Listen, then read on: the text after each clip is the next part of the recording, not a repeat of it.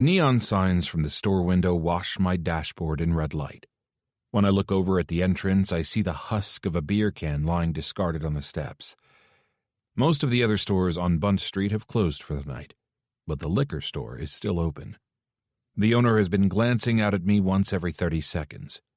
My windows are too tinted for him to see inside, but I can see him. He looks nervous. My phone is pressed to my ear, waiting for Fedor to continue. "I only have another couple minutes," Fedor says, his voice growing quiet as he turns away from the phone. He's probably looking to see where the guards are. Maybe the guy in line behind him is bugging him to get off the phone so we can get a chance. Phone time in prison is a precious commodity. I tried to get someone else's phone time this week, but no dice. Even the guys who don't give a shit about their kids are trying to call them up for the holidays. Christmas turns everyone into a fucking saint, apparently. "I have to go anyway," I say, looking up as the only customer who'd been lingering in the store exits. He's a big man with a dusty pair of overalls on, probably a construction worker. He tosses his six-pack into the passenger seat of his lifted truck and rumbles out of the nearly empty parking lot. The only cars left are mine and the owner's. "What's on your schedule tonight?" Fedor asks. Then he sighs before I can answer. "God, I miss going out with you. Beating people down, taking what's ours. We fucking ruled the streets." More accurately, I ruled the streets. Fedor mostly got himself arrested, time and time again. My rap sheet is almost spotless, except for a small bar fight I got into when I was 17. The police nabbed me for public intoxication, battery, and possession of alcohol as a minor. I spent a few weeks in juvie. That was more than enough lockup time for me. Since then, I've steered clear of obvious shows of criminal activity, but Fedor didn't learn from his older brother's mistakes. "How do you know I'm working?" I ask. He snorts. "You're always working." Fair enough. "I just have to deal with someone who wronged me." "There are plenty of people like that. Who is it?" "No one you know," I say. I hear a guard in the back shout that his time is almost up, and Fedor growls. "I'm missing everything in here. When are you going to get me the fuck out?" Our conversations always go like this. Fedor wants me to tell him what I'm doing, but when I do, he starts to miss the lifestyle he had and then gets angry that he's locked up and wants me to break him out. When I try to spare his feelings and don't tell him what's going on in the Bratva, he gets angry because he's missing it and still wants me to break him out. No matter what, the conversation ends with him wanting me to save him. Like I always have. "Kent is trying to get the charges lowered from second-degree murder to involuntary manslaughter," I explain for what feels like the 100th time. "If he can, then you'll be out a lot sooner, especially if you don't cause any trouble. But we don't know yet." "Pay someone off," he says, loud and clear into the phone. "You control this entire city. Open up your wallet and help your baby brother." The suggestion that he's in prison because I'm not generous enough makes me grip the phone even tighter, my knuckles going white. I take a deep breath. "We're going to get you out the right way." I emphasize the last two words heavily, trying to remind Fedor that our conversation is being monitored. I've explained to him too many times to count that we can't talk business on this line, but he doesn't care. "Fuck that!" Fedor yells. I'm sure he would have said more, but before he can, the line goes dead and the call is over. I slide my cell phone into my pocket and lean back against the headrest.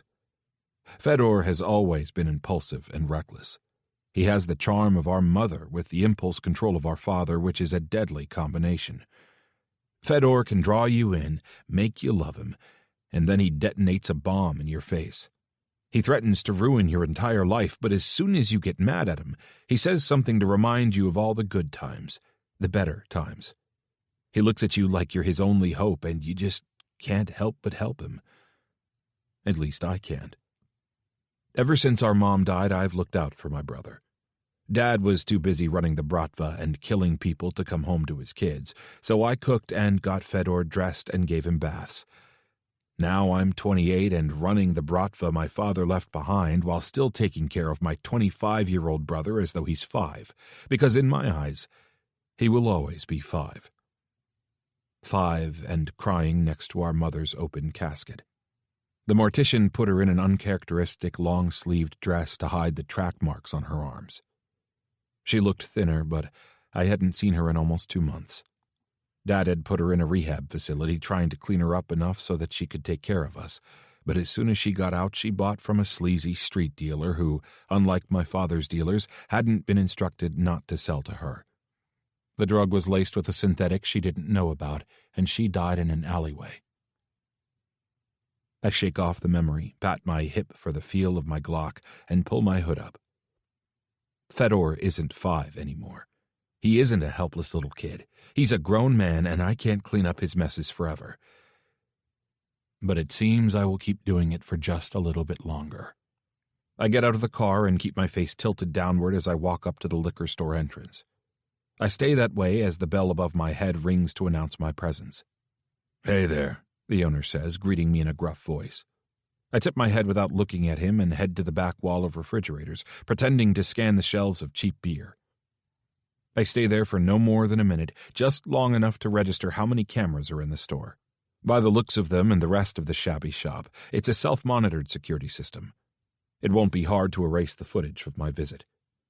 When I'm ready to do what I came to do, I shove my hands deep into my hoodie pockets and shuffle back towards the door with my head still down. "Nothing for you today?" the owner asks. I don't respond, lowering my head even further, and just like I hoped, he comes out from behind the counter and meets me at the door. His hand lands on my shoulder, jerking me back. "I'm talking to you," he growls in the voice he has no doubt scared countless teenagers with. Liquor store owners have to be tough.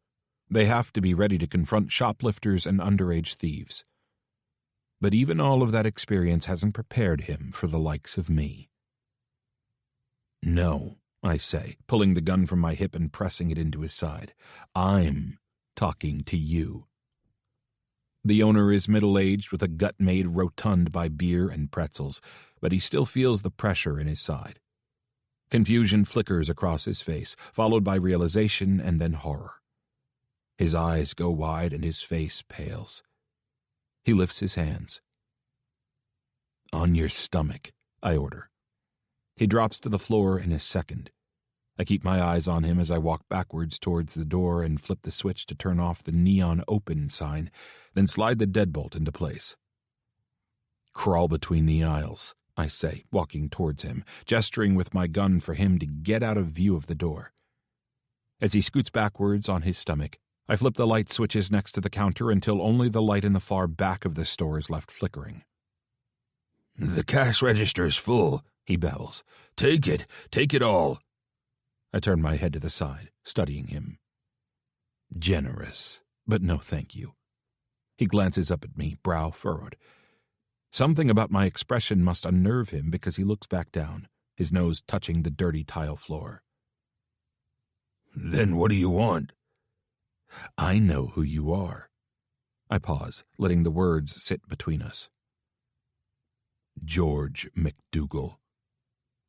He flinches when I say his name, realizing my vendetta is personal. This isn't about money. It's about revenge. "Who are you?" he asks. I drop to one knee in front of him, my gun arm resting across my leg, the barrel pointed at his head. "I think you already know." He shakes his head, still looking down at the floor, but I can tell by the lowering of his shoulders that he knows exactly who I am. The nervous glancing out the front window before I even walked inside confirmed that he was nervous. He had every right to be. "It's been weeks," he says in a near whisper. "Yeah, well, without my brother around to help out, I've been a little behind. Trust me, I would have come here sooner if I could have." "Damien was my friend," George says. "I had to do what I could to make sure he got justice." "My brother delivered his justice." George glances up at me and I feel the urge to look away. We both know that isn't true. Still, I hold his gaze, narrowing my eyes until he looks away. George is a brave man, but he's smart too. He knows I hold his life in my hands right now. He had to be brave to take the stand he did against the Kornilov Bratva. Anyone who was even considered it in the past received a visit from some of our enforcers. They all changed their minds pretty quickly. The only reason George slipped through the cracks was because the prosecution kept his identity anonymous until the very last minute. We didn't know he'd take the stand until he was being sworn in. By then, it was too late to do anything about it. I'm angry with George for putting my brother in jail, but completely separate from that, he made me look weak. It was under my leadership that a witness finally dared to come forward and testify. No one would ever have considered doing such a thing when my father was in charge.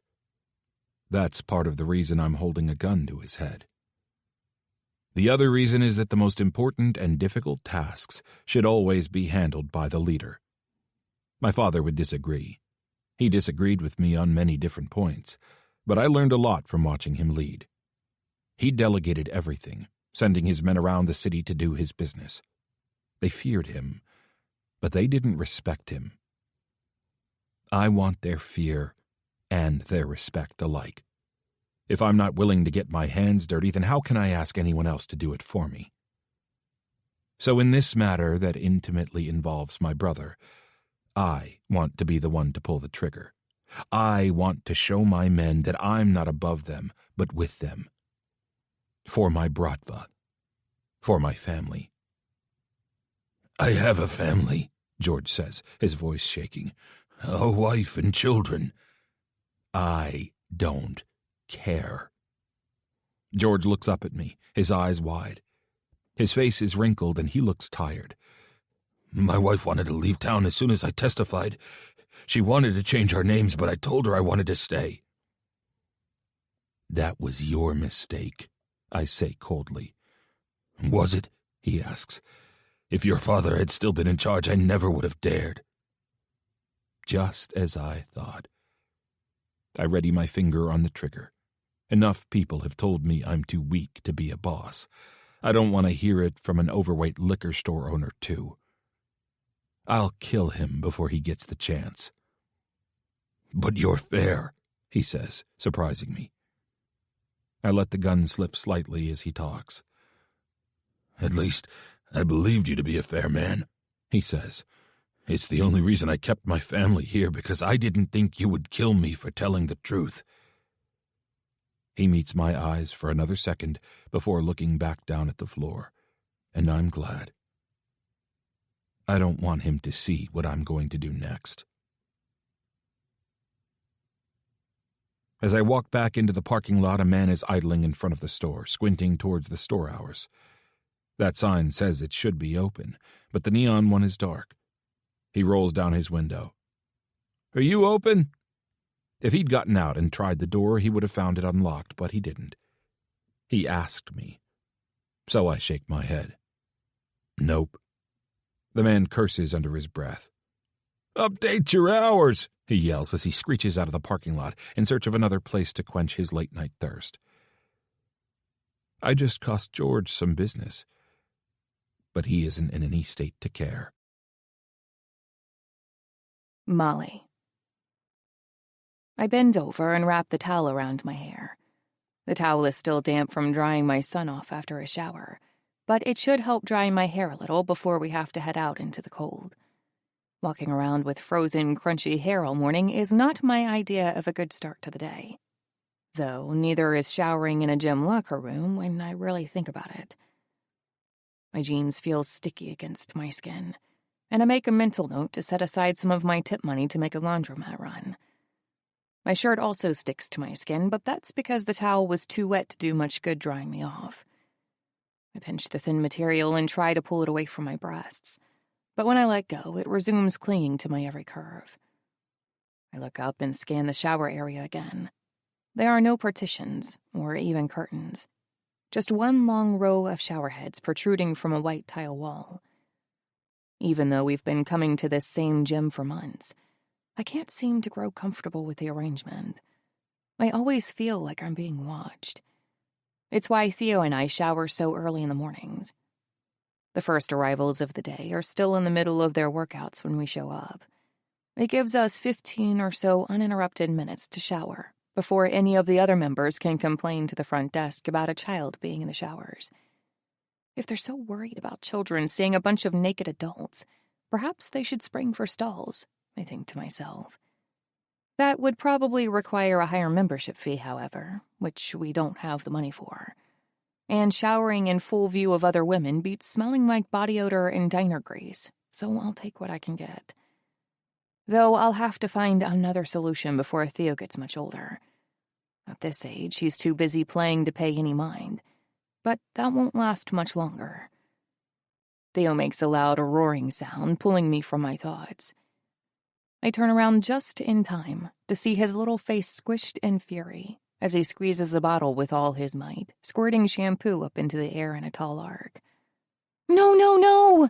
I blurt out, rushing forward to yank the bottle out of his hands. I squeeze the sides of the bottle lightly, trying to assess how much shampoo we lost. I'd be annoyed even if it was the cheap dollar store shampoo, but I found this bottle in one of the showers last week. It's a salon-grade shampoo, way out of our price range and probably left behind by one of the stay-at-home moms after a private Pilates class. Probably one of the same moms who glower whenever they see me waiting in the lobby with Theo for the bus.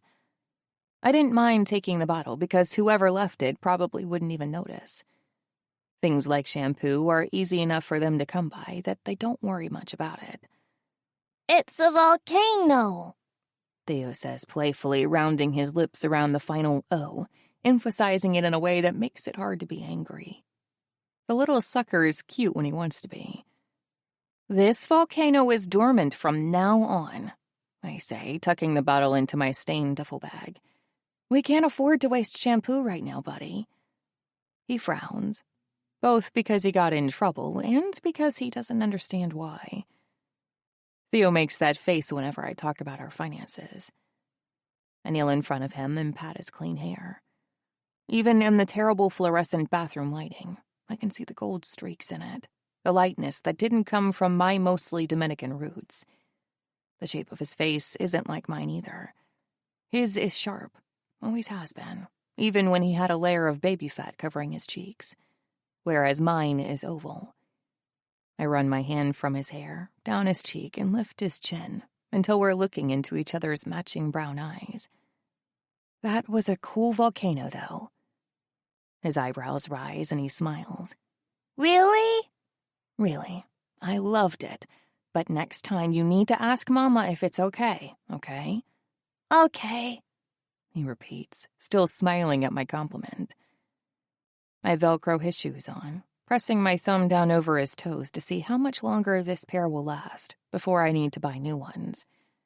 They fit for now, but he grew out of the last pair almost overnight, so I know I'll need to allocate the money sooner or later. Then I slip into my white sneakers, stained with oil splatters, and pull on my coat. Theo is proud of himself for putting his own on without my assistance, but he still needs help with the zipper. I zip it up to his neck and then kiss his cheek. He pretends to be grossed out, but when I hold my arms out, he wraps his skinny legs around my waist and hugs me, forcing me to carry him out of the bathroom and into the hall. It doesn't take much convincing. I've been working a lot of overtime lately, and we don't get as much time together as I'd like.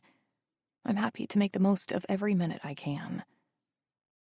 I see a figure in a gym employee's uniform dart around the corner ahead of us toward the front desk, and thank my lucky stars they weren't standing just outside the doors as I came out. Kids aren't allowed in the locker rooms. If you do bring a child, you either need to skip your post-workout shower or check them into the in-house gym daycare.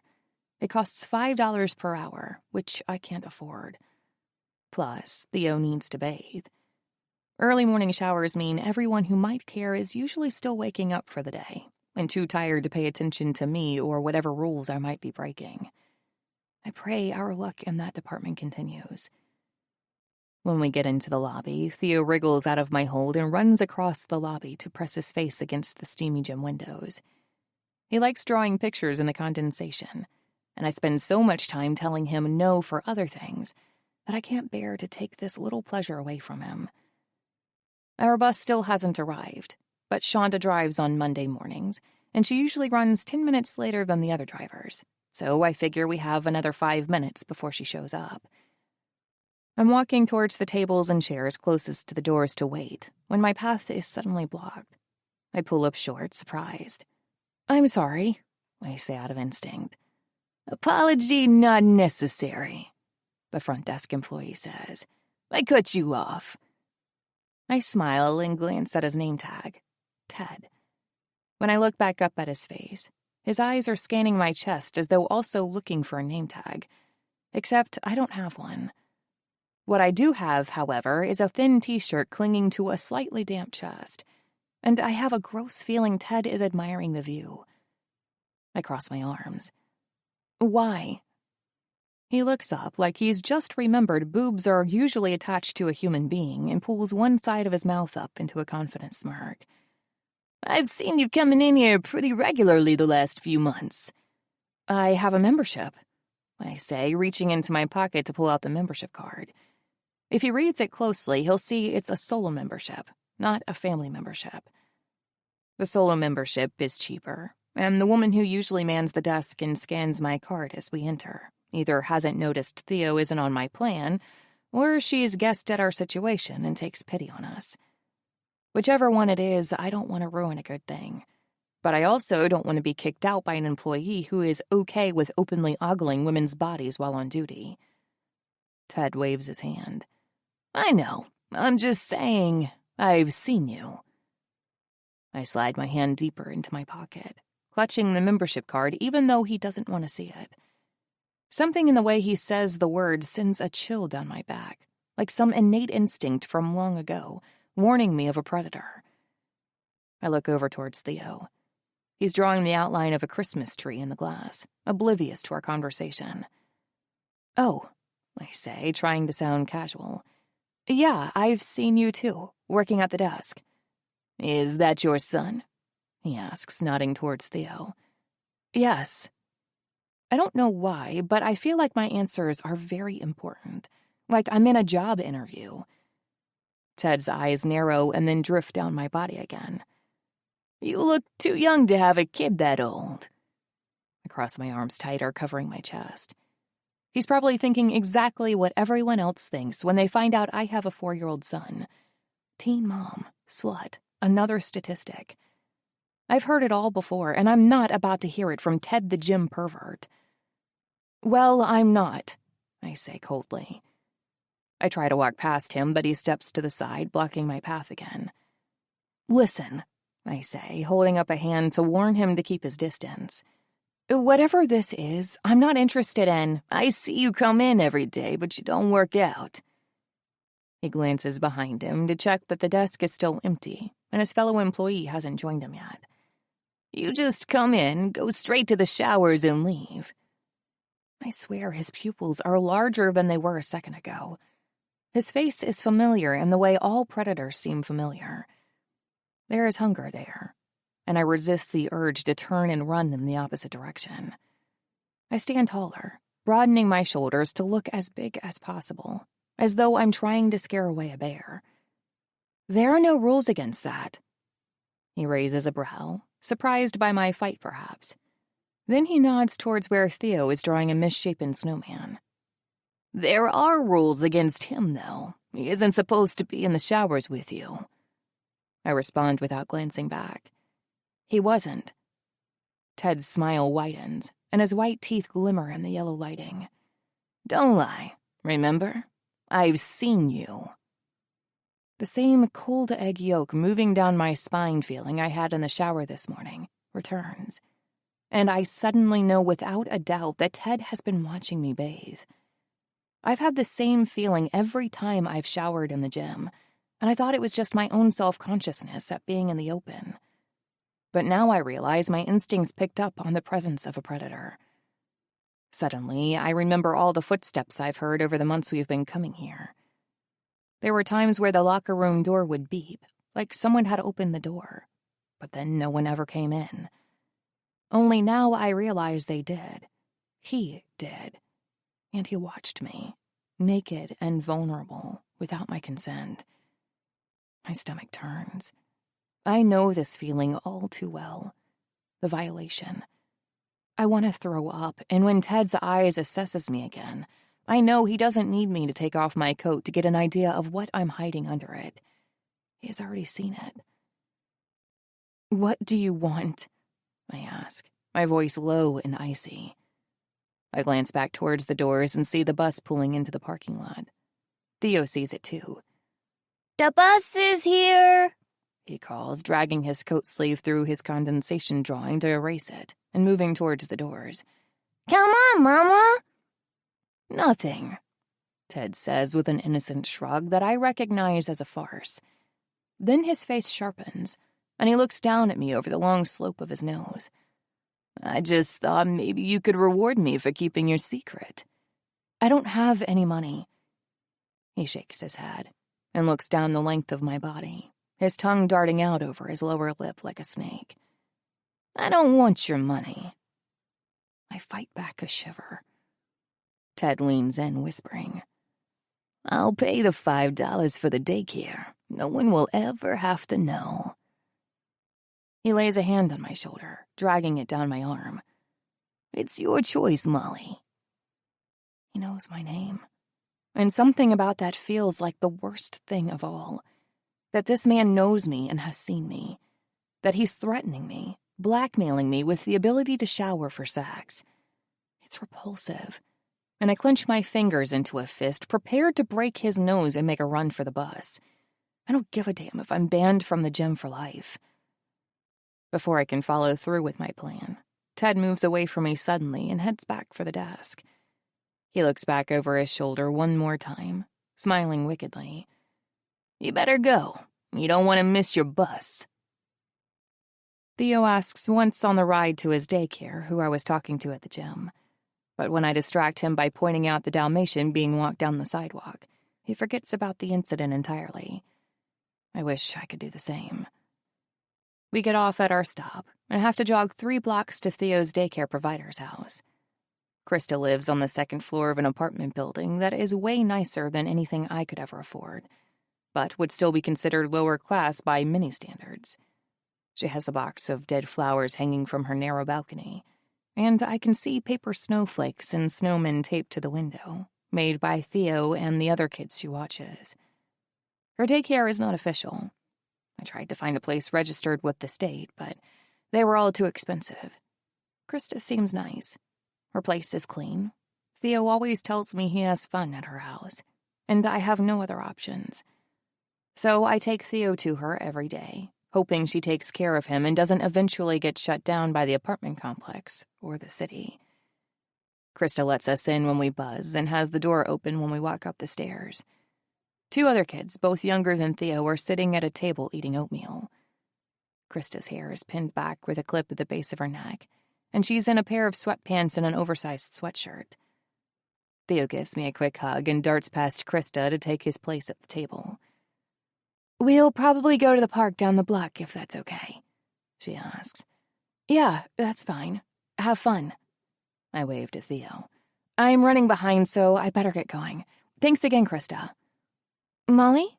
She says, moving towards the door. Her lips are pressed in a nervous line. Yeah? I prepare myself for bad news. Devastating news. Years of life kicking me while I'm down has taught me to keep my expectations low. If I imagine the worst possibility, I can't be caught off guard. You're behind in payments, she says, voice low so Theo won't hear. You said you'd pay me last week, but shit.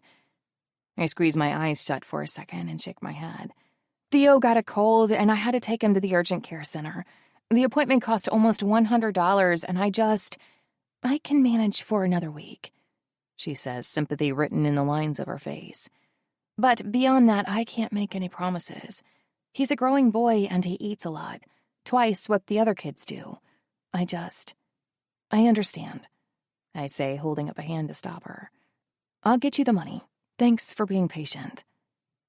Krista gives me a tight smile, and I run down the stairs and jog 5 blocks to the diner, where I will slave away for 8 hours, making only enough money to wake up and scrape by all over again. Victor. Peter kicks his feet up on the corner of my desk and leans back in his chair, arms behind his head. If he was anyone else, I'd kick his feet off the table and threaten to break his kneecaps. As it is, he's not only my consigliere, He's mine and Fedor's only living cousin. I trust him more than almost anyone else in the world. You never checked in last night, he says accusingly. I had to call the maid to make sure you came home. Since when do I answer to you? I ask, the words harsher than my tone. Since you decided to go on solo missions and handle shit your enforcers should be taking care of. Peter raises a brow, meeting my gaze without fear. I can hear my father's warning in my ear. Don't let anyone challenge your authority. It's weakness. But I ignore it as I so often do. The guy was middle-aged, fat, and alone. If I can't handle him on my own, I don't deserve to be the head of the Bratva. Peter laughs, showing off the front tooth he chipped in a wrestling match gone wrong with Fedor when they were teenagers. That's true. I lean forward, hands folded on the desk. But I guess you're here to tell me that certain people don't think I deserve to be head of the Bratva anyway. Don't worry. I'll tell them about the fat old man you killed. That will change their minds, he says in a teasing voice as he drops his feet to the floor and sits up. Peter has a hard time being serious about serious things. But then his smile fades. People are upset. When aren't people upset? I growl. I swear half of my job is making sure people's feelings aren't hurt. Fedor is in prison, and they worry who's going to be next. It's a legitimate concern.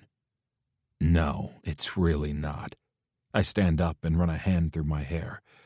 When I turn back to face Peter, he's looking at me like I'm an animal he's afraid will jump the barrier and escape the enclosure. Fedor put himself in prison. I don't often speak the truth about my brother. Definitely not to the Bratva. I don't want people to look at Fedor and feel sorry for him, or roll their eyes at him. I don't want people to think he's a complete joke. Even now, I'm trying to protect the reputation he has spent most of his life trying to destroy. Fedor acted recklessly, didn't cover his tracks, and refused to leave the city when I ordered him to. He was arrested because of his own arrogance, I say. As long as no one else behaves that way, they won't be arrested. I'll protect them. Peter nods. I know, but... But what? My voice is loud and sharp, and Peter flinches. The witness, he says, meeting my eyes and then looking back at the floor. A witness stood on the stand and identified him. That has never happened before, and I took care of it last night. That's too late, Peter says, quickly adding, according to a lot of people, anyway. He should have been taken up before the trial. I didn't know his fucking name before the trial. I flop back down in my chair and swivel back and forth, full to bursting with nervous energy. I know. The words leave an unspoken echo in the room. Your father would have known his name. That's what everyone thinks, no matter how much I've done for the Bratva. We have strengthened our ties to the Mazzeo family, something my father worked hard to establish and I've worked even harder to maintain. Though I admit our alliance with the Mazzeos might be on shaky ground. There are whispers that the head of the family wants me to marry his beautiful, vivacious, and out-of-control daughter Maria. As attractive as she is, I can't imagine marrying her. I can't imagine marrying any woman. I have doubled the Bratva's profits and fostered a sense of respect and partnership with our various business associates. Yet I fear I will never be as good as my father in the eyes of my men. My father was feared. He called it respect, but to him the words were interchangeable. As long as people cowered and gave him what he wanted, he was pleased. I want more than that. I want to live a life where I'm not constantly looking over my shoulder, waiting to be taken out by a rival or one of my own men. I want my men to be loyal to me because they respect me, not because I'll kill them if they aren't. Although I certainly will do that if I'm betrayed. When I took over after my father's death, I wanted to build an actual family. And maybe I have done that. My father always said families were nothing but heartache. The Bratva has certainly been that and then some. Maybe it wouldn't hurt to meet them in the middle, Peter suggests. I raise a brow. What does that mean? Half of your men are uncertain of the future of the Bratva. They need to be reminded that you're on their side. Let them cut loose, have some fun, terrorize some people. I snored. We aren't boogeymen. I'm not just going to let them run free on the streets. That's exactly what got Fedor locked up. We only strike when provoked. Peter nods, and I can tell by the tension in his shoulders that he disagrees. What is it? I groan. Just say it. He folds his hands, thumbs tapping together. Your father scared people so they knew what to expect if they crossed him. Perhaps under your style of leadership, people are forgetting what those consequences look like. Perhaps, he continues, it would work better if you reminded them every so often. I've spent the last 5 years of my life thinking only about the Bratva, focusing solely on what would be best for this criminal family of mine. Everything seemed to be trending towards the positive, until Fedor got himself locked up. Suddenly doubts are creeping in. At the first sign of trouble, my men want to return to the lifestyle that nearly got all of them killed. Maybe I should remind them of that, of what my father's style of leadership almost led to. Sorry, Peter says. I mean no disrespect. I wave away his concern.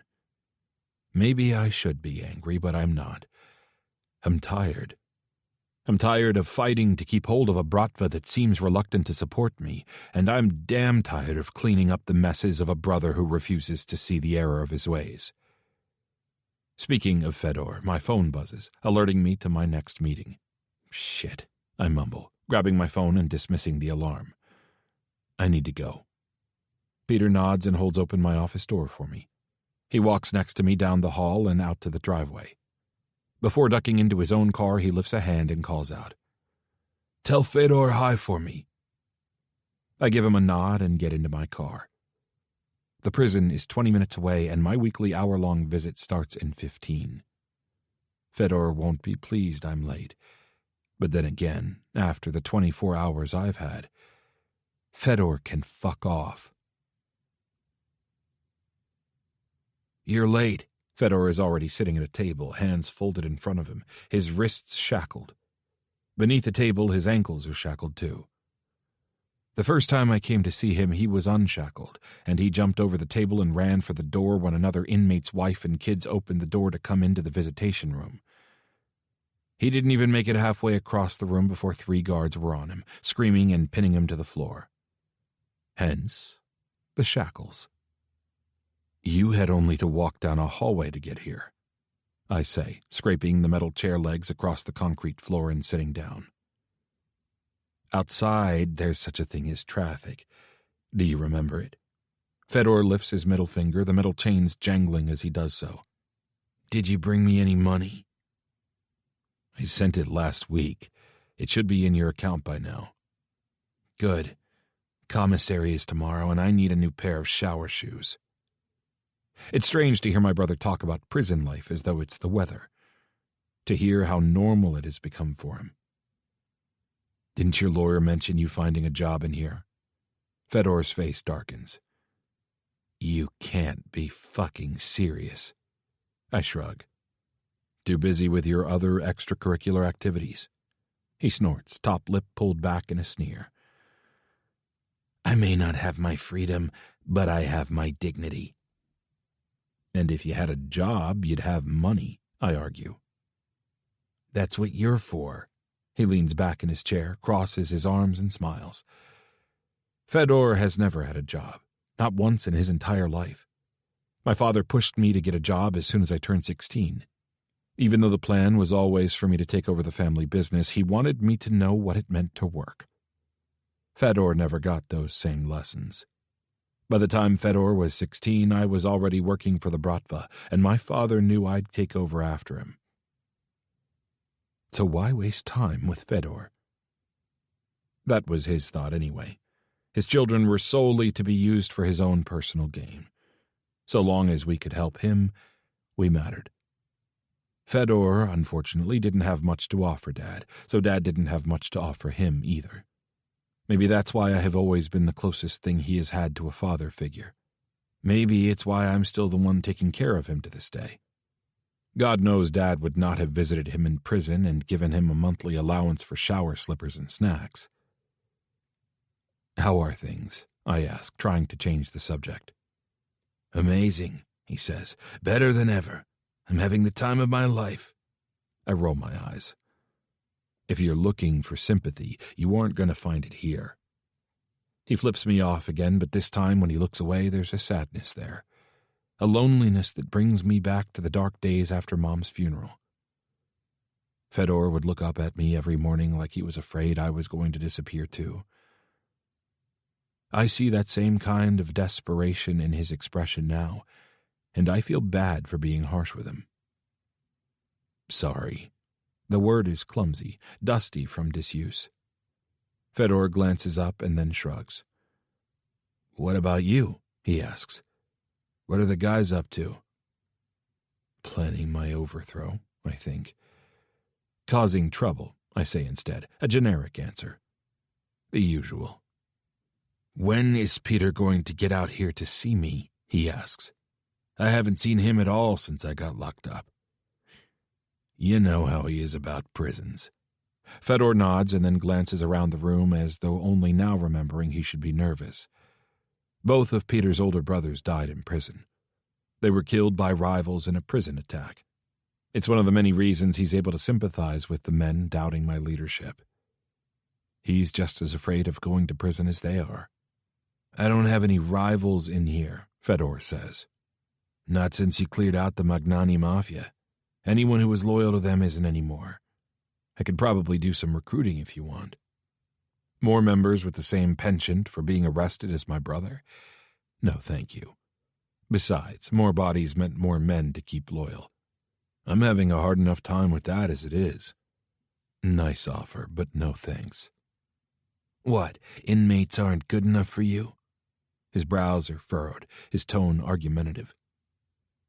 I'm spared having to answer by the arrival of Fedor's lawyer. Kent worked for my father and has been our family's legal representative for as long as I can remember. He brought us full-size candy bars on Halloween and attended our birthday parties, always in a black suit as though he was perpetually on his way to a funeral. Considering how many criminals he works for, that wouldn't be surprising. I stand up and hug him. "Good to see you." "You too," he says, patting me on the back. Over his bald head, I see the guard against the wall eyeballing us. Physical contact between visitors and inmates is forbidden, but any contact at all is met with scrutiny. The guards are looking for signs that anything illegal is being smuggled in. "Fedor," Kent says with a nod of his head. "Good to see you too."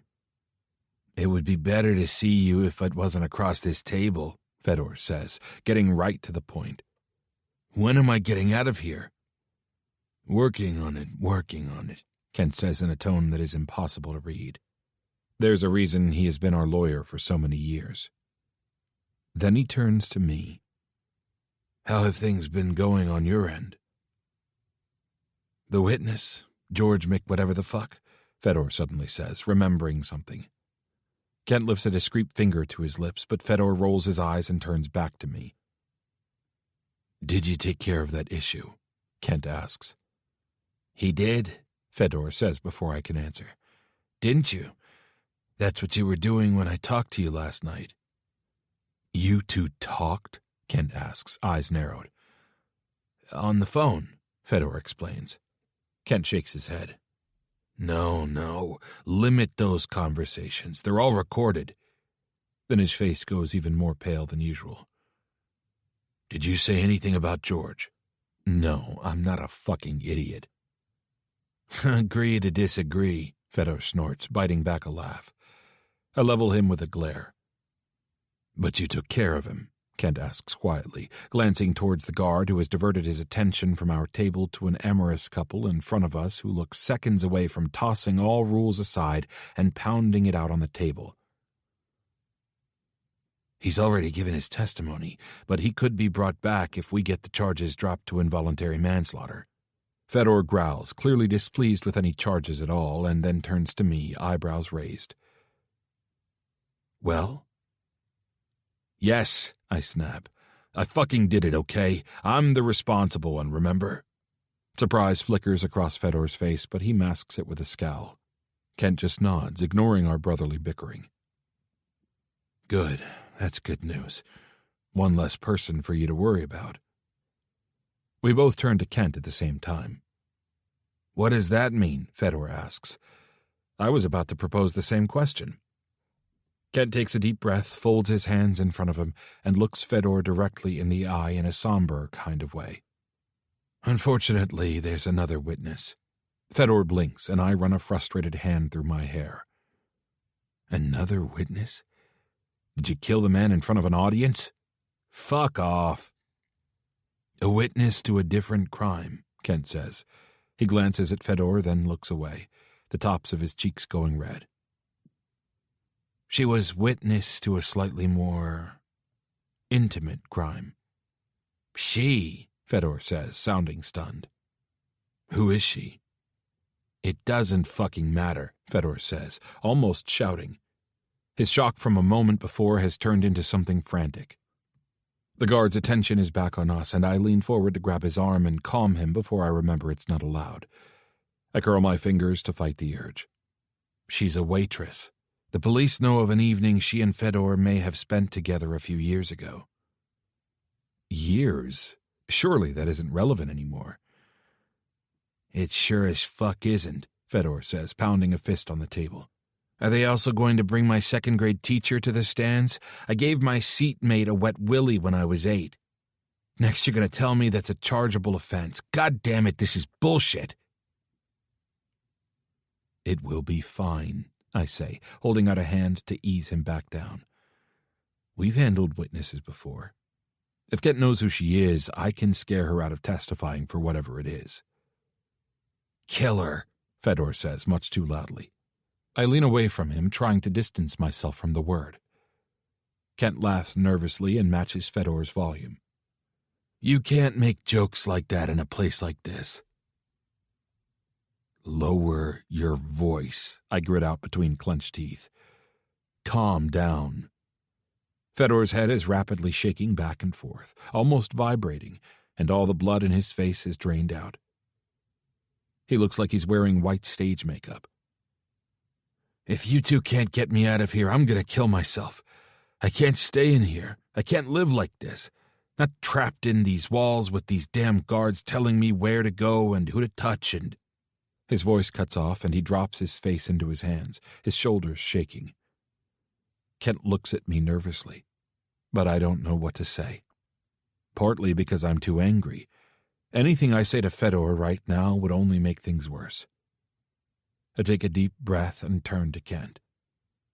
Whatever she has to say, it can't be worse than murder, I whisper. Right, Kent? My best guess is that the district attorney only added the witness to scare Fedor into a confession. They want to hit him with everything they can to prove he's a danger, but I'm sure this won't stick. Still, things would certainly be easier if she wasn't part of the picture at all. I tip my head back and pinch the bridge of my nose. I've lost years of my life trying to control Fedor, but every time I turn around, there's a new fire flaring up. It feels hopeless, like trying to bail out a ship with a teaspoon. How many times am I going to have to clean up the same mess? At least you're free and able to do it, Fedor bites out with shocking venom. I'd give anything to be able to clean up your messes. I press my palms against the table and lean forward. The difference between the two of us is that I don't have messes for you to worry about. I take care of my own messes. Like an adult. Fedor rolls his eyes, only highlighting my point. He is still a child in so many ways. I'm sorry our family is such a burden to you, brother. I know Fedor well enough to know he's masking his pain.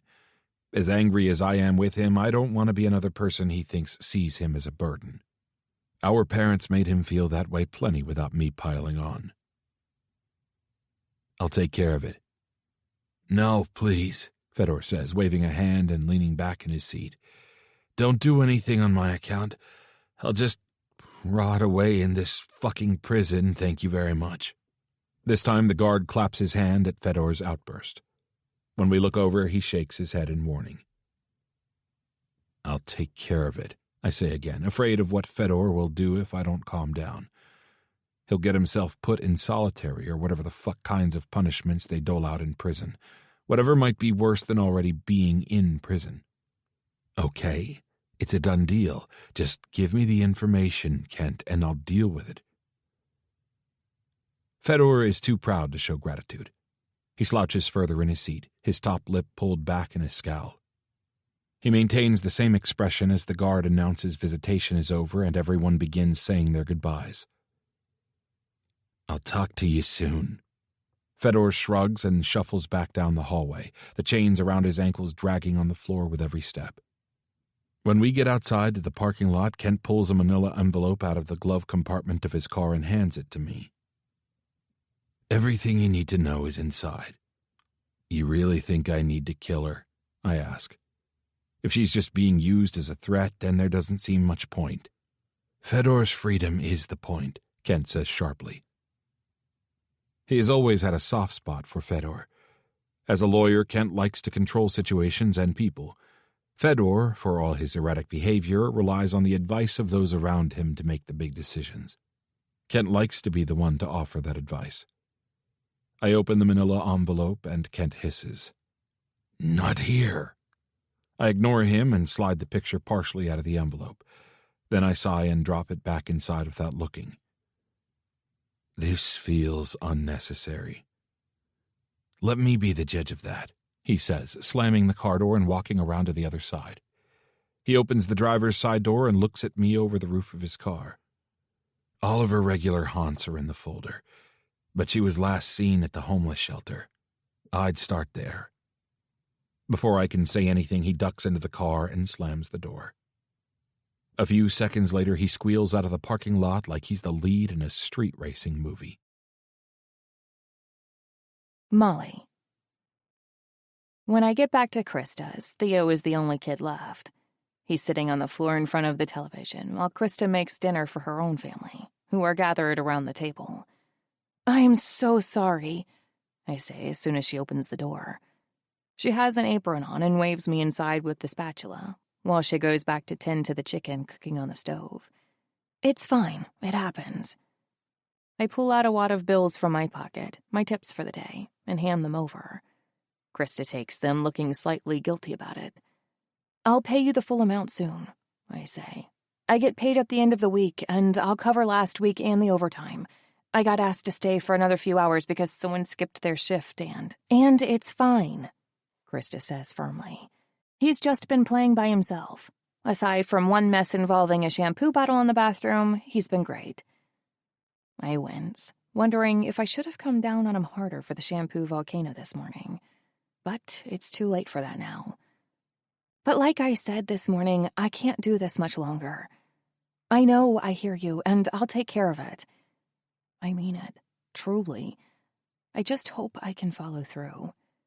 Work was so crazy, I almost didn't have time to call Krista about being late. I didn't get to call her until 5 minutes after I was supposed to have picked Theo up. I know things can't go on like this. I can't continue working crazy hours at the diner and leaving Theo with another family for 12 hours a day. But what other option do I have? I don't have a degree or any useful skills. I don't even have a bed. Knowing I'm letting Theo down is a weight I always carry, but it feels especially heavy today. Theo finally notices I'm there and runs across the room, hugging my legs. I pat his back and kiss the top of his head. When he sees the chicken Krista is making, he touches his belly. "I'm hungry. What are we having?" Some days I can snag a wrong order from the kitchen on my way out and split it with Theo. But when Bob is the manager on duty, everyone is extra careful not to make any slip-ups, so I didn't get lucky today. "We'll talk about it later," I say, smiling at Krista, hoping she can't see the desperation in my face. The shelter has been bursting at the seams since the weather turned cold, and I'm running later than normal. I slip Theo into his coat and hurry out the door. Halfway there, I pick Theo up and run the rest of the way, but the shelter is full by the time we arrive. The volunteers are always sympathetic. but there's only so much they can do. I look at the line of people being let inside, hoping someone will see Theo and take pity on us. But so many of them have families too. I recognize some of them who've given up their spots for Theo and me previous times. I can't ask them to do such a thing again. Are we going inside? Theo asks, looking up at the stone church building. He squints up at the dark sky and then buries his face in my shoulder when a cold wind picks up. Not today, I say, my voice breaking. I clear my throat. I don't want him to see me cry. It's cold and growing colder by the second. I have enough money in my pocket for dinner, but not a place to stay. Not even the cheapest hotel rooms are in our price range, since I handed my tips over to Krista. Krista. I could go back there, see if she could take Theo for the night.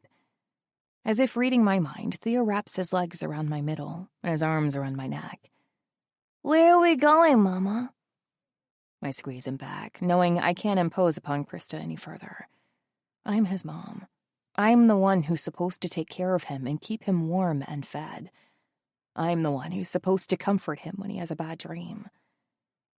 I'm not sure, I say, walking away from the church. But Mama will figure it out. Despite the incident this morning, the gym is the first place I think of. It's open 24 hours, and if we find a quiet corner, we might be able to go unnoticed all night. That doesn't solve the problem of what we'll eat, but we won't freeze, and that seems like a good start. As soon as I pull open the front doors, however, I see the same man from earlier this morning coming around from the desk and walking towards us, his eyes pinned on me. I didn't think he'd still be at the gym, but maybe he had to work a double as well. Regardless, his expression this morning was predatory, but now it's disgusted. "Back so soon?" Ted asks, blocking the door with his body. "Have you thought about my offer?" Theo dozed off on the bus ride over and is still asleep. I can feel his drool pooling on my shoulder. My stomach clenches as I nod. "I have." "And?" he asks, biting his lower lip in a way that makes me shiver with disgust. "I'll do it." I feel like I have to be a violent shade of green. I've never felt more disgusted in all my life. But if 5 miserable minutes with this man is what it takes to keep my son from spending a night on the sidewalk, then so be it. I will do anything for Theo. Ted tilts his head to the side, a smug smile pulling across his face. And then he suddenly frowns. His lower lip pouts out. "I'm sorry, but that offer has expired." A cold wind blows through the door and freezes my back. Theo cuddles into me harder in his sleep, and I feel frozen in every way that is humanly possible. "What?" "Limited time only," he says, clearly enjoying his power trip. "If you come in here tonight, I'll make sure you're banned from the gym for life." "But..." I'm stunned and ashamed. Am I really going to beg him to let me sleep with him? That is what he wants, after all. It's obvious how much pleasure he gets from ripping the rug out from under my feet. "Maybe try again in the morning," he says, stepping away from the door and letting it close. "I'll see you in the showers." I walk away from the gym like I'm walking on stumps. The day has shit on me in every way possible. I'm not sure how much more I can take. I clutch Theo to my chest and walk down a street in a small business district. I could try to find a big box store that's open all night, but if we're found sleeping in there, we'll be kicked out. Theo needs sleep. We both do. By the end of the block, most of the businesses are dark and closed. I'm beyond hopeless. The wind feels like sharp needles of ice all over my skin, and I have to get Theo inside somewhere, anywhere. Then a rundown motel called the Twin Chandeliers shines its yellow light down on us. I've stayed there in the past until we were kicked out for missing a payment. I even tried to get hired on as a maid, but they didn't have any open positions. I don't like to beg, but tonight there is no other choice. The lobby smells like cigarette smoke, even though there's a yellowed no smoking sign hanging behind the clerk's greasy head. He closes his laptop when I open the door and looks up at me. I don't want to imagine what he was doing on there. How can I help you?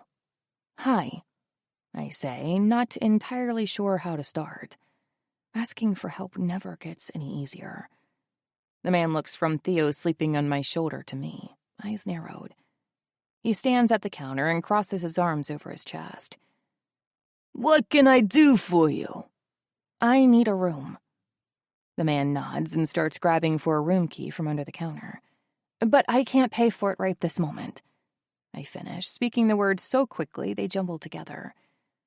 He freezes, half bent down with his arms still under the counter. What? I will set up a payment plan, I say.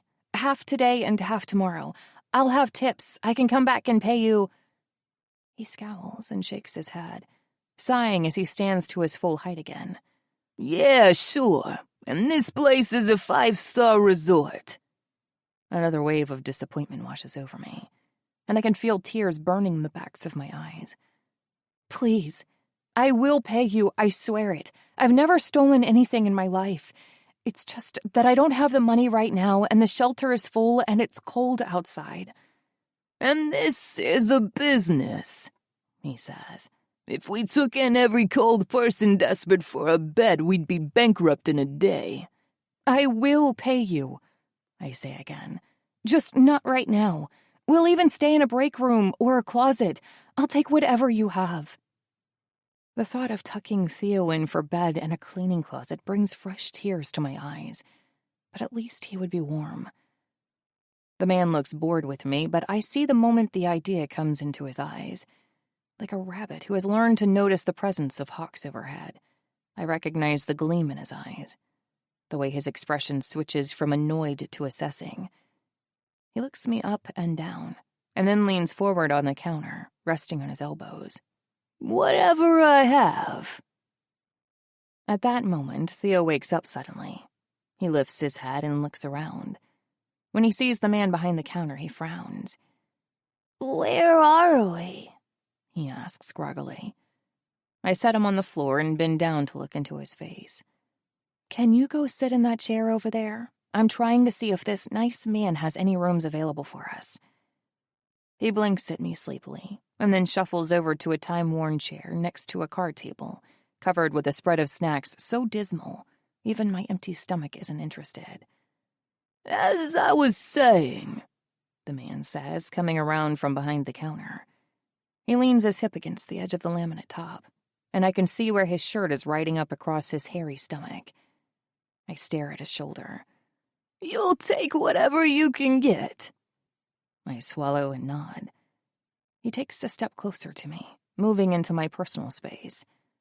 When his hand touches my arm, I flinch, but that doesn't stop him from dragging his index finger across my coat and beneath the opening. He traces the curve of my ribs, and I can feel where he has touched me like the trail is covered in slime, cold and disgusting. What can you offer me in return? Maybe a payment plan? I start, my voice high-pitched and meeker than I'd like. He shakes his head.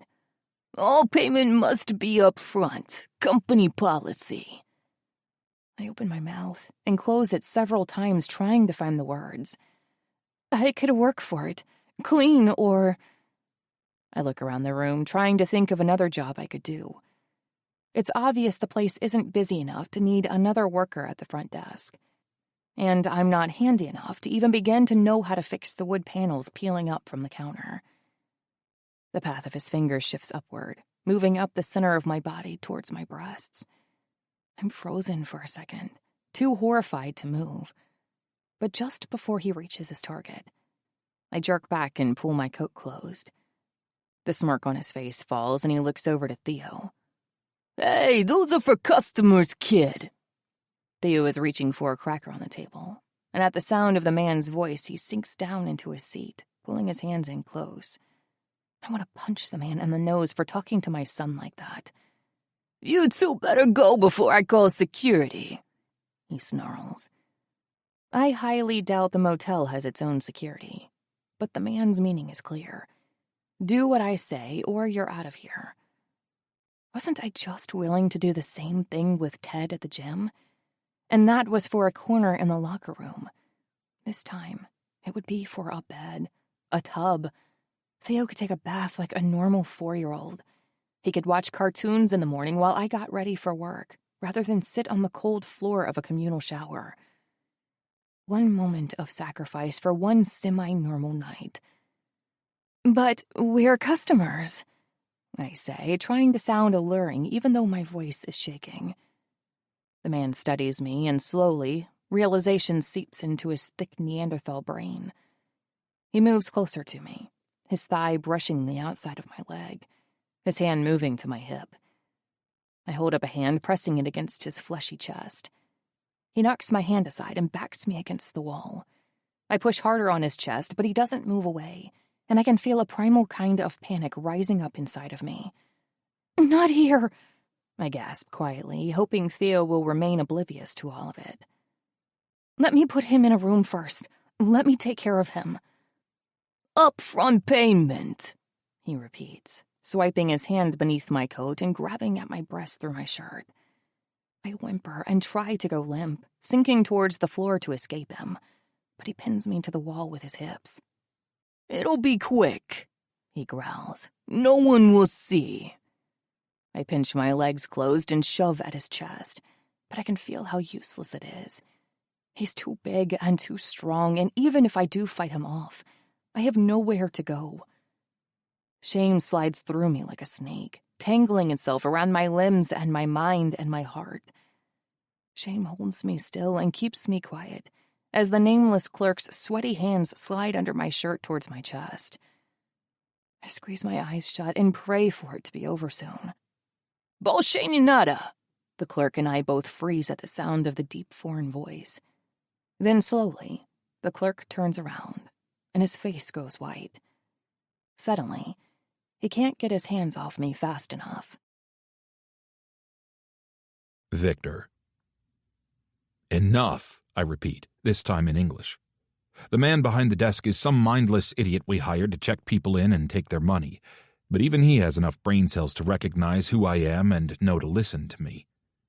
He steps away from the woman with his hands raised, but the image of him sliding those hands over her body is still fresh in my mind. She looks from me to the clerk and then towards the corner of the room. I follow her gaze and see a small boy holding a cracker, stale no doubt, his eyes wide and confused. My vision goes red around the edges. The piece of shit clerk was going to assault a woman in front of a child. I could kill him. I gesture to the boy. "Who is that?" The woman, Molly, I remember from the dossier Kent handed me, seems to come alive at the mention of the child. She straightens her shirt and moves past the clerk, keeping as much distance between them as possible. The little boy runs to her and hugs her leg. No one said anything about a child. He wasn't mentioned in the folder or by anyone at the homeless shelter when I asked about her. One of the volunteers looked at the picture I showed her. She must have assumed I was a bounty hunter or some kind of private investigator because she told me exactly what I needed to know. "Molly usually comes here, but we were full tonight. The Twin Chandeliers is nearby, and a lot of our overflow clients head there if they can afford it." "Is he yours?" I ask her now. Molly lays her hand protectively on the boy's shoulder and levels cold eyes at me. "Yes." Her cheeks are red with embarrassment, but even after being found in the compromising position she was in, she manages to look dignified. "Are we staying here?" the boy asks his mother, though he's staring at me. Molly looks from me to the door where wind is whistling through the cracks. Her face goes pale, and I can practically see the gears in her head turning. She was turned away from the homeless shelter, and now the motel is proving to be a bust. She has nowhere to go. "Yes," I answer before she can. Molly snaps her attention to me, eyes narrowed. "No, we aren't." I smile, though it doesn't reach my eyes. "You can eat whatever you want from the table over there, and your room will be ready in a few minutes." The boy's eyes light up, and he spins away from his mom and hurries over to the table, grabbing one handful of crackers and another of salted mixed nuts. She holds out a half-hearted hand to stop him, but he's eating something, and it's obvious that's a weight off her mind. "Who are you?" she asks, looking from me to the clerk. "Do you two know each other?" She thinks there's a possibility I'm associated with the asshole whose belly is hanging out of the bottom of his shirt. I spin around and face the clerk. What's your name? He looks like he hoped we'd forget about him entirely, and when I address him he flinches but does his best to hide it. Greg? Well, Greg, I say, wishing I could wrap his stained t-shirt around his neck and strangle him with it, but knowing I can't because it would only traumatize the child more. I'd like you to prepare a room for this woman and her son. She doesn't have any money. I stare at the fat oaf until he realizes I have no need for his commentary and begins the process of getting their room ready. Name on the room? He asks. Use mine, I say before Molly can say anything. I'm here for a purpose, after all. Better not to leave a paper trail. And make sure the room is clean. The maids cleaned everything earlier today. And they do a shit job, I say. Do it again. Me? He asks. But the front desk? Then call another employee, I command. Get them here, now. You don't seem capable of running the desk in an appropriate manner anyway. Perhaps you'd be better served in another role. As a matter of fact, I'll watch the desk while you clean her room. Now go. Several more questions and comments no doubt sludge through the wiring of Greg's brain, but he has enough intelligence to keep them to himself as he rolls a cleaning cart from the back room and out through the front door, leaving me alone with Molly and her son. Fedor's son. That's who the boy is, after all, right? The folder Kent gave me said that Molly was a woman Fedor assaulted. She'd gone to the police years before and filed a report, but it was never followed up on. It could be followed up on this time around, though, now that the DA is desperate to keep Fedor behind bars. But there was no mention of a pregnancy. Of a fucking child. Does Kent know? Does Fedor? With his dark hair and pointed chin, the boy is Fedor's twin. His hazel eyes are not as vividly green as Fedor's, but I can still see the flecks of his father in them. Do you want a drink? I asked the kid, pointing to the rattling mini-fridge under the table. Take a water. Molly rushes over, cracking open a small bottle of water and helping him take a drink. Water sloshes down his chin, and she wipes it away with the sleeve of her shirt. Then she fixes him a small plate of cherry tomatoes, crackers, cheese slices, and a small bunch of grapes that she cuts in half with a plastic fork. He sits down in a chair in the waiting room. I turn the television hanging in the corner to a random cartoon. The volume on the TV is broken, but the kid doesn't seem to mind. With the boy occupied, Molly slowly makes her way towards me, her face lowered to the floor. Are you the manager or something? No. I shake my head. The owner, you could say. The Twin Chandeliers is one of many different motels the Bratva operates from around the city. They are little more than fronts for our other businesses. I rarely do any kind of oversight, but apparently I need to start. Greg is a piece of shit. You didn't have to give us a room. He wasn't lying when he said I can't pay. After the way he treated you, you shouldn't have to. Plus, I might kill you before the morning. The thought is acid in my stomach. I try to ignore it for the time being. What's your son's name? She hesitates a long time before deciding to answer. Theo. I'm Viktor. She looks up at me, and some of her defenses have lowered, though not all of them. Molly doesn't seem like the kind of woman who is ever entirely defenseless. Based on the way her life has gone thus far, a homeless single mother assaulted by the likes of my brother and Greg, she probably can't afford to. I'm Molly. What brings you to my lavish motel tonight, Molly? She smiles faintly at the self-deprecating humor. I needed a place to stay, but I wanted the aesthetic of a 1980s bowling alley, so this was the only place that fit the bill. The room is designed in dingy shades of orange, yellow, and green. She isn't wrong. Sorry if that's rude, she murmurs. But I mean, you don't have to be an interior designer to know this place could use some work. Are you an interior designer? I ask. If she was, surely she'd have a home of her own. That would be the irony of ironies. No, It's a dream, but not quite. I can't be talking to Molly about her dreams. It's like naming a chicken you plan to eat. It only makes the slaughter more difficult. She tucks a strand of long dark hair behind her ear, and I see a beauty mark on her chin. She hugs her arms around her narrow waist and rolls from heel to toe and back again on a pair of worn sneakers. This particular slaughter is going to be hard no matter what I do. Is it just the two of you? I ask, unable to help myself. You and Theo, I mean. She looks over at Theo with a hint of sadness behind her eyes and nods. Yeah, just the two of us. I want to ask her for the whole story, but she probably wouldn't tell it. Even if she would, I'm not sure I want to hear. I know enough. My brother ruined her life. Whatever plans she had for herself, it's safe to assume they didn't include becoming a single mother or being homeless. Her life has obviously been hard, and now it will be short. I should say thanks, Molly says suddenly, looking at my shoes as she talks, for stepping in and stopping him. I'm not sure what would have happened if you hadn't. Well, actually, I am sure what would have happened. Her cheeks go pink. I nod, happy to help. She glances up at me, her golden eyes soft and warm. For the first time, she gives me a small smile. Shit. It isn't just that Molly is beautiful, which she is. I've killed beautiful people before. It's part of the job, and I don't mind doing what has to be done. It's the fact that Molly is innocent. She didn't do anything to deserve this. Any of it. And Theo certainly doesn't deserve to lose his mom. But what other choice do I have? Let Fedor go to prison for life? That's the choice. If the DA can pin anything on him, they'll be able to present a case that he has a long history of criminal, often violent crimes and shouldn't be able to walk free.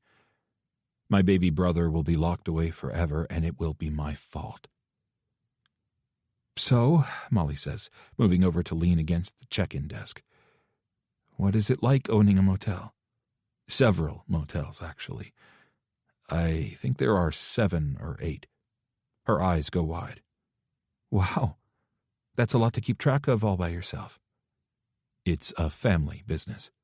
Her pink lips form a silent O, and she nods. That must be nice, working with family. I almost snort. If you knew my brother, you'd change your mind. My blood goes cold. She does know my brother.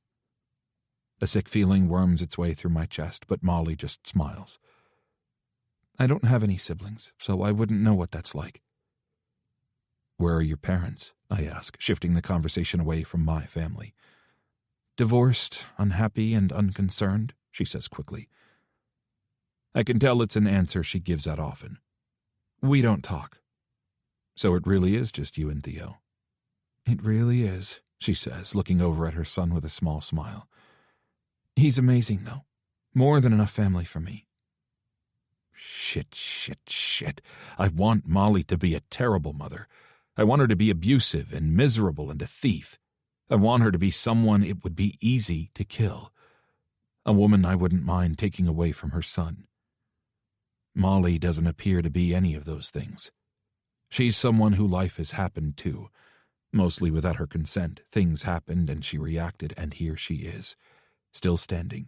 Still fighting. Still trying. And it is damn admirable. Mama? Theo is suddenly between us, his knees pinched together. I have to potty. Oh, Molly's eyes dart around the room, and I point her to the employee bathroom in the back corner. It might not be very clean, but it's a toilet. Perfect. She nods at me in thanks and then rushes Theo off to the bathroom, his small hand firmly clasped in hers. I stand in place and wait. When she's finished, Theo runs out of the bathroom ahead of Molly and stops in front of me. He tips his head all the way back to look at me and then smiles. It's a child's smile, an innocent smile, one given without expectation or reason, and when I look into his face, I see Fedor. Not just in looks, but in temperament. I see Fedor before our mother died, before Dad clearly preferred me over him, before he fell by the wayside and found reckless ways to keep himself entertained. I see my baby brother when his heart was open and kind. I see my family. That's what Theo is, after all. He's my nephew. My flesh and blood. Would Fedor want me to kill Molly if he knew she was raising his son? More importantly, can I do it? Molly pats Theo on the head, mussing his dark hair only a shade darker than my own, and then bends down to kiss his forehead. Theo wrinkles his nose but wraps his arm around his mom's leg, hugging her close. It's almost like they know what I'm planning, like they're trying to show me how much they don't deserve to be separated, trying to show me they're good people. But Fedor could be a good person. If he could get out of prison and get his head on straight, he could start over. He could have a position in the Bratva that would keep him busy and out of trouble. He could maybe find someone to balance him out and have a family of his own. If his genes could make a kid like Theo, he could have a whole brood of wide-eyed, lopsided, smiling kids. Fedor could have a life. But only if I take Molly's. Greg arrives back with the cleaning cart, his forehead sweaty from the exertion of cleaning the room. "It's ready," he wheezes. "Should I show you to your room?" No, I answer a bit too quickly. Greg doesn't ever need to be alone with Molly again. He hands her the card, disdain obvious in his eyes, and then retreats behind the desk. I could show you, I offer, if you want. The room number, 13, is printed on the back of the card, and Molly holds it up, her hand wrapping around Theo's. "I'm sure we can manage. Thank you, though, for everything." Room number 13. Unlucky. An omen, perhaps. "Of course," I say, my smile tight and false. "Be sure to order room service. A snack tray isn't a good enough dinner for either of you." Greg says behind me. "We don't have room service." I spin around, eyes narrowed, and growl the words between clenched teeth. "You do now. Our list of amenities just got an upgrade. Get her whatever she wants. Make sure someone else delivers it, though. You will be keeping your distance from her. When Molly and Theo walk away, I wonder what the next time I see them will be like. I came to the motel to find her and kill her. And now? Now, I really don't know." Molly. Apparently the snack table was enough for Theo, because a few minutes after getting into the room, he burrows under the scratchy blankets and falls asleep. The mattress is bad by most standards, but it's better than the thin pads we usually get at the shelter, so Theo probably feels like he's sleeping on a cloud. The room was probably redecorated at the same time the lobby was, no more recently than the late 80s, but it's clean. I'm hesitant to give gropey Greg from the front desk any credit at all, but the room smells lemony fresh and every surface is shining. Clearly, he had the fear of God put into him by Viktor. The thought of Viktor makes my frazzled mind nearly short-circuit, so I quickly shove him aside and focus on the basics. I'm hungry. I've never ordered room service, but even if I had, I don't think that experience would be of much use considering the motel doesn't actually offer room service. So I call the front desk and try to remember which restaurants I saw nearby. Greg has been replaced by the other employee Viktor told him to call in, and he takes my order of a cheeseburger and large French fry from the burger place next door, as though it's something they do for all the guests. When I hang up, I pace across the floor, and then look back at Theo. He's still sleeping soundly, and I'm not sure what to do. Usually, when I find any small amount of free time, I flip through some of the interior design books I've picked up from garage sales and donation bins over the years. They aren't exactly textbooks, like what I would have had if I had gone to school, but I can still learn from them. Unfortunately, I forgot them in my gym locker. After everything that happened this morning, I'm not sure I'll be allowed in to get them back. With nothing else to do, I pad into the bathroom and close the door. I can't remember the last time I showered without an audience. The showers at the shelter are always overcrowded, with lukewarm water at best, which is why I take Theo to the gym. Took him there, I suppose, since I doubt we'll be able to do that anymore. I close my eyes and take a deep breath. That's a worry for tomorrow. For right now, I have a sleeping boy in the other room and a clean hot shower to luxuriate in. The water is almost too hot, but I don't mind. It washes over my achy muscles as I finally let myself think about Viktor. He saved me, yes. If he hadn't shown up, Greg would have taken advantage of me and probably kicked me out without even giving us a room. So I owe Viktor for the bed and the shower and the food. But why would he do it? If he owns motels like this one all over the city, then he has to know unsavory things are happening on the premises. Most people coming to these places are renting by the hour, and everyone knows it. He wouldn't be worried about someone as inconsequential as me running off to tell people what the clerk had done to me. The reputation of his business wasn't in jeopardy, so there was no need for him to be kind to me, to make amends. Why did he? Pity is the first option that pops into my mind. But men like him, powerful, wealthy, and incredibly handsome, rarely ever have a concern for the less fortunate. I've met enough of them to know that they believe they got where they are because of hard work, and that I got to where I am because of a lack of it. If I could only work more hours, spend my money more responsibly, and open a savings account, then things would turn around for me. As though I haven't been trying that for the last 4 fucking years.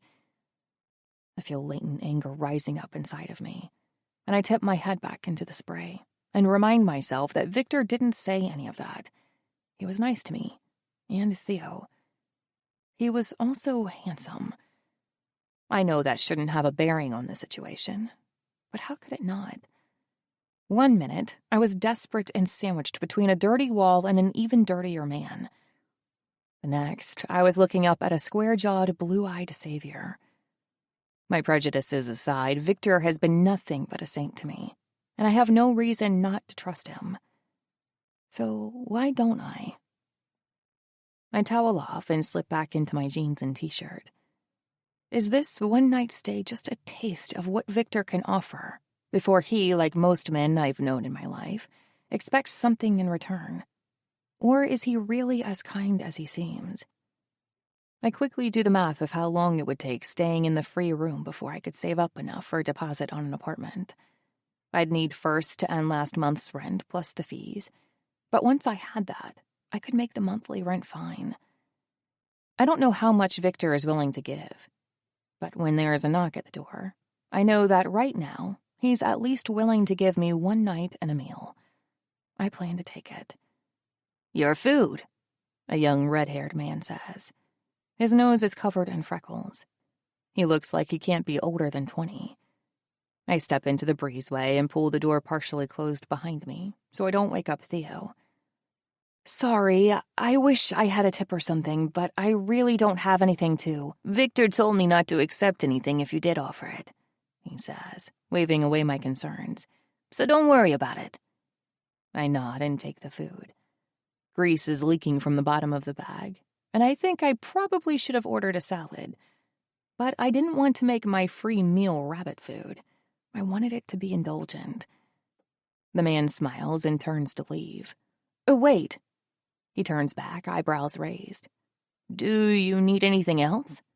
Well, actually, I just wanted to know who Viktor is.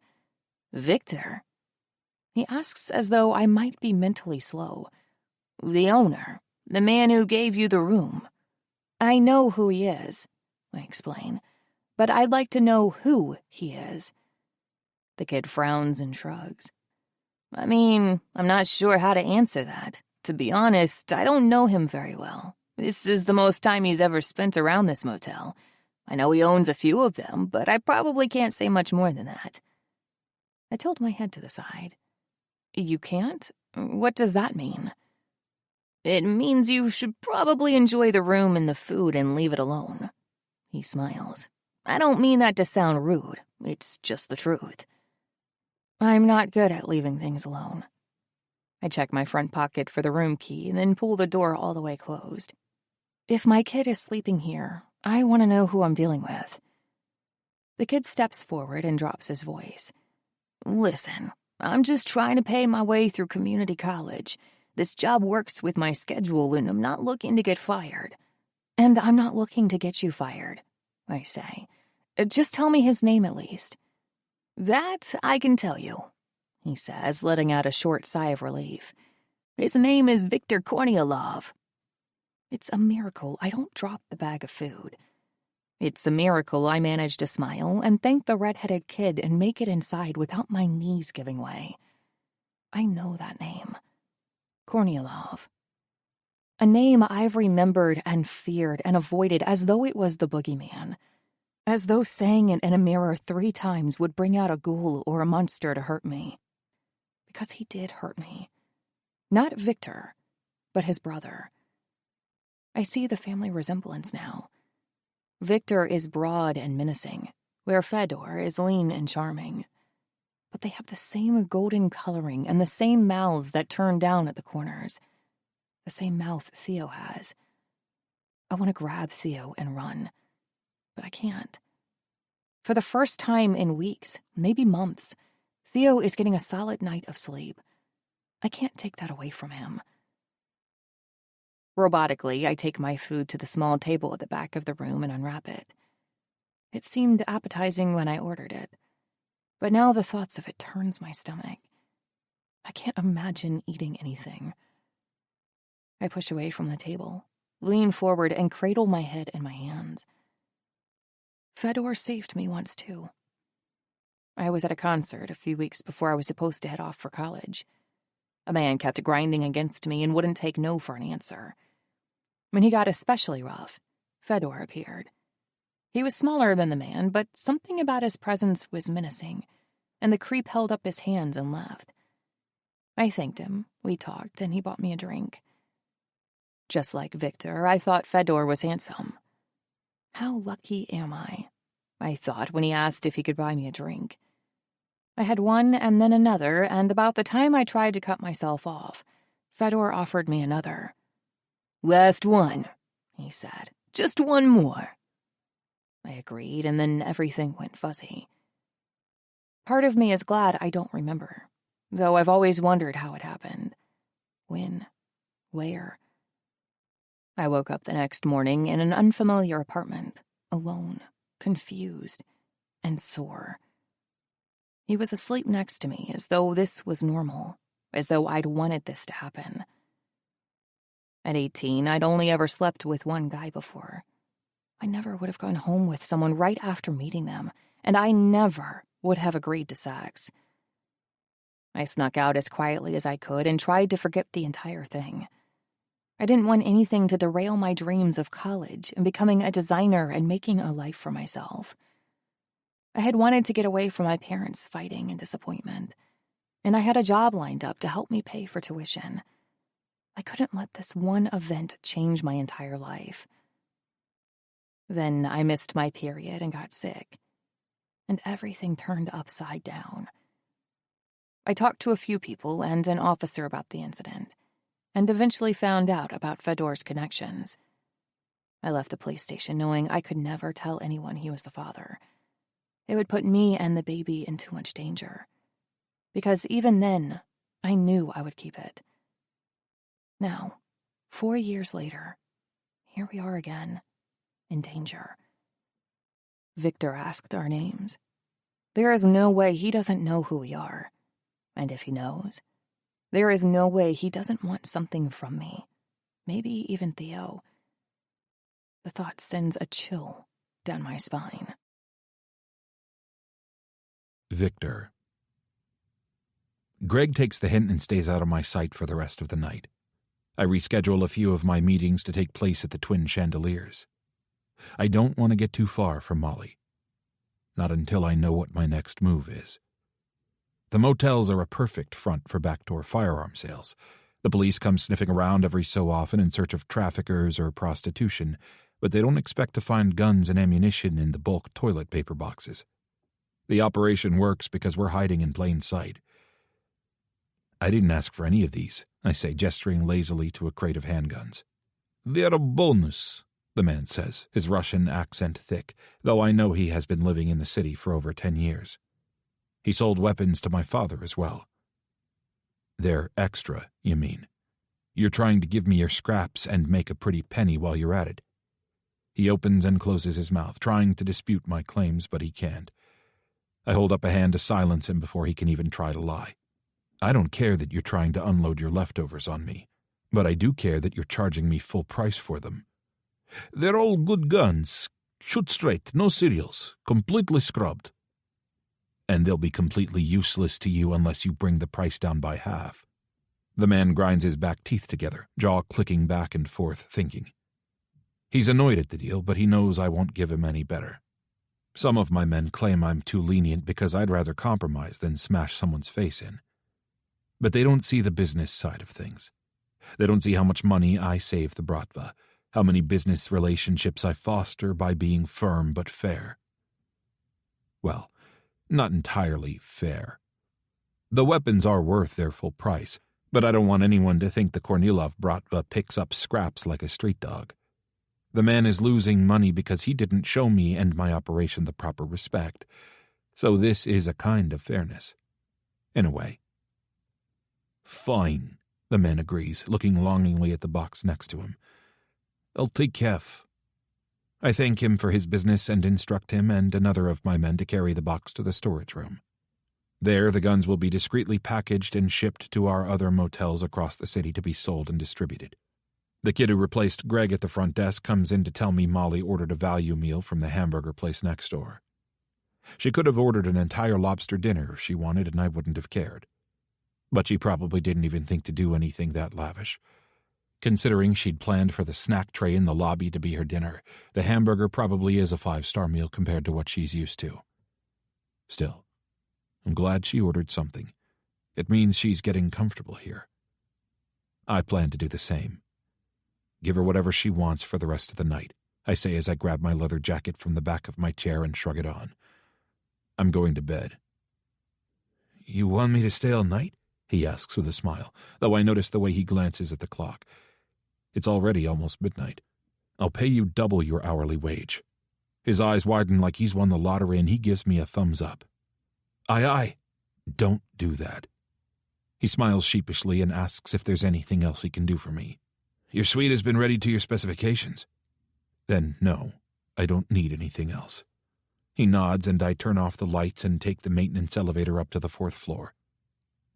The space just above the lobby is reserved for 2 floors of offices and then a suite on the top floor. It isn't a luxurious suite by any means. It shares the same dingy vibe as the rest of the motel, but it's spacious, has a mattress that was purchased within the last 5 years, and a jacuzzi in the bathroom. I don't use the space much because I'd rather just sleep at home, but I don't want to give Molly the chance to disappear. The door is unlocked when I get there, and when I open it, I realize why. Your suite has been readied to your specifications. My specifications, as written by me 3 years prior, are to have a woman waiting for me at the end of every deal. And there she is, sprawled across the bed. "Hello," she purrs, curling her fingers in a wave. She has thin strips of black fabric barely covering her breasts. They join together over her midsection and then slip between her legs. Her body is brown and curvy and beautiful, and any other day of the year I'd be thrilled to find someone like her in my bed. Usually I like a release after making deals. Even when things go perfectly, there's a lot of adrenaline involved in negotiating. Or some other chemical, I'm not sure. I'm not exactly a scientist. Whatever it is, it builds up inside of me, and I like having a beautiful woman nearby to channel it into. But today, the sight of her feels like a burden. "I've been waiting for you," she says, standing up and moving towards me, one foot in front of the other. "Sorry about that, but I'm actually not." She slides her body across mine like a cat marking her territory. I know she's gorgeous and that I should be almost popping out of my pants with excitement, but I'm not. I step away from her and open the door slightly. She looks out the door as though expecting to see someone else waiting to come in. "Don't you want?" she asks, gesturing to herself. I shake my head. Not tonight. Immediately her shoulders slouch and the seductive tone in her voice goes flat. "They told me you'd pay me." I unfold my wallet and slip a few bills into her hands. She's about to argue, but then she realizes the denomination and smiles. "Pleasure doing business with you." She throws on a coat and leaves without argument. Left alone in the empty room, there is nowhere for my restless energy to go, so I have no choice but to think about my brother. And given the choice between fucking a beautiful woman and thinking about my fuck-up of a brother, only a madman would send the woman away. Apparently, I'm a madman. I wash my face with cold water and wonder if Molly is finding the room comfortable. I wonder if Theo is sleeping okay. I wonder if Fedor knows about Theo. I don't see how he could.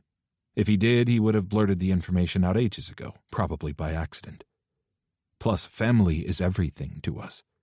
Our dad may not have been like the warm and fuzzy dads on television, but he taught us the importance of family and loyalty. It's why I've spent so many years bending over backwards for Fedor. And that's why I know he would do anything to protect his own flesh and blood. Right? I run my hands down my face and sit on the edge of the bed. I don't know anymore. I wouldn't have assumed Fedor would drug and hurt a woman, so maybe I don't know him as well as I think I do. Maybe I still see him too much as a kid rather than the man he has become. I'd hope the two wouldn't be a far cry from one another, but since when does hope equate with reality? Sleep seems impossible. I lie back with my eyes closed for minutes that seem to stretch on, but I never get drowsy. I don't even slip into the place between consciousness and dreaming where your thoughts turn liquid and flow from one to the next without effort. I am fully awake, aware of every second, and desperate to take my mind off Fedor and Molly and Theo for even a second. I roll out of bed and slip into my shoes. I could call down to the front desk for a drink to be sent up. Though the Twin Chandeliers really doesn't have room service, it has always been available to me. But I'd rather get it myself. There is a bar next door that my men are known to frequent. Maybe a haze of alcohol would help me forget about my problems for a minute. The elevator is slower than the stairs, but just because I'm not sleeping doesn't mean I'm not tired. It has been a long day and I don't want to walk. So I press the button and wait for the rattling elevator to arrive and open. The chances of me getting trapped inside it seem marginally greater than me making it all the way to the first floor unscathed, but I take the risk. I pass the third floor without issue, but then the lift shakes to a stop on the second floor. I groan and reach to push the emergency button when suddenly the doors open. For a second, I think there is no one standing there, but then I see the small figure standing barefoot in front of the doors. Theo? His hair is mussed from sleep, his cheek creased from the pillowcase, but when he sees me, he grins and jumps into the elevator. Hello. Hi, I respond, looking around for Molly or anyone with any knowledge of what to do with a rogue 4-year-old. Where's your mom?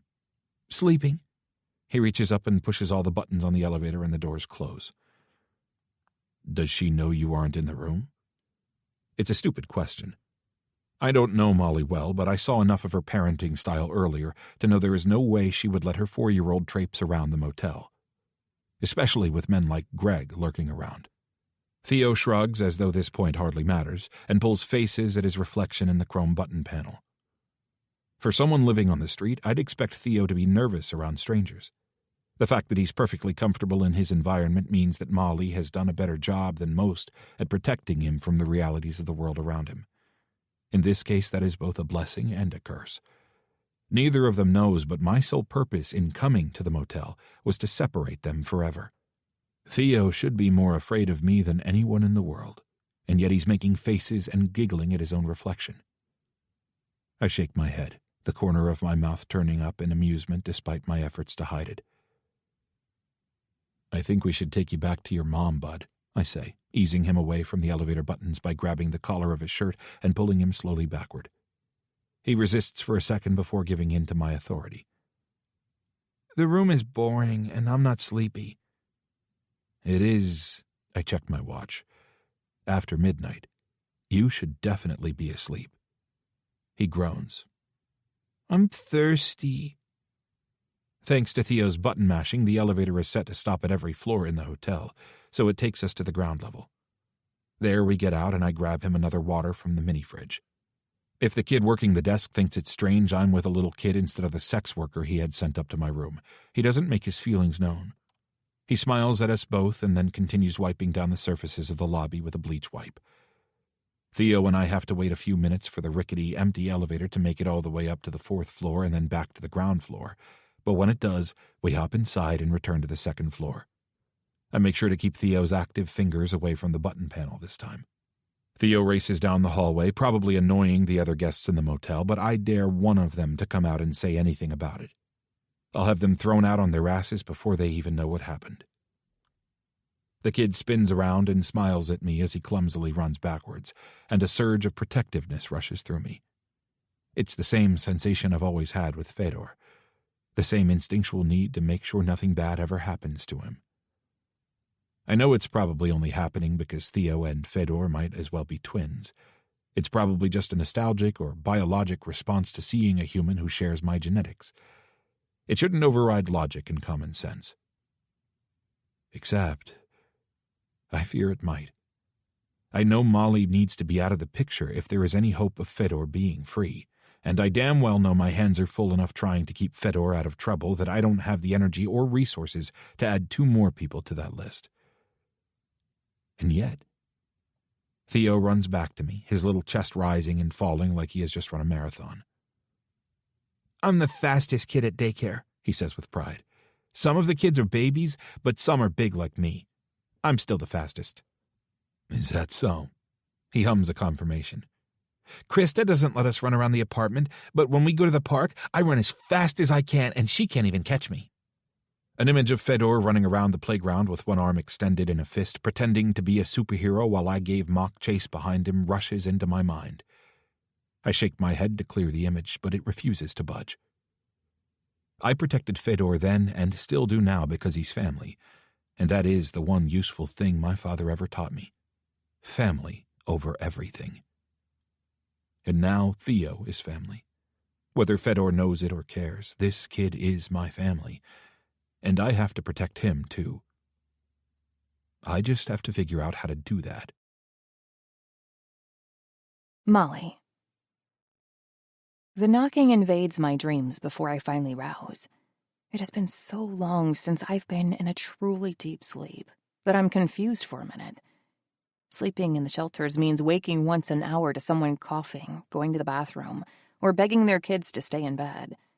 It has rarely ever been so quiet. The knocks happen again, propelling me out of bed. They are soft, not violent or threatening, but my adrenaline spikes, and I fling an arm out across the bed to hide Theo. If Viktor knows about my connection to Fedor, he might be here to claim his family. Men like him are all about their family. He won't want his flesh and blood living on the streets with a waitress. They'll take Theo away, raise him away from me, and I won't have any means of stopping them. No one will listen to the cries of a homeless woman who lost her child. They'll probably rejoice that he's finally being taken care of. Except when I reach out across the bed, the small lump I expect to find there is missing.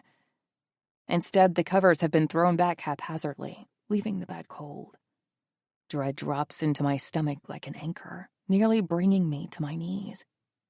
Theo is gone.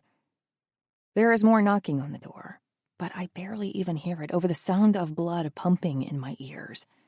Theo is gone, and I have no idea where he is. And oh my God, I think I might die.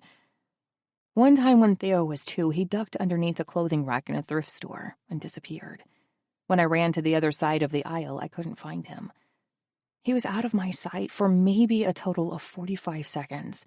But it felt like an hour of running from aisle to aisle trying to find him, looking for his little dark-haired head. Another shopper caught him when she saw me frantically looking and brought him back to me. But the feeling of him being out of my sight, being lost, never left me. And now I'm feeling it again, but 1,000 times worse. We are in a hotel owned by the family of his father, the family of the man who attacked me. And they know.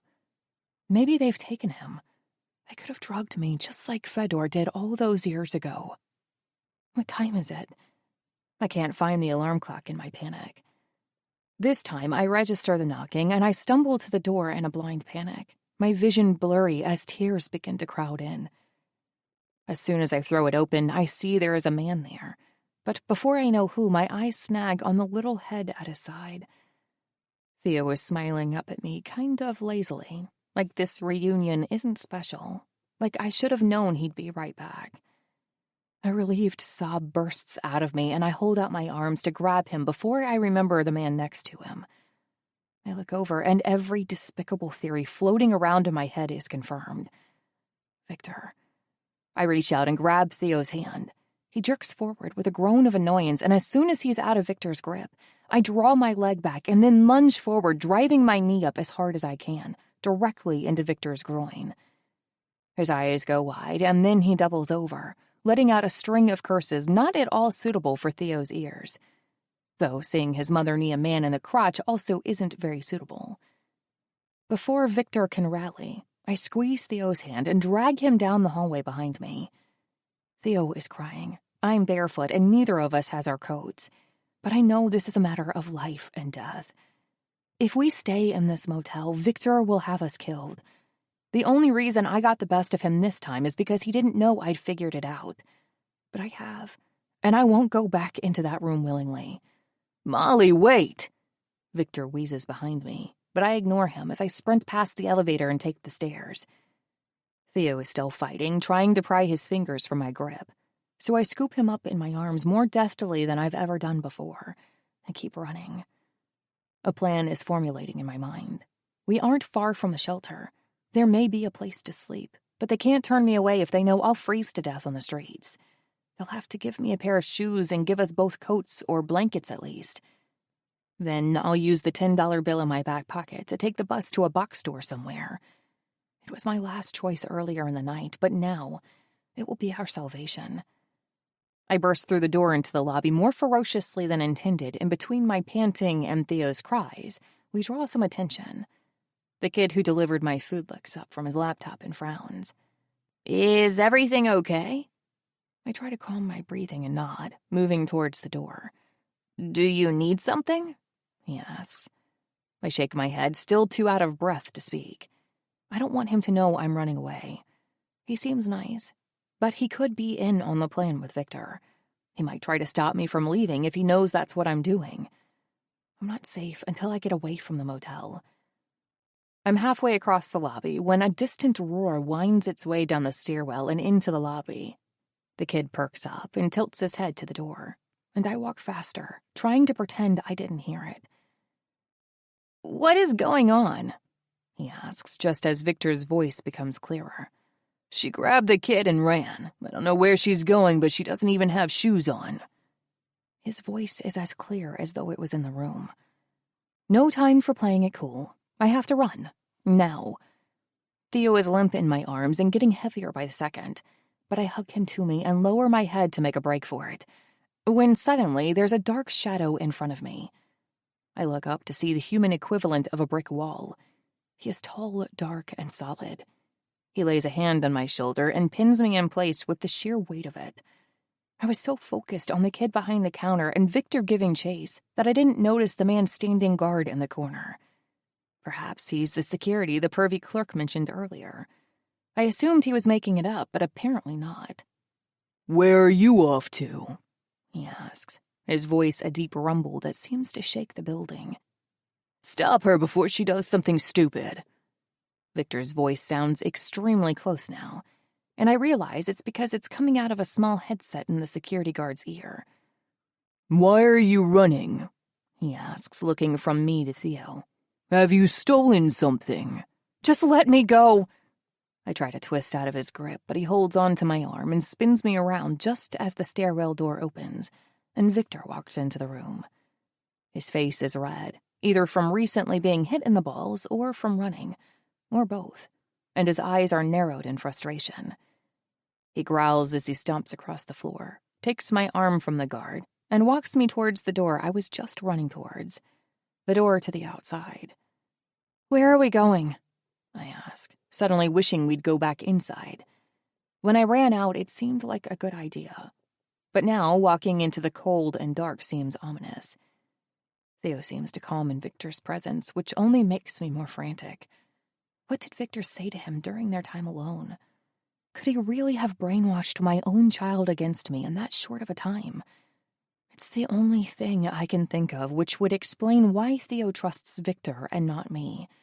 Why he calms in the presence of a relative stranger and cries in the arms of his mother. The security guard is walking behind us, and Viktor holds out a hand to tell the man to stay back. I suppose that's a good sign, though I'm not convinced.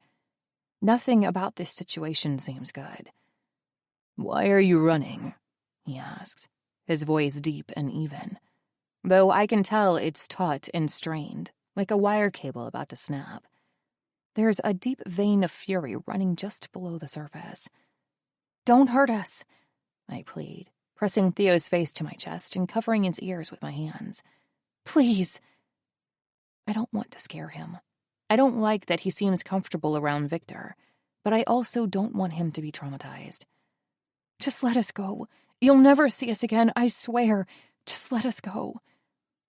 I'm only half aware of what I'm saying. My clear-headed adrenaline of a few minutes ago is shifting into a caged kind of panic. I feel boxed in, claustrophobic, and I'll do anything to get out. "I'm not going to hurt you if you just cooperate," Viktor says. He lets go of my arm when we reach a black car in the back of the parking lot. He nods for me to get inside. I hold Theo more tightly until I can feel him squirming with discomfort and look around for a path of escape. Viktor steps into my line of sight again, shakes his head, and pulls back his leather jacket to reveal a gun on his hip. "I'm not going to hurt you if you cooperate," he repeats. "Put Theo in the car." Lost, hopeless, desperate. My will to live is draining, and now I'm focused only on saving Theo. "Let Theo go. He's innocent. He doesn't deserve this. Please let him go. Take me, but leave him."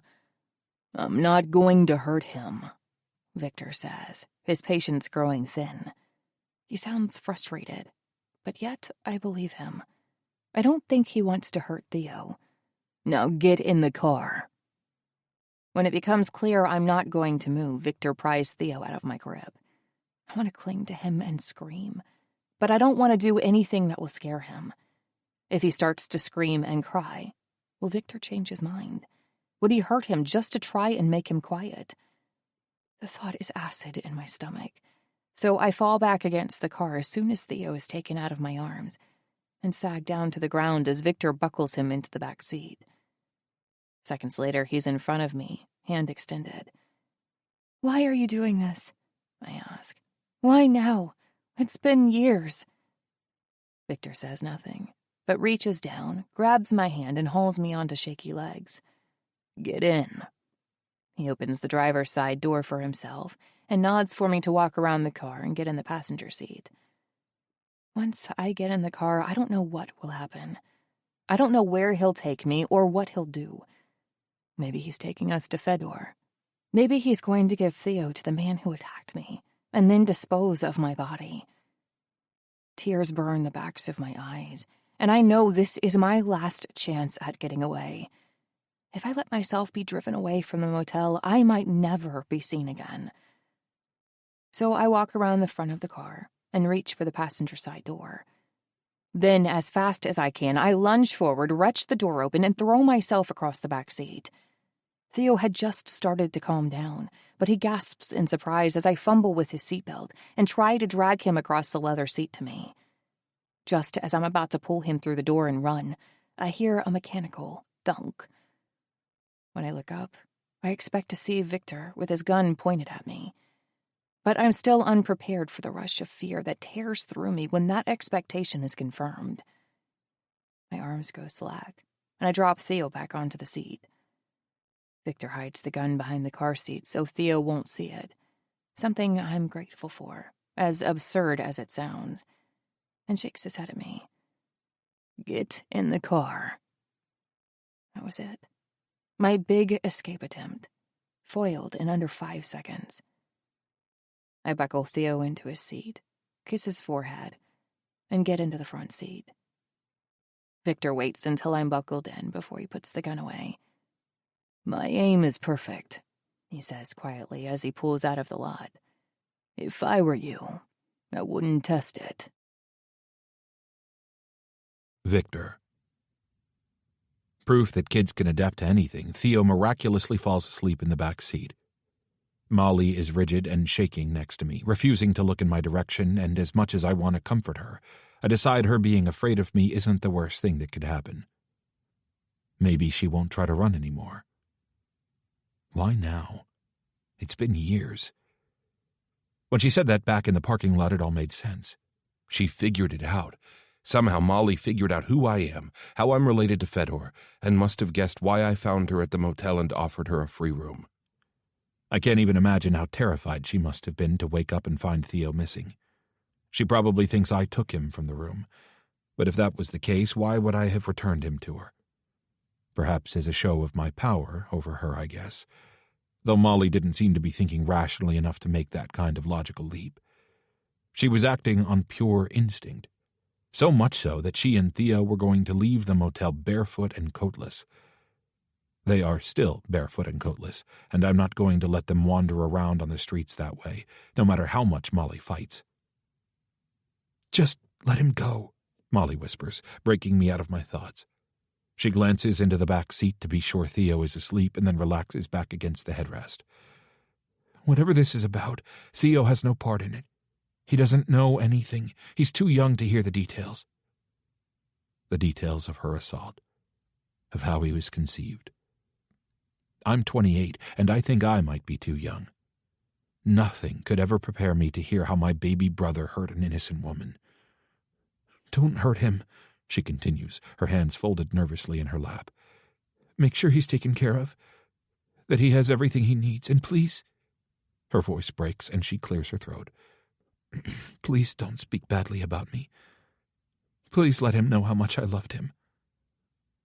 My hands tighten on the wheel, my knuckles going white. I don't respond or make any move that I've hurt her, but Molly must feel moderately better just getting it all off her chest because she sits back and doesn't say anything else the rest of the drive. When we pull up to the house, I call for one of the full-time guards to come out and carry Theo inside. Molly tenses up when he grabs Theo, but the boy is so fast asleep that he doesn't even stir. "You'll only scare him if you throw a fit," I say, grabbing her arm.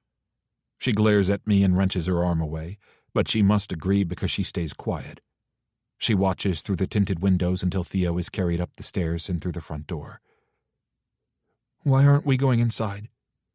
She's trying to sound tough, but the fear is obvious in her voice. "Because I need to talk to you first." When she turns to me, her golden eyes are glassy with tears, but none of them leak down across her cheeks. She's trying hard to be strong. "About what?" "Your living arrangements." Confusion flickers across her face. "Living arrangements?" I nod.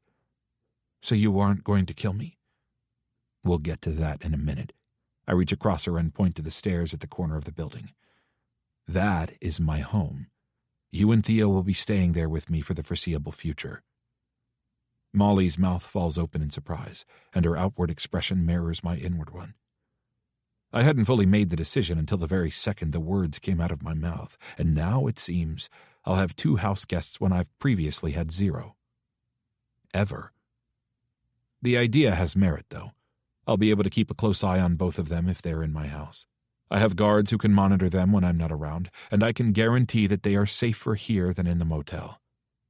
No one on my staff would dare hurt either one of them, but the same can't be said of the workers at the motel. Molly leans down to get a better look at the building. It's 3 stories tall and takes up most of the city block. The brick has been whitewashed and flowers stand outside large windows restored from when the building was once a warehouse.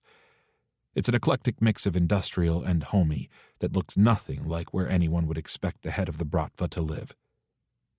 That is part of the reason I chose it. The other reason was because of the private entrance. My penthouse takes up the first 2 floors on this half of the building. "Maisonette." I frown. "What?" "It's a maisonette," she says. "A penthouse is an apartment on the top floor of a building, but yours is on the 1st and 2nd. Plus you have a private entrance. That makes it a maisonette." I remember the realtor saying that word often when I was buying the place, but I hardly cared about the terminology. I liked the location relative to my office downtown and where I do business. And the private entrance and below-ground parking garage meant I wouldn't ever have to try and smuggle things or people through a crowded lobby and up an elevator without being noticed. Either way, you'll have a roof over your head, food on the table, and you won't have to pay a thing, I say. I'm going to take care of you. Molly's normally dark complexion has gone an ashy gray color, and I'm not sure if it's from the straight lights or the situation. More likely than not, it's from both. She looks like she's about to be sick. I feel about the same. I don't like that I want her and Theo near me. I've never wanted people nearby. Even with Fedor, I've kept him at arm's length. I care for him in all the ways I can, but I've never wanted to share a space with him. I like coming home and having the quiet. I've always liked being alone. Except now, mere hours after being introduced to Molly and Theo, I want to protect them. I want to keep them safe from any men Fedor may get to work for him. If he finds out I'm not taking out the people he thinks I'm taking out, he might decide to take matters into his own hands. Or, considering his hands are shackled, the hands of men more loyal to him than to me. I will deal with that when the time comes, but for now, I'll keep them nearby until I can figure out what to do. Until I figure out what I have to do. Has it been a minute? Molly asks. Because I'd like to talk about whether or not you're going to kill me. She turns to me, her eyes clear and her jaw set. I admire her fire, regardless of how inconvenient it might be for me over the next several days or weeks. I don't want to kill you, I admit. But you might have to, she asks after a long pause. Perhaps. She nods, absorbing the information. Is there anything I can do to change your mind? The question is dangerous. She has already done more than she could ever know to change my mind. The way she cares for Theo. The way she was hesitant to accept my offer despite her desperation, and the way she has continued to strive in the face of obstacle after obstacle have all gone a long way to make me admire Molly more than I ought to. Certainly more than I've ever admired anyone else I've ever killed. If I tell Molly any of this, however, it will show weakness. A crack in the armor she could use to manipulate me. And I can't afford to be manipulated. I want to see Theo. I need to exert some kind of control over the situation. I need her to know she should defer to my commands, that regardless of my temporary kindness, I am the one in charge. So I walk around the car and open her door, but I keep a firm grip on her arm as we walk up the stairs and into the entryway. Molly smells like citrus, like summertime and sunshine, which is in complete opposition to the dark cold outside. I hold her at arm's length to get away from it, but there doesn't seem to be an escape. Where is he? She asks as soon as we walk through the door. She pulls against my hold, but I grab her tighter. In a little bit, I say, ushering her into the sitting room just off the entryway. Let me show you around. I don't care. You will when you can't find the bathroom in the middle of the night, I snap. I can tell she wants to argue, but she presses her lips together and follows me through the house. The building used to be an old warehouse, but extensive renovation and remodeling turned it into a large building with 8 different luxury units. I can tell Molly is interested in the design of things as we move from one room to the next, but she doesn't say anything. She just observes every detail, looking from the ceiling to the floor and back again. I wonder what she's seeing. When we get to the kitchen, I lean back against the counter and point to the coffee machine. Why don't you make us both some coffee? I suspect neither of us will be getting much sleep tonight. Molly raises an eyebrow at me in challenge and crosses her arms over her chest. I spend all goddamn day making coffee for money. I'm not going to make it for you for free. You work at a diner. She rolls her eyes. What else do you know about me? Less than I'd like to. The admission catches me by surprise. I didn't mean to say it. I'm usually not forthcoming with anyone about my thoughts or feelings, especially with women. But something about Molly puts me out of sorts. Something about her makes me unsteady, like I'm standing on the edge of a tall building, trying to keep my balance before I go toppling off the ledge. Molly looks like she doesn't know whether to be frightened or flattered. Her face is getting some color back, and maybe it's the nervous flush in her cheeks or the way she's chewing on her full lower lip, but I don't want to scare her again. So I start pulling out the necessary equipment to make the coffee. Damn, she says softly. Even if I'd wanted to make coffee, I couldn't have. It looks like you're building a rocket ship. It's just a grinder, an electric kettle, and a Chemex. At the diner, we have a coffee pot. She keeps her distance as I grind the beans, heat up the water, and pour it slowly over the grounds. Making coffee is one of the few things I find pleasure in doing myself. I've never liked to cook, and nobody likes to clean, but making coffee is calming. Are you hungry? If I say I am, are you going to ask me to cook? She asks. I shrug. That depends. Can you cook? Let's just say I take food to customers, but I don't make it, she says. If you make me cook, you're likely to end up poisoned. I pour the coffee into 2 mugs and hand her one. Would that be a purposeful or accidental poisoning? Molly takes the mug for me, careful not to let her fingers touch mine in any way. When she takes a sip, she scrunches her nose, either because it's hot or she doesn't like it, and looks at me over the top of the rim of the cup. Her eyes are wide and serious. Do you want to let me cook and find out? Despite the underlying threat, I can't help but laugh. You win. You don't have to cook. She lifts her cup in a sarcastic toast of victory, and I hate how much I like her. She's funny and brave and a hard worker. It certainly doesn't help that she's effortlessly sexy. Even in jeans and a sweater, there is something magnetic about her, something that draws you in and refuses to let go. As disgusting as Fedor's crime was, I can see why he chose Molly. You could almost be bearable if you weren't thinking about killing me, Molly says. Again, the words are tough, but her voice is wavering. There is still fear there, still uncertainty. We can't all be perfect. I set my mug down and walk around the island so I'm standing just across from her. When I lean back against the countertop, my knee brushes hers. This time, Molly doesn't flinch away from my touch. She looks down at where our legs are touching, like there's a snake in the grass, and she isn't sure whether she should run or remain still. What does that mean? What? We can't all be perfect, she repeats. Do you think I'm perfect? Did I mention smart? Molly is smart. I hadn't even realized what I said. Hadn't even realized what information I let slip out in my attempt at humor. But there it is between us. My initial feelings about Molly are on display for her to see, and now I have to decide whether I'm going to take it all back or whether I'm going to, for once in my life, tell the truth. I'm tired, more tired than I've been in a long time, but here I am, standing in the kitchen with this woman. A woman who should be trembling in fear before me, but is instead quizzing me on my feelings about her.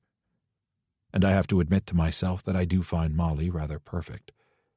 Her good qualities as a human and a mother have been playing through my head all night, but now I'm looking at her, studying her as she watches me, and I realize she's perfect all over. Her eyes are wide and warm.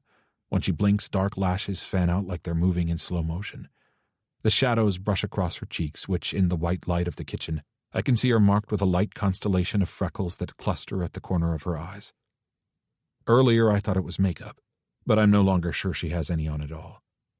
She pinches her lower lip between her teeth, drawing it into her mouth and then letting it pop out, shining with moisture. Her mouth is the color of overripe fruit, and before I realize what I'm doing, I'm moving forward for a bite. Fear sparks in her eyes and her lips fall open in surprise. I bend low, wrapping an arm around her lower back and bringing her to me. Molly is too shocked to resist. Her body presses against mine, meeting me point for point, and when I finally press my mouth against hers, I taste the bitterness of coffee mixed with the same hint of citrus I smelled before. A smell I can now only attribute to her for its unique mixture of warmth and sweetness and bite. Her lips are soft and pliable, and I tilt my head to the side to taste her more deeply. On some level, I know I'm not thinking clearly. I know this is a mistake, but as I just told Molly, we can't all be perfect. I'm as far from perfect as they come, and I want this regardless of what it means for the Bratva and my brother. I want Molly because she's soft and warm and beautiful. I want Molly because she has made this one of the most interesting nights of my life, and I'd like to see just how much more interesting it could be. Apparently, Molly wants that too. She should be pushing me away, but just when I think she's lifting her hand to slap me, She presses her palm against my cheek. She drags her hand down over my stubbled face and traces her fingertips over the muscles in my neck.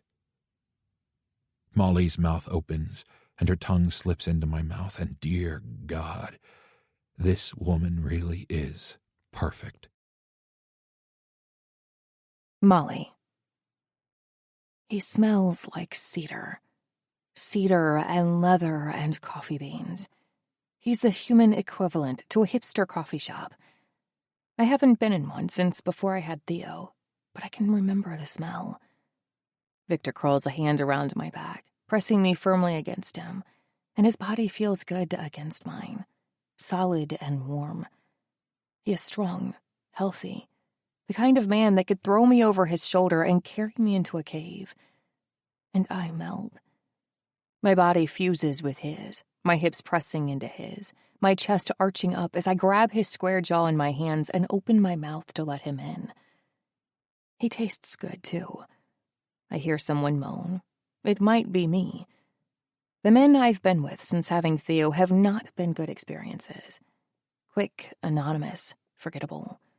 Just physical encounters good for releasing some pent-up energy. This is different, though. Rather than releasing energy, I seem to be drawing it from Viktor. I was tired a moment ago, but now I've never felt more awake. My body is humming with electricity. I feel like a live wire. Viktor sucks on my lower lip and swirls his tongue with mine, and I feel my entire body go weak. This should not feel this good. It's not normal for kissing to feel this good. In the back of my head, my rational brain is fighting for control. It's kicking and screaming for me to push him away and run in the opposite direction. But I don't want to. As bad as Viktor is, I think I'm attracted to him. I almost laugh out loud at my own naivete. Of course I'm attracted to Viktor. I found him handsome the first moment I saw him. His particular mix of wine-colored hair, chiseled jawline, and sculpted body is like catnip for women. He is genetically predisposed to making women swoon, which is probably the reason I accepted a shot from his brother at the concert 5 years ago. Fedor. His name is like a shot of clarity in a cloud of fog. I jolt back into my body, making me aware of what I'm doing for the first time in minutes. Hours? I push on Viktor's chest until our bodies separate, until I have enough distance to think clearly. Fedor and Theo. Two very different yet very important reasons why I can't let this kiss continue. Theo needs me to be alert, to stay strong and resilient.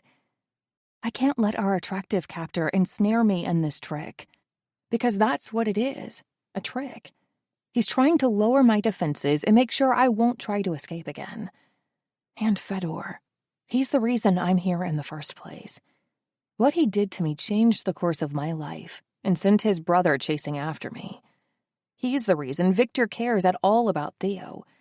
Fedor is the reason there's a chance my son will be taken away from me. I can't let that happen. Viktor's eyes are glazed over, but he blinks and tries to focus on me. His lips are red and swollen, and I'm sure I look just as disheveled as he does. The thought makes me self-conscious, and I smooth my hair down and run the back of my hand over my mouth. The air between us, once electric, feels stagnant. It feels heavy and full, like a rain cloud threatening a downpour. I'm not sure what to say. Viktor just stares at me. I'm sorry, I blurt, and immediately feel stupid for doing so. I'm mostly just sorry that I allowed myself to get so caught up in my physical attraction to Viktor that I could forget what his family is doing to me. I'm sorry that I lost control and gave him the impression that I am a moony girl who will fall over backwards because his blue eyes smolder when he's frustrated. He clears his throat and grabs his coffee, taking a sip. We stand there in an uncomfortable silence for another second before Viktor breaks it, surprising me further. What kind of toys does Theo like? What? Toys, he says, as though I might not know what the word means. What does he like to play with? I blink at him, confused why this would matter. If he's going to be staying here, I should make him a room. I have a few guest rooms upstairs. You can each have one. The more he talks, the more it feels like he's speaking in another language. Theo has never had his own room. He had his own bed before we lost the apartment, but since then, we've been making do with the shelter and the kindness of what few friends I have left. When you are living that way, toys don't enter into the equation. I feel like a terrible mother for admitting it, but I'm not even sure what he likes. Viktor must see this realization on my face because he shrugs. I'll just have one of my guys buy him a bit of everything. Kids are easy to please, right? I nod. Especially Theo. Viktor's mouth pulls up at the corners. He seems like a good kid. Something cold runs through me. I shouldn't be talking Theo up. I should be trying to convince Viktor that he's a terror, that he throws temper tantrums that rattle the walls and burst eardrums. I should be trying to convince him that Theo is not a kid he wants to raise. What about you? Viktor asks, interrupting my thoughts. What do you need? My mouth flops open like a fish. Clothes, he asks.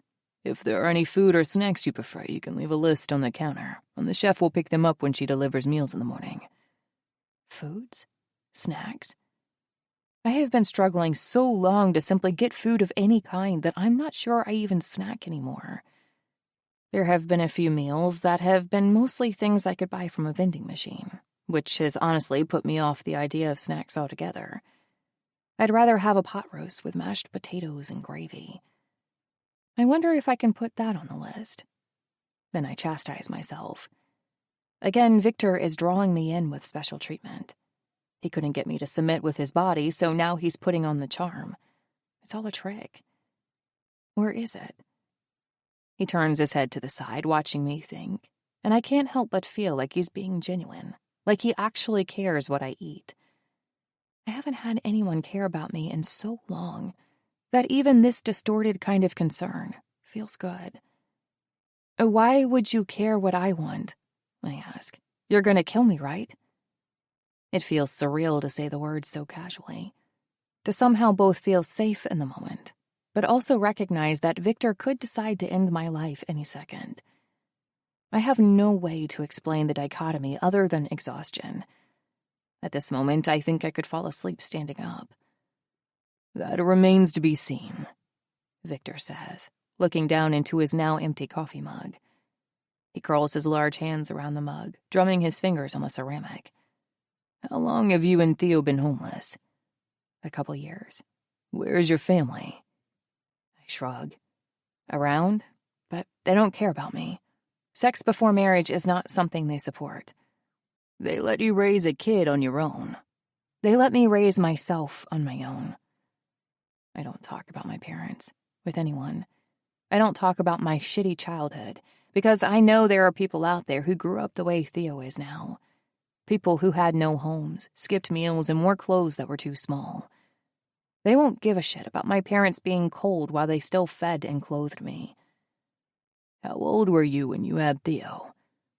19. 18 when I got pregnant. Something resembling pity crosses his face, and he won't look me in the eye. Did you know? Viktor looks up at me. His blue eyes are bloodshot but piercing.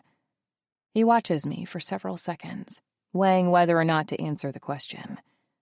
Just when I think he is going to ignore me, he blinks and then shakes his head slowly. No. About me or about Theo? I clarify. I didn't know about either of you until this afternoon.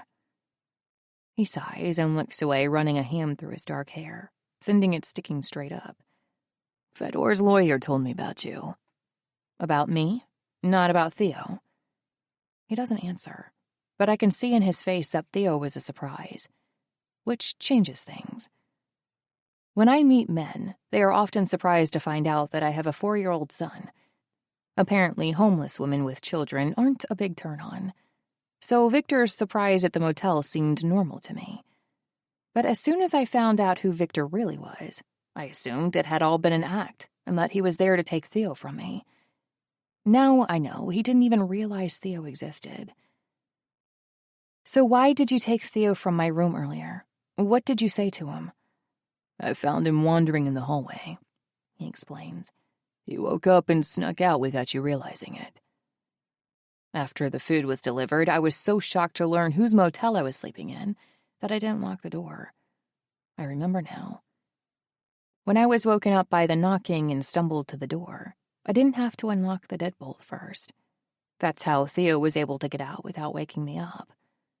You thought I kidnapped him, Viktor says. I nod. There's no sense denying it. That explains the knee to the groin. He winces from the memory, and I can't help but smile. It wasn't funny. Agree to disagree. I could be mistaken, but I think I see a ghost of a smile on his face, too. Then it disappears, and a deep line appears between his eyebrows. I didn't come for Theo. I came for you, to keep you from testifying.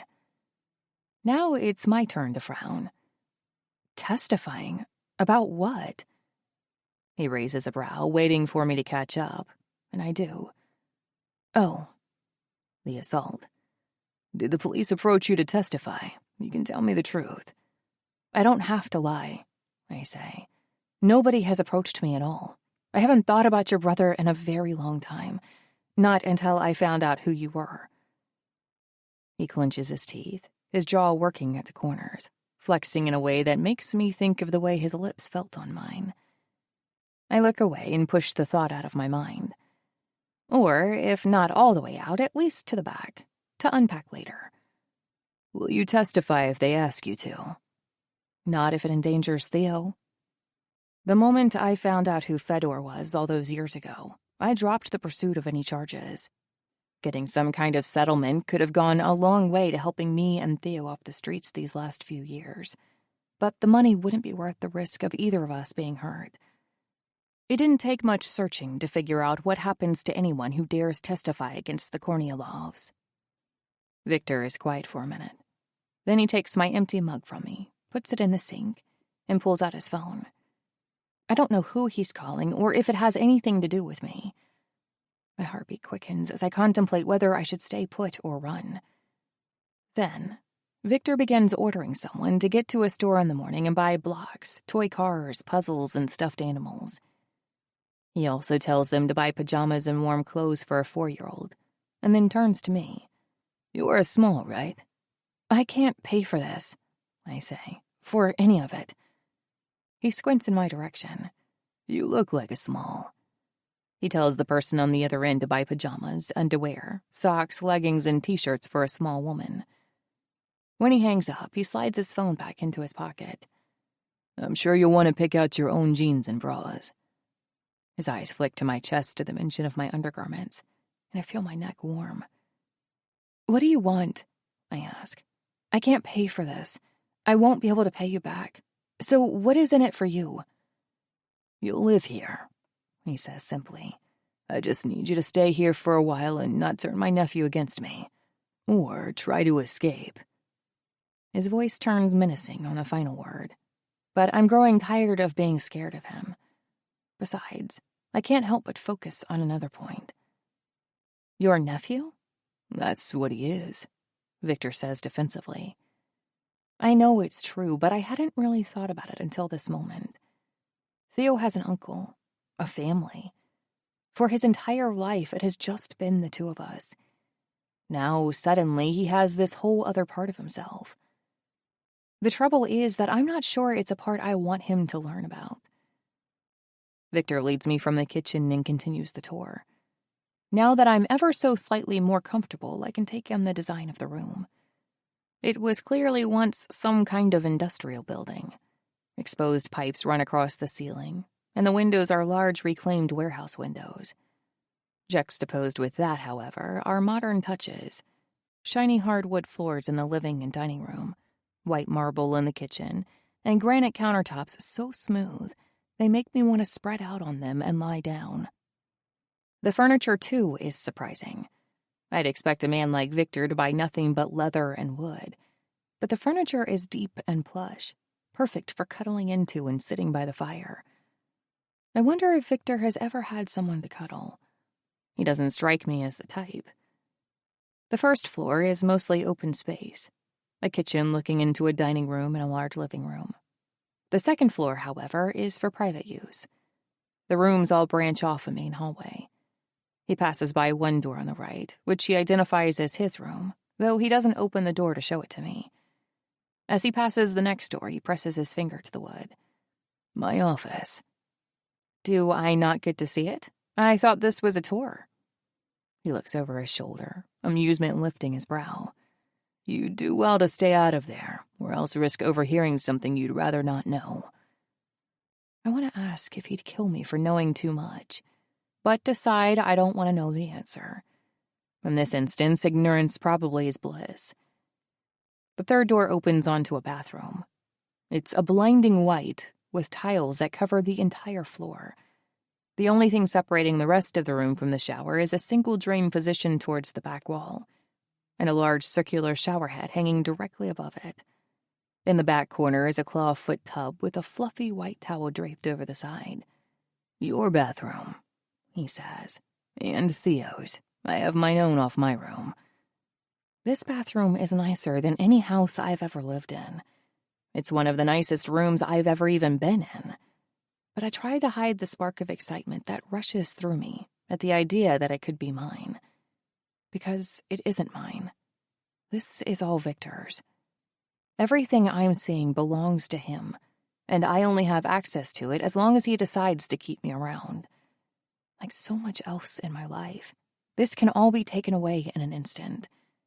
It would be to my benefit not to forget that. Before opening the next door, Viktor holds a finger to his lips, and I only understand his meaning when I see a small shape in the middle of a large bed. Theo is lying on his side, facing us. His mouth is open, his tiny body rising and falling with the deep, innocent sleep of a little kid. He looks perfectly at home in the room. The walls are a bright blue with navy blue curtains and cream-colored carpet. It's a room nicer than I ever would have imagined for him. A room nicer than anything I could ever give him.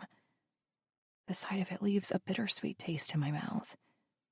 I'm so grateful he's comfortable and sleeping, and so sad that this isn't the life I've given him. Viktor pulls the door closed. That will be his room since it's right next to yours. Without pausing, he moves to the next door and pushes it open. I stand in the doorway, too stunned to move, only stepping inside when Viktor presses a hand into the middle of my back. Make yourself at home. Feel free to rearrange the furniture or redecorate however you want. I never use this room, so I really don't care. The room is perfect. I don't say so out loud, but it is. Absolutely perfect. The walls are concrete, with a built-in wooden headboard, stretching from floor to ceiling behind the bed.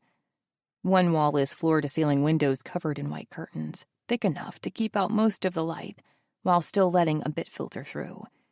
It makes the room look like it's bathed in starlight. The bed is covered in a light gray comforter with more pillows than I even know what to do with. A white throw blanket is thrown over the end of the bed, casually, but also purposefully, like it was staged for an interior design magazine photo shoot. The closet has glass doors that allow a view of the wooden shelving inside. Usually closets are closed away, hidden rooms to hide your junk. But here, the closet is another feature of the room. It's beautiful. Metal pipes hold up the shelves, and light comes from above each of the shelves, as though putting the clothes inside on display like they're works of art. I don't have nice enough clothes to showcase like that. The clothes are mine right now, Viktor says, seeing where my gaze has landed. I'll get rid of them tomorrow and have your things put in there. For now, you can borrow whatever you want to sleep in. It will probably be too big on you, but... I look over when he stops talking and realize his eyes are trailing down my body. He swallows and looks away. I'm sure you'll make do. Make do? I almost laugh at the absurdity of the idea that anyone would ever make do in a room like this. I've made do at the shelter and the gym showers.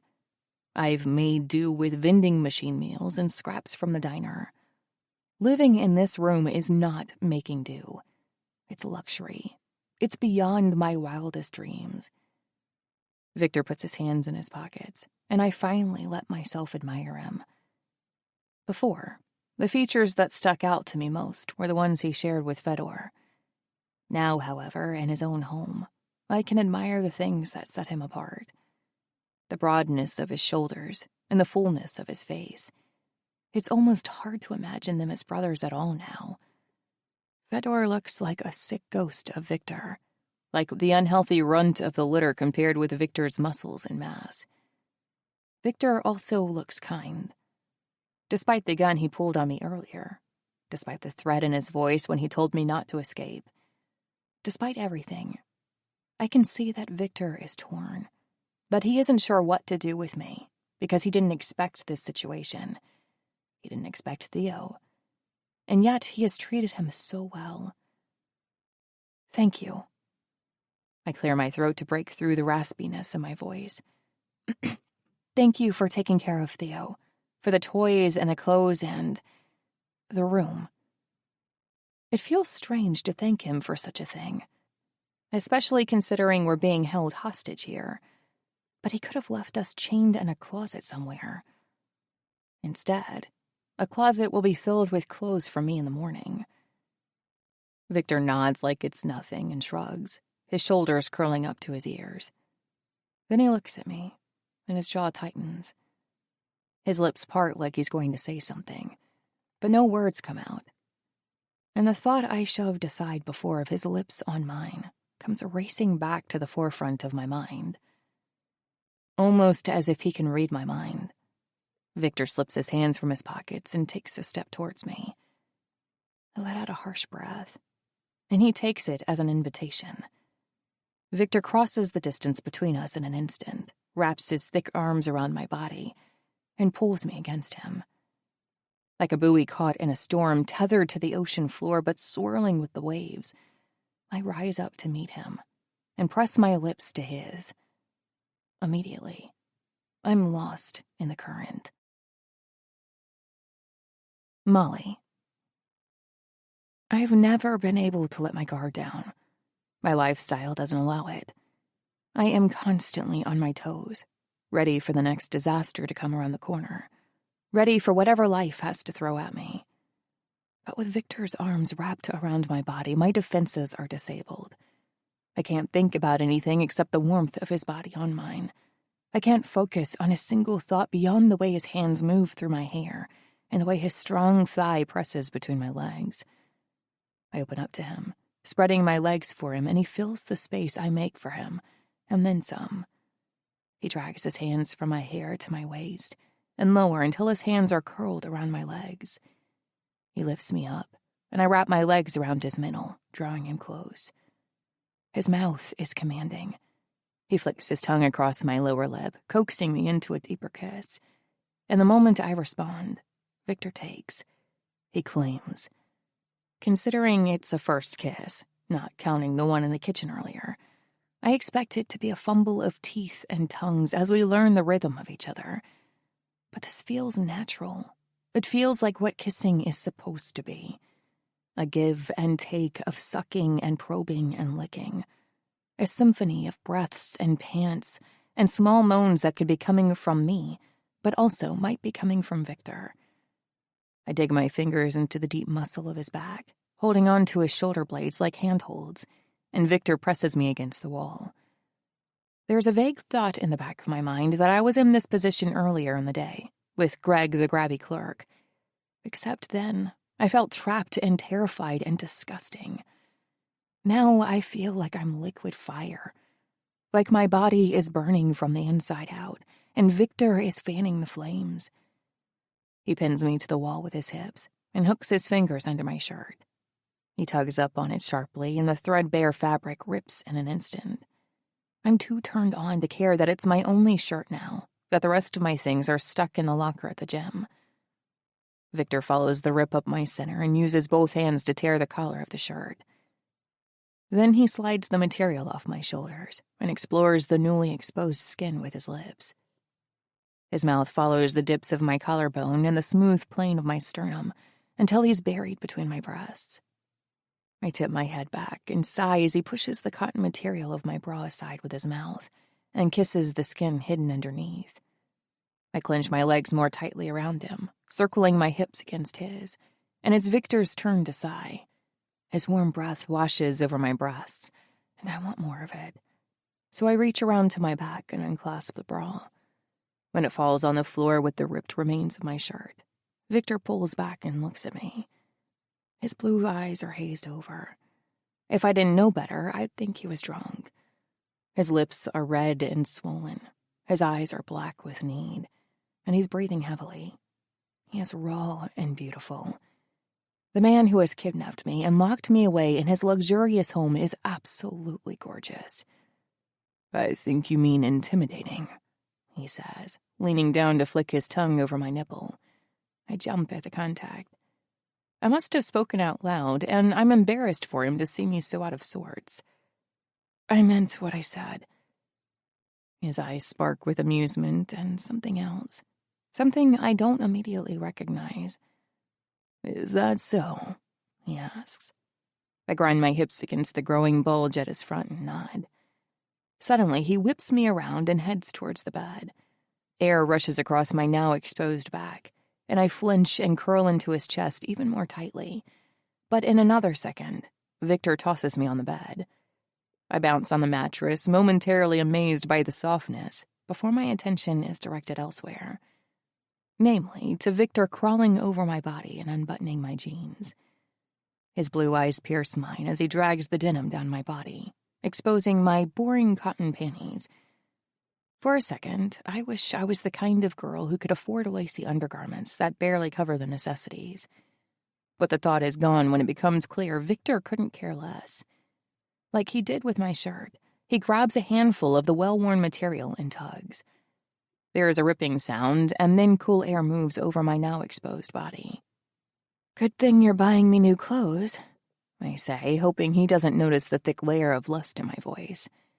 His hands start at my ankles and press upwards over my knees and my thighs.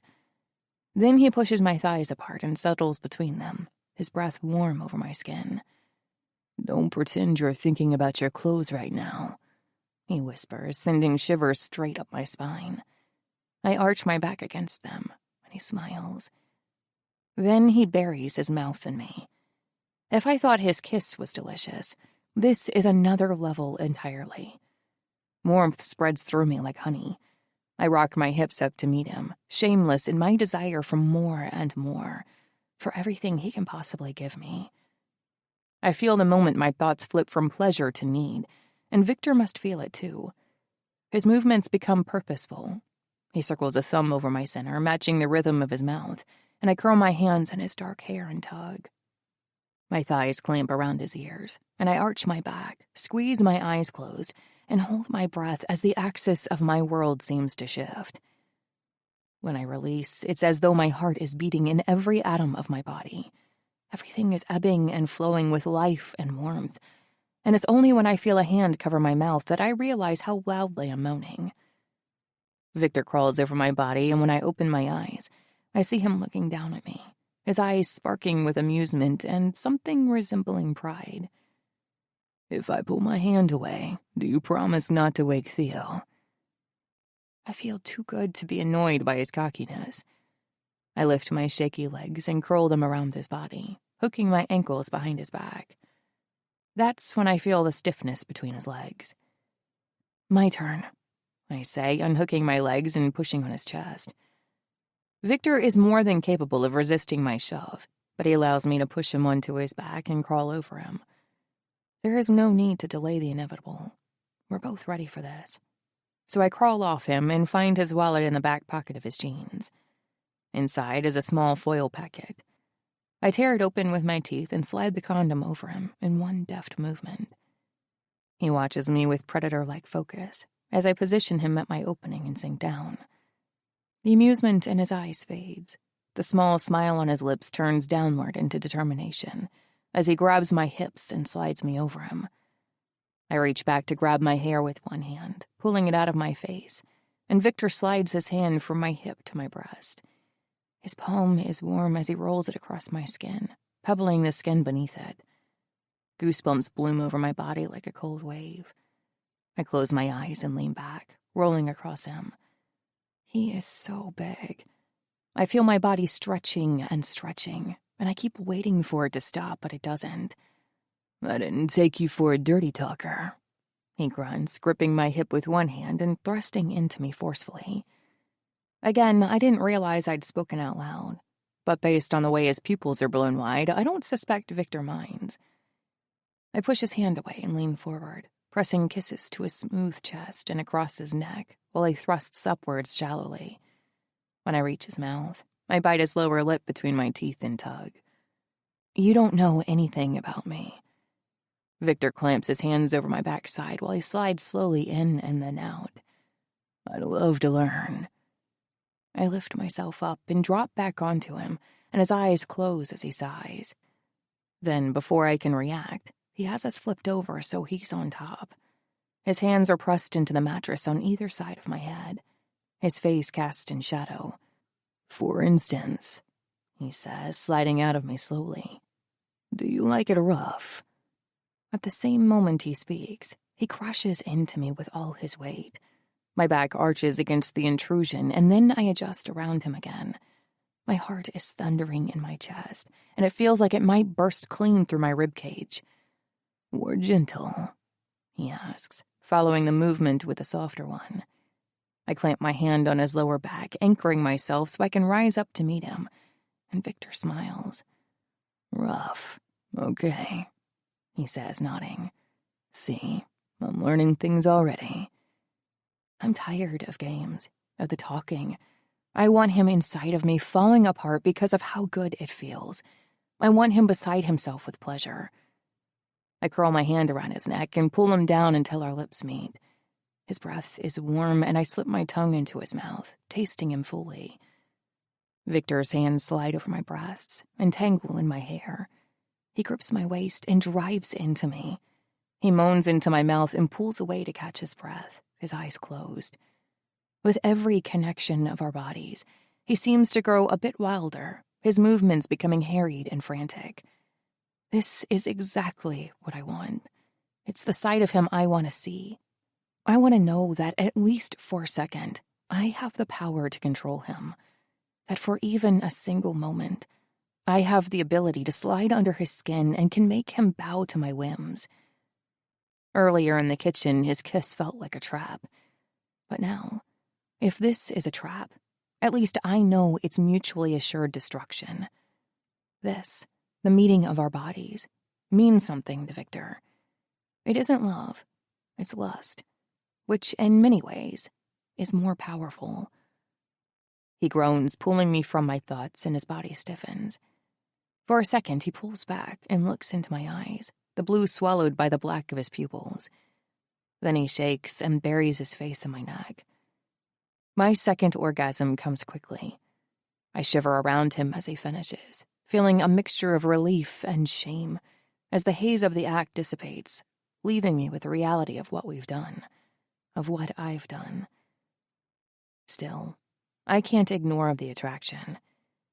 Even as Viktor pulls away and slips his clothes back on, I watch the move of his muscles beneath his skin, the way his abs flex and clench as he pulls his shirt back on.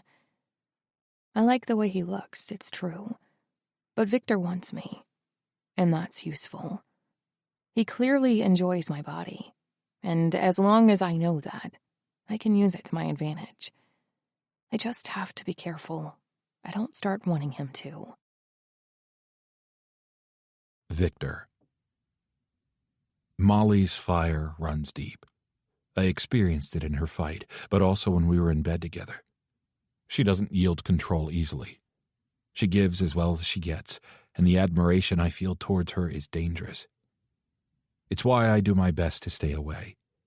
I plan to stay around the apartment for the first few days, to be present in case Molly tried to make an escape or in case she had any questions. But now I regret that decision. The clothes the guard brought for her are killer. He told me he deferred to the knowledge of the saleswoman to pick things out, and she clearly had a preference for cleavage and lace.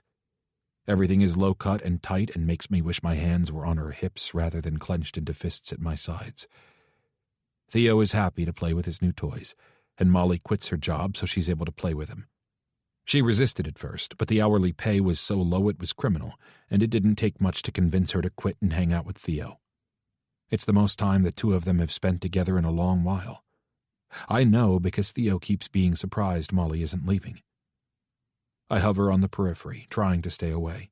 Molly seems fine with the arrangement and doesn't make any attempt to talk to me other than polite conversation at the few meals we share together. Otherwise, I stay in my office and focus on work.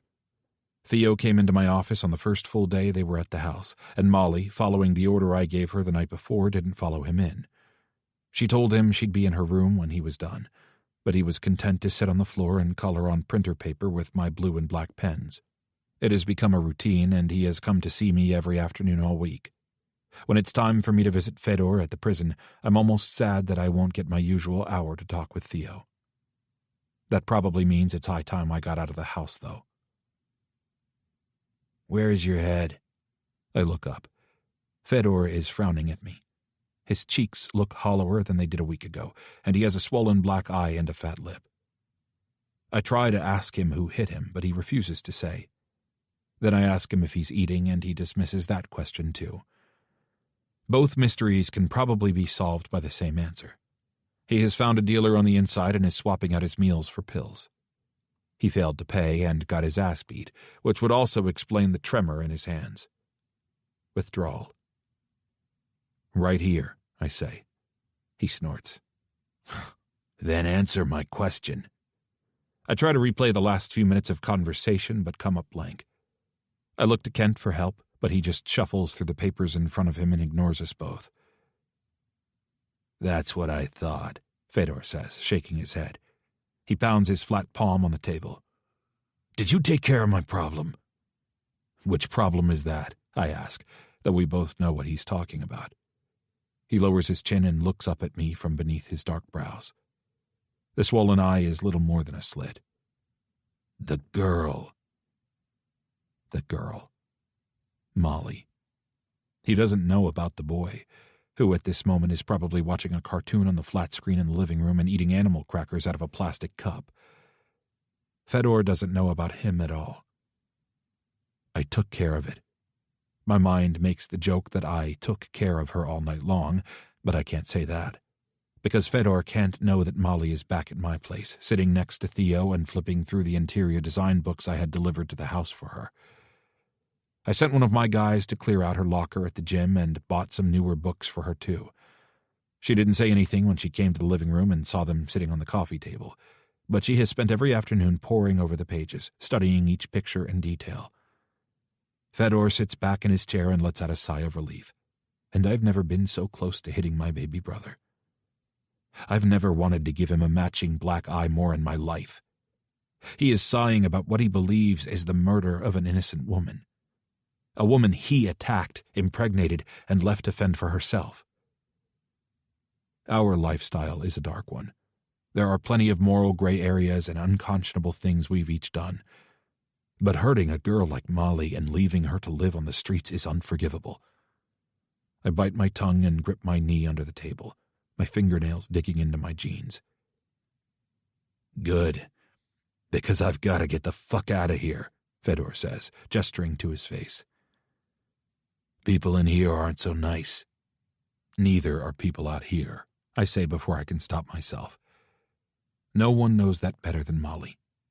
"Yeah, but out there, I'm one of the not-so-nice people. That makes it a lot more fun." Fedor is joking, but I can barely muster a smile. On the way home, I keep reflecting on the conversation. Fedor is locked up and can't hurt Molly and Theo, but that doesn't make them safe, especially now that they're connected to me.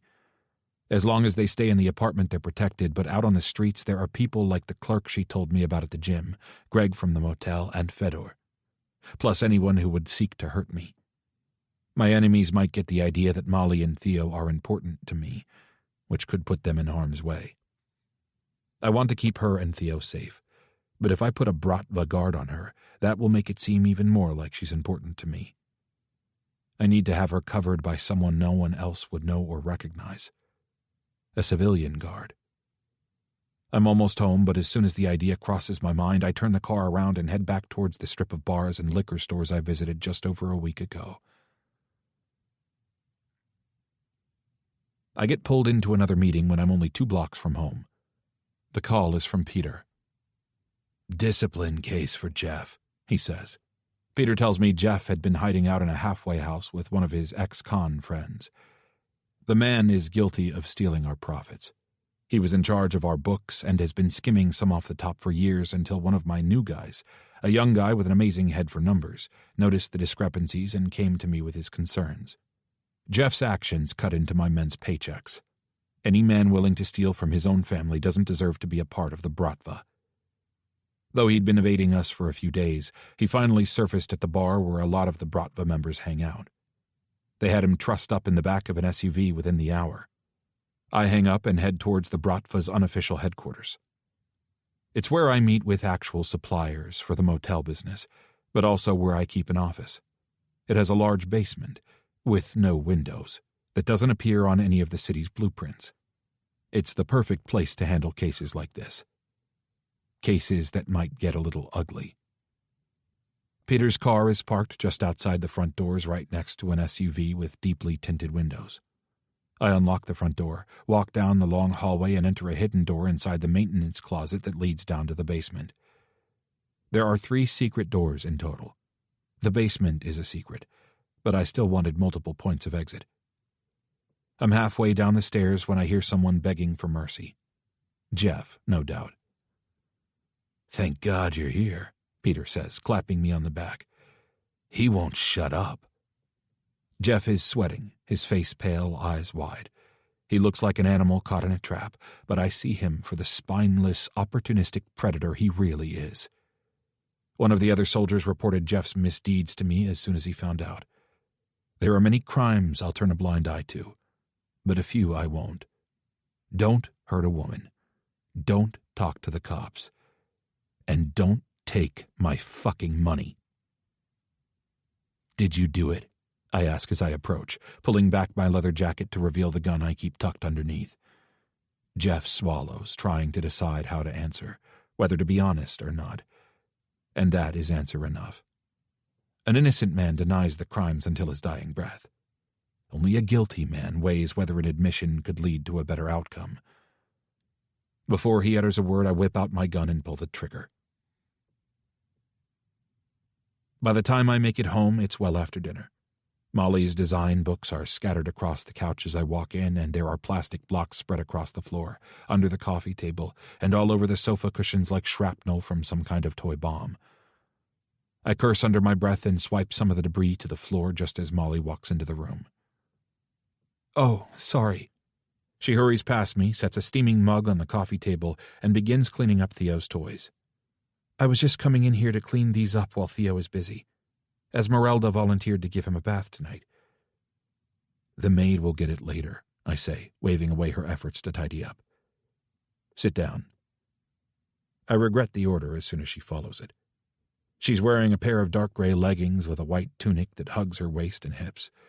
The neck scoops low across her chest, revealing a lacy maroon material that must be one of the new bras I paid for. I should have instructed she be clothed in oversized sweats. Maybe I can get an extra jumpsuit from the prison next time I'm there. Though Molly might even make orange look good.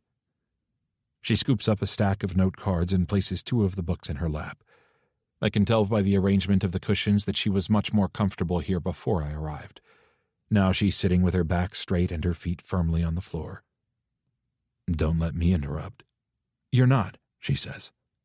"I mean, I wasn't doing anything, just reading." "And taking notes, apparently." I nod to the note cards. She chews on her lower lip. "A bit.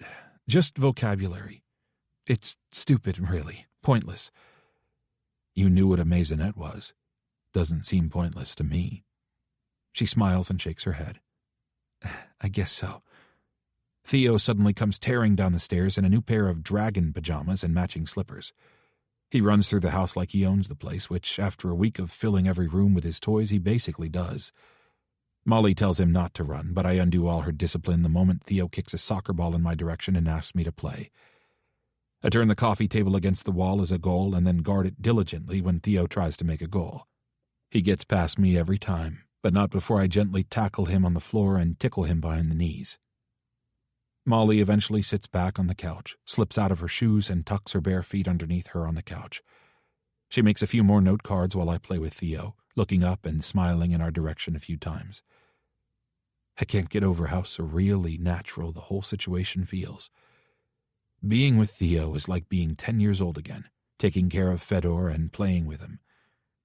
It feels like just yesterday I was building blanket forts in the living room and making him macaroni and cheese on the stove. And looking up at Molly. It's unlike anything I've ever experienced. I've only known her a week, but it feels like she has always been smiling up at me from the couch. It feels like we have always shared this space, like she has always been with me. But she hasn't been, and she won't be for much longer, I remind myself. This arrangement has an expiration date. I just don't know when it is. When Theo goes to kick the ball in the goal, he catches it with his heel on the wind-up and ends up kicking it down the hallway. He chases after it, and I take the opportunity to watch Molly. I think maybe she needs the reminder that this arrangement isn't permanent, too. She looks far too comfortable on my couch.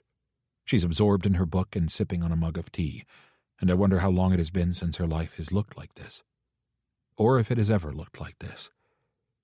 She must feel my gaze on her because she looks up from her book suddenly, her eyes searching until they land on me.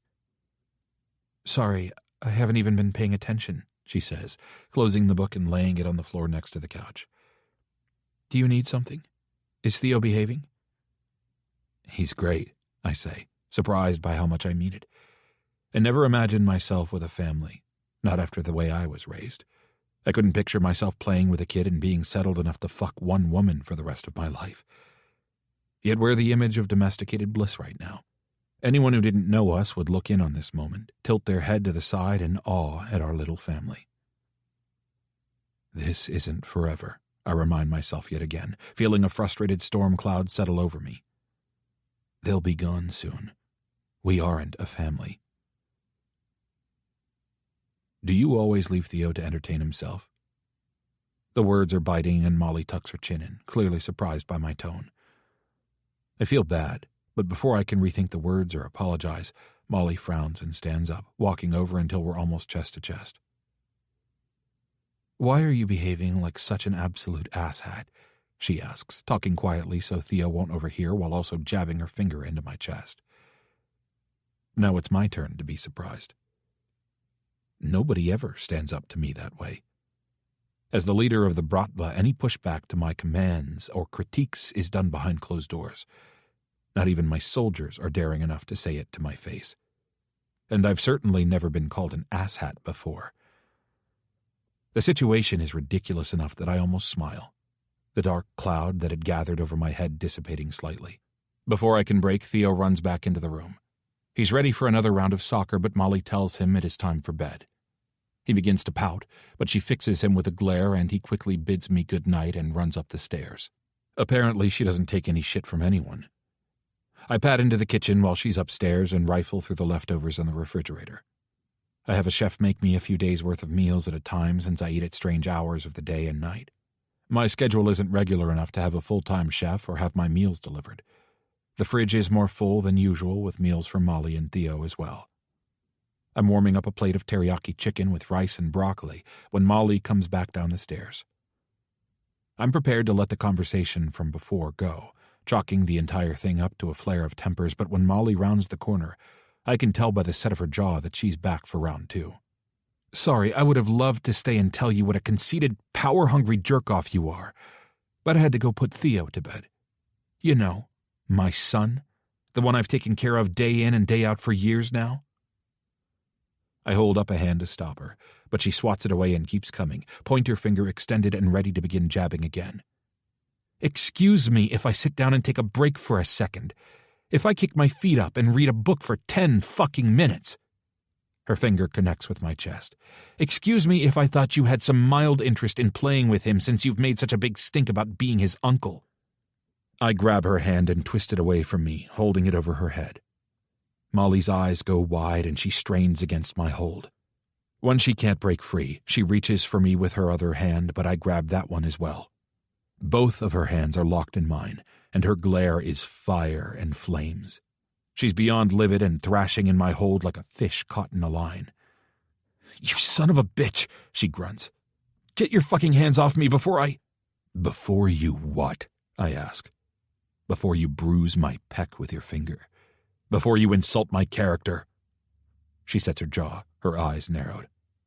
"I'll do worse than that." I raise a brow in challenge. Then I release her hands and step back. "Go ahead. I'd like to see it." Truly, I would.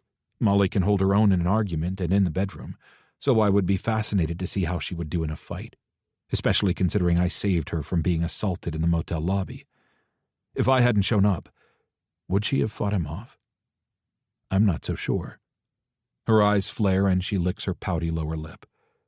"No, you wouldn't. You just want me to fight back so you'll have an excuse for killing me." I don't say anything because her logic is so far removed from my current train of thought that it takes me a second to switch gears. "Exactly what I thought," she says, stepping towards me, her socked foot brushing against my shoe. "Well, I'm not going to make it that easy for you." I snort. "What a surprise. Up until this point, you've cooperated so well." "Bastard," she growls. I take a deep breath and put my hands on my hips. In the process, the front of my jacket pulls back slightly, revealing the gun on my hip. Molly doesn't miss this fact. She glances down at it and fear sparks in her eyes. Just for a moment. Molly has no idea how much my plans have shifted. She has no inkling of the inner turmoil I've been going through trying to decide what in the fuck I'm going to do with her. I suppose that once you threaten someone's life, they can never fully relinquish the possibility that you may one day do what you said you would, even when it no longer seems possible. In fact, it seems ludicrous now that I've ever been able to even entertain the idea. I can't kill her now, and I think she knows that. But part of her will always fear it. "You wouldn't know how to fight without your gun," she says softly, taking a step back. "It's the only reason you were able to get me in your car. If it hadn't been for your gun and your guards, Theo and I would still be free. They'd still be on the streets, cold and shoeless, but I don't mention that. You don't think I could handle you on my own?" She shakes her head. Holding her gaze, I slip my gun from my hip, not missing Molly's nervous swallow, and place it in the drawer behind me. "Do you want to test that theory?" I ask. Molly doesn't answer. She just stares up at me with her golden eyes blazing and her mouth puckered. She dares me to touch her by just existing, by wearing infuriatingly tight clothes and having infuriatingly soft hair and being flat out infuriating. When I move towards her, she flinches like she wants to round the island and put a countertop of space between us, but my hand catches her hip before she can. My fingers slip beneath the material of her top and graze the soft skin just above her leggings. The touch is soft, delicate, but this feels like a war between us. Will she push me away or raise the white flag? I take more ground, sliding my hand up her waist and around to her back where I find the clasp of her bra. She stands still, breathing heavily, as I unhook it with one hand. Molly lifts her arms when I grab the bottom of her shirt and pull it over her head, but otherwise, she stays perfectly still.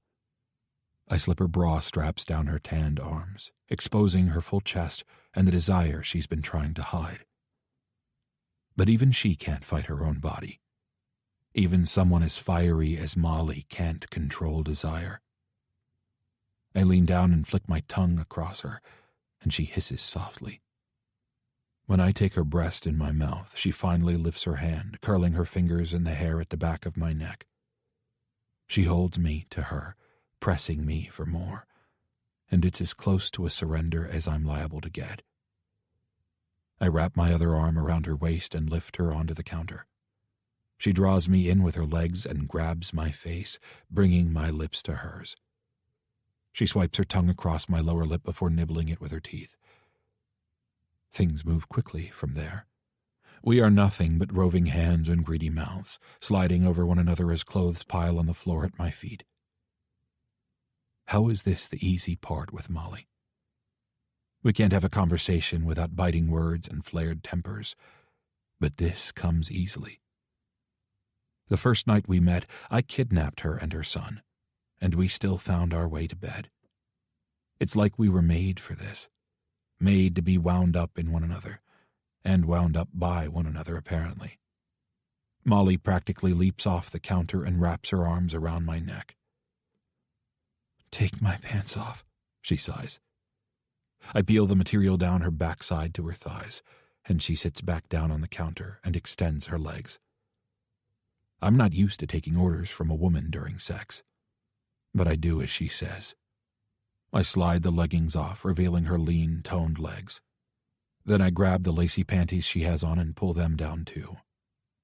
While I'm admiring her soft skin and the warmth of her thighs, Molly unbuttons my jeans and, with little to no fanfare, pulls me free of my boxers. I gasp when her hand wraps around me and stand there dumb as she pulls my wallet from my back pocket and slips the condom out. "You replenished your supply after last time," she says, her eyes making some kind of assessment that I'm far too turned on to understand. I put a new condom in my wallet the very night we used the previous one. Even as I told myself I had to stay away from her, I was planning to fuck Molly again. Who am I becoming? She rolls it onto my length with deft fingers and slides her naked body to the very edge of the counter. This started as a fight, but neither of us is resisting anymore. I slide into her in one movement, all the way to the hilt. Molly throws her head back and moans, wrapping her legs around my back and hooking her ankles. It's fast and hard, the sound of our bodies meeting echoing off the marble floor. I still have staff in the house, guards nearby who are probably listening in, but I can't be bothered. Certainly not enough to pull out of Molly and walk upstairs. No. As much as I hate to admit it, I want this, and I have no idea what that means. I press my face into the soft crook of her neck and breathe in the sunshine scent of her. I bite the muscle there, nipping at her gently with bared teeth like the domesticated animal I am, pretending to be something more, pretending there is a chance I'll still hurt her, pretending this encounter doesn't mean something much more than sex. I've had a lot of sex with a lot of women. It's not a fact I'm ashamed of, but it means I know what meaningless sex feels like. I know what fucking someone for the sheer pleasure of getting my rocks off feels like. And being inside Molly isn't anything like that. When we part, her legs still shaking from her orgasm, my body shining with sweat, I don't feel relief. The fire inside of me seems to burn brighter. I want to tuck her under my arm and carry her naked up the stairs. I want to throw her down on my bed and pin her there with my body. But I don't. I can't. Molly pulls on her clothes and pads quietly up the stairs to check on Theo, and I go back to warming up my dinner, which has since gone cold in the microwave. I eat robotically, shoveling food in to replenish my energy, barely tasting it at all, unable to focus on anything except the nagging feeling that I've gotten myself into a huge mess, and I have no fucking idea how to get out. Molly. Weeks pass, and I start to forget this arrangement began as imprisonment. Even at the very start, it felt like being in a luxury prison, like the places where they send the rich and famous when they neglect to pay their taxes. I can't really call it a prison when I spend an hour each evening soaking in a clawfoot tub with a glass of wine. And as the days pass, it feels more and more like home. The word holds such mixed feelings for me. Even as a kid, my home was tainted, discolored by the fighting of my parents, by being placed in the middle of their arguments and used as a threat. They were constantly telling one another that they would never see me again if, fill in condition here. After a while, I was surprised the threats worked at all, since neither of them seemed to want me around even when I was. So maybe I just don't know what a home feels like. Maybe I can never know because I've never had it. But being at Victor's house feels comfortable. There's food in the refrigerator, clothes in my closet, and toys for Theo. When Victor comes home for the day, he lies on the floor with Theo and plays games. Then, when Theo goes to bed, Victor finds me. Usually in my room, sometimes in the kitchen. Never in Victor's room or his office. I still don't go in those rooms. Mixing that part of his life with what we have feels dangerous, and I don't want to break the illusion. Because that's what it is, isn't it? An illusion. I like to think otherwise, especially when Victor is biting my neck and swirling his tongue over all the sensitive places of my body. When he's breathing between my legs and pushing into me, I like to think this could be forever. I like to think that I won't ever have to stand in line at the shelter again, or deal with men trying to take advantage of my circumstances. When Victor is hovering over me, wrapping me in the woodsy smell of him, I let myself believe that this could be the beginning of my new life. But it can't be. Victor said as much. This is temporary. So I decide to take advantage of it for as long as I can. I relax and eat my fill and enjoy the hard lines of Victor's body without guilt. I take solace in his warmth and the comfort he has provided for me and my son, and vow not to waste a second. Victor brings in a nanny to take care of Theo part-time. The first time she came to take him to the park, I almost couldn't let him go. What if she didn't bring him back? What if it was a trick? But I pushed through my fear and let him go, pacing the living room until he returned safely 90 minutes later. Since then, I've eased up slightly, growing more comfortable with our arrangement, trusting that Victor isn't trying to steal Theo away and discard me like trash. So when Theo is busy with the nanny, I read through the interior design books that keep appearing in the living room. I know Victor is behind it, but we don't discuss it. I'm afraid it will stop if I do. I take notes and learn and try not to get lost in the pangs of sadness that overwhelm me when I think about what my life could have been if I'd gone to school and earned my degree. I could have a job as a designer. I wouldn't live in a house like this one, but I could be paid to design them, and that would be more than enough for me. Though I also wouldn't have Theo. And that has always been the saving grace, the thing that brings me back from the edge of despair again and again. I would never trade a single minute with him for a degree or a job or a house. He is worth everything I've had to give up, though sometimes I wish I hadn't been forced to choose. I wish I could have both. After we'd been living with Victor for 2 weeks, he introduced me to his interior designer, a middle-aged woman with a sharp white bob haircut and dark-framed glasses. "I thought Theo deserved a proper room," Victor said. "But he has a bedroom." His bedroom is large, with a full-sized bed and a walk-in closet full of clothes and toys. The designer clicked her tongue and shook her head. "A bed doesn't make it a bedroom, just as hair doesn't make it a hairstyle. Artistry makes the difference." She spoke in a clipped way, like she was in a hurry. But when she got to Theo's room, she took her time marking down the dimensions. She stood in the doorway and sketched out her ideas, with an authoritative finger wagging through the air, outlining invisible furniture and lights I couldn't see. "You're the mother." It was a statement, not a question. "Yes," I said, stepping forward, hands folded behind my back. "Then you'll help me." Again, not a question. So I did. And ever since, I have been. I eat up every second of time I spend with Matilda, not wasting a single second. I want to learn as much as I possibly can from her, hoping the experience will help me become a designer myself one day. The room is nearly finished now. I replaced the full-size bed with a more manageable twin, giving Theo room to play with blocks and puzzles in the middle of the room on a short orange and yellow rug.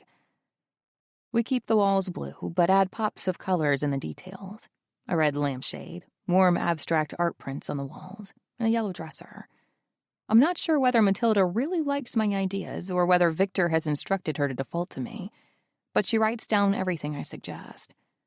I mention the idea of building a small hideaway in the corner of the room, a kind of clubhouse with a child-sized door and separate lighting inside, and she makes it happen.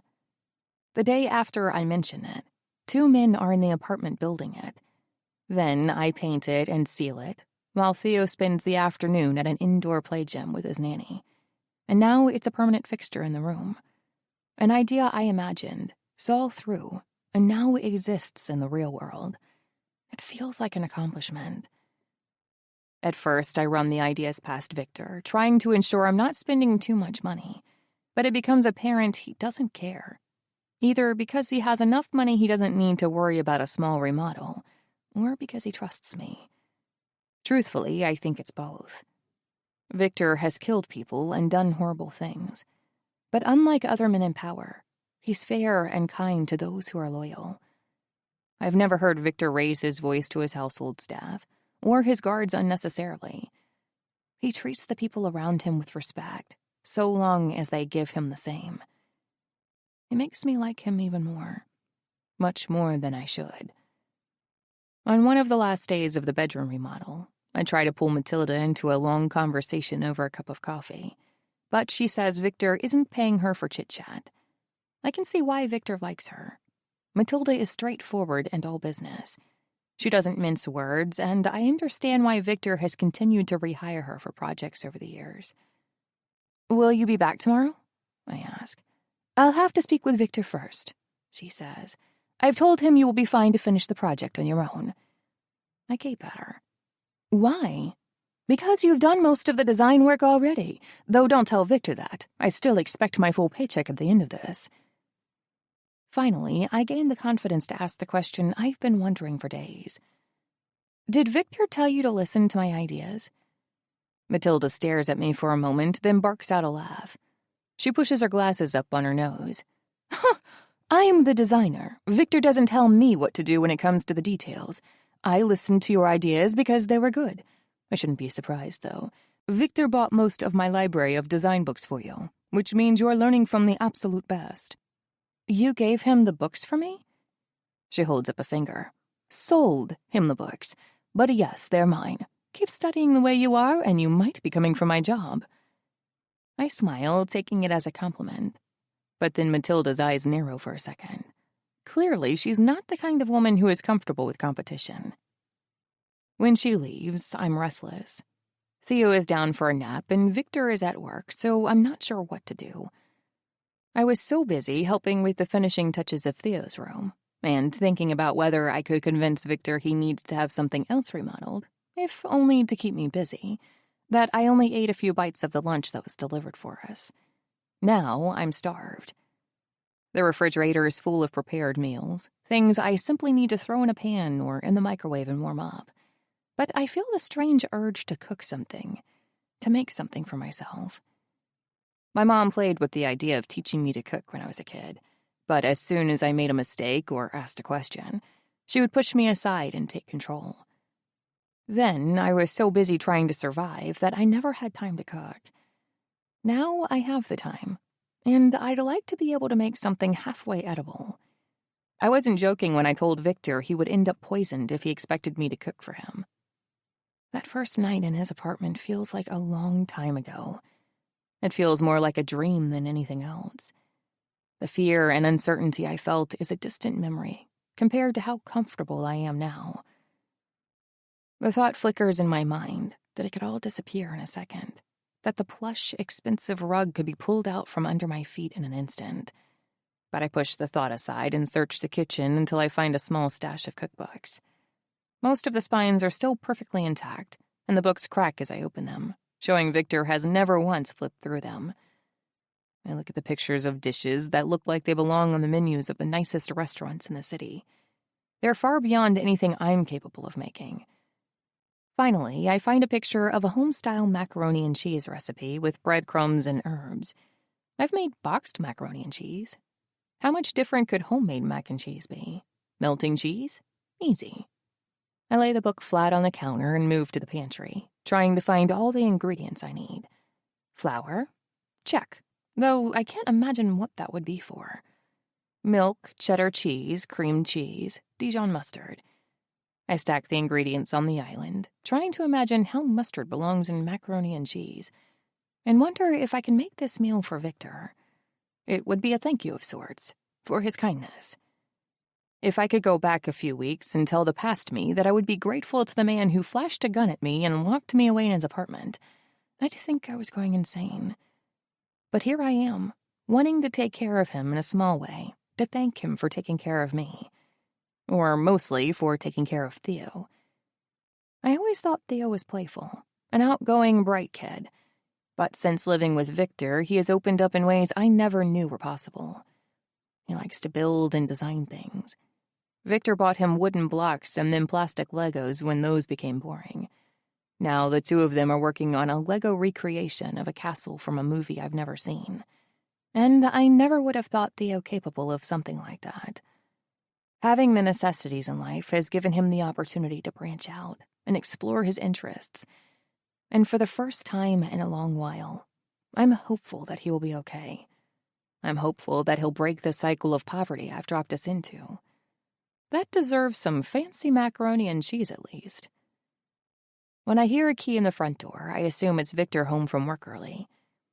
Thoughts of food disappear when I realize he's home. Theo is sleeping, and I'm feeling especially warm towards him at the moment. Perhaps we could swipe the food onto the floor and make use of the counter, the way we have several times before. Warmth pools in my abdomen, and I have to bite back a smile as I pour him the last bit of coffee left over from the cup I shared with the designer earlier. Apparently, I like fancy coffee now. Viktor taught me how to use the grinder and the Chemex, and while I still can't drink it black like he can, I don't need much more than a pinch of sugar and a glug of milk to make it drinkable. Then I grab the mug and pad barefoot across the marble floor to greet him. Because I was working with the designer, I opted for one of my more modest outfits, a pair of skinny jeans with a cream knit sweater. But the neckline still cuts low enough that I know Viktor will notice. He is a boob guy, after all. When I turn the corner, however, Viktor is already there. I hold the cup away from me to avoid the coffee splashing over the rim of the cup and yelp in surprise. I didn't hear you. I gasp, laughing at my own clumsiness. I was bringing you coffee, but I hope you like licking it off the floor. But then I make eye contact with him and freeze. Excuse me? I can't respond. My words are trapped in my throat. My free hand is pressed to my chest, and I stare at the face of the man who is not Viktor. It's Fedor. Viktor. The man is pale and growing paler by the second at my feet, his blood pooling around his head. The gun is still warm when I tuck it into the waistband of my jeans, and when I turn around, my men are gathered and waiting in a semicircle. I swore to them all when I took over for my father that I would not execute any one of them without a witness. I didn't want them to distrust me, to think I would kill them for minor offenses without any group oversight. They all seem pleased with the outcome. Still, the idea nags at the back of my mind that they are unhappy with my performance, that they don't trust me. These aren't just my insecurities talking. Peter has told me there are whispers of discontent. Those whispers are growing louder now that I've been spending more time at home. They all just think I'm growing lazy. Only a few choice people know about Molly and Theo, and if word gets out, those people know they'll be killed first for telling my secrets. With Molly and Theo waiting for me at home, my work and home life have never felt more different. I'm the same person at work and at home. But here I kill men who betray me, while at home I build Lego castles and play soccer in the living room. How can both be me? If any of you feel you are not being fairly paid, you are free to speak to me, I say, my voice echoing around the concrete basement. But if you are caught stealing from me, this is the fate that awaits you. A few of the men grunt in approval. I will not show mercy for anyone willing to cross our family, for anyone willing to lie to us for their own gain. Molly's face looms in my mind. I lied to Fedor about her every week for a month. He thinks she's dead. Not only is she not dead, she's remodeling a guest room in my fucking house. If she asked, I'd let her remodel the whole damn house. Dispose of the body, I say, nodding to two younger soldiers near the far edge of the group. The cluster of men begins to break up, some of them leaving to take care of other work, others chipping in to help with mopping and wrapping the body in a tarp. I turn to Peter and call him over to me. I want a full review of our finances, I say. Assign a few men you trust to make sure everyone is receiving pay equal to their status and seniority. If they aren't, have them run it past me and then fix it. Peter nods and turns to leave, but I stop him. I need you to be ready to leave with me in 5. I haven't told Peter where we're going, but he nods in agreement and hurries towards the business offices upstairs to carry out my orders. I want my men to fear my wrath, but I also want them to be happy. Unhappy soldiers who feel they aren't valued turn against you, and I can't afford that. Not now. Not when I'm trying to take care of my brother and his illegitimate offspring and Molly. My plate is fuller than ever before, and I need my men to trust me. I need them to believe I'm doing my best to take care of them, even if I'm doing it in a way different from my father. The Mazeos, Peter asks from the passenger seat. Why don't I know about this? Because I didn't want you to know, I say simply. He nods in understanding. I didn't want to make the announcement that 2 of our men broke rank and attacked rival soldiers the same week another man was stealing from me, I admitted. I will announce it once I've settled things with Mario and his son and have decided on a punishment. Until then, I don't want their insubordination to give anyone else ideas. Good idea, Peter says. I sense he wants to say more, but he's hesitant. What? Nothing, he says. But when I look at him out of the corner of my eyes, one eyebrow raised, he sighs. You've been absent a lot. No one has seen you at the bar in a few weeks. They think your priorities are slipping. Today should show them that they aren't. There is more to being their leader than discipline, Peter says nervously. They fear you, but they need to respect you and like you. That happens over a beer. I know I should get out more, but the only reason I used to meet up with the men at the bars was to find a woman to spend the night with. Now I don't need that. I have Molly. I shake my head. I don't have Molly. If anything, she has me.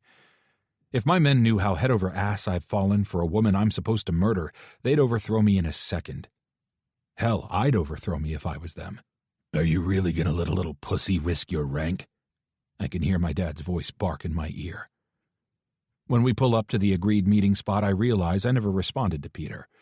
We drove the last few minutes in silence, and now there are more important matters at hand. Mario and Rio Mazzeo have control of a small section of the city. Business between our families has always been tense, but respectful, and now some of my men have threatened that fragile coexistence. I've all but wiped out any real competition we had in the city, and now, rather than enjoying being on top, my soldiers are out starting fights with men from lesser families. Idiots. Leave your weapon, I tell Peter, motioning to the gun in his holster. He frowns at me, but I nod to let him know I'm serious. Mario will see it as a sign of trust between us. He's old school. Peter does as I say, but asks what we'll do if they pull a gun on us. I lean down and lift my pant leg, revealing a gun and a knife strapped to my calf. I'm not going in unarmed. Mario and Rio are like twins separated by 20 years. They have the same narrow shoulders, round middles, and thick heads of dark hair, though Mario's is graying around the temples and his face is considerably more creased. They stand shoulder to shoulder against a brick wall between 2 buildings in the industrial district. Their car is parked at the end of the alley, blocking entrance on one side. The windows are too tinted to see if they've brought anyone else with them. Victor, Mario says, nodding and holding out a hand. I stop moving towards him and hold out an arm to stop Peter as well. I don't want to get too close and be penned in should they decide taking me and my second-in-command out would be good retribution. I don't suspect the Mazeos would be so foolish. They know that even without a leader, my Bratva could bring them to their knees. Plus, we've built a tenuous peace over the years, and no one has benefited from that arrangement more than they have. Mario, I say, nodding to him and then his son. Rio, good to see you. Even under these circumstances, Mario says, running his tongue over his top teeth. Even under these circumstances, I echo. I was sorry to hear about the fighting between our men. Were you? Rio barks, leaning forward. His father silences him with a glare, and Rio leans back against the wall, though his eyes are narrowed at me. Peter lays a hand on his hip out of instinct before remembering his gun is in the car and dropping it to his side. I say coldly. My attention has been split several ways these last few weeks, and I admit that some of my men took their new freedom to extremes. I hope no one was hurt. Hospitalized, but not dead, Mario says with a shrug. Still, I thought it would be nice for us to get together. It has been a long time. The last time I met with the Mazeos, Fedor was at my side. Mario has never liked Fedor, and he has never sought to make that fact a secret. He believes in respect and order and law, even if he prefers to be the one making the law, and Fedor cares for none of those things. I agree. It's good we see one another face to face every now and again. Rio stands next to his father, looking like he'd rather be pummeling my face than looking at it. Mario clasps his hands in front of his round stomach and sighs. The story I'm being told is that your men walked into my territory and started a fight. They wanted to cause a war. Now, Mario, I say with a shrug, a fight and a war are very different things. I don't think my men wanted. They wanted to hurt my men and give us reason to fight, he says, cutting me off. I press my lips together into a flat line, annoyed at his interruption, and wait for him to finish. If that's not the start of a war, then I don't know what is. Me declaring war is the start of a war, I say sharply. Those men acted foolishly and without permission. They do not represent the wishes of me or my Bratva. How will they be dealt with? Rio asks. That is for me to decide, I snap, pulling back my top lip in a snarl. I came here because I respect your family and wanted to tell you that our relationship is, in my opinion, as strong as ever. I hope you won't allow the actions of two men to change your good opinion of me. Good opinion is a stretch, and I can see that in Mario's face, even though he's more skilled at masking his emotions than his son. Assuming those men are dealt with, he says, lifting his chin and looking at me down the long hook of his nose. Then we can part as friends. That's great news. And I expect this won't be an issue for us moving forward. Nothing is an issue unless I say it is. And I say nothing is an issue. Are we clear? He nods stiffly. We have had few problems this last year. Since Fedor has been locked away, he means. But I do worry what will happen now. Now? I asked, not following. Well, with the release of your brother. I suspect that is why our attention has been divided. I frown in earnest now, drawing my brows together. I don't. Mario interrupts me again, only this time I don't mind as much. Mostly because I'm trying to wrap my mind around what he's saying. I know Fedor is your family, and I would never wish to speak ill of him, but even you must admit he's impulsive, Mario says.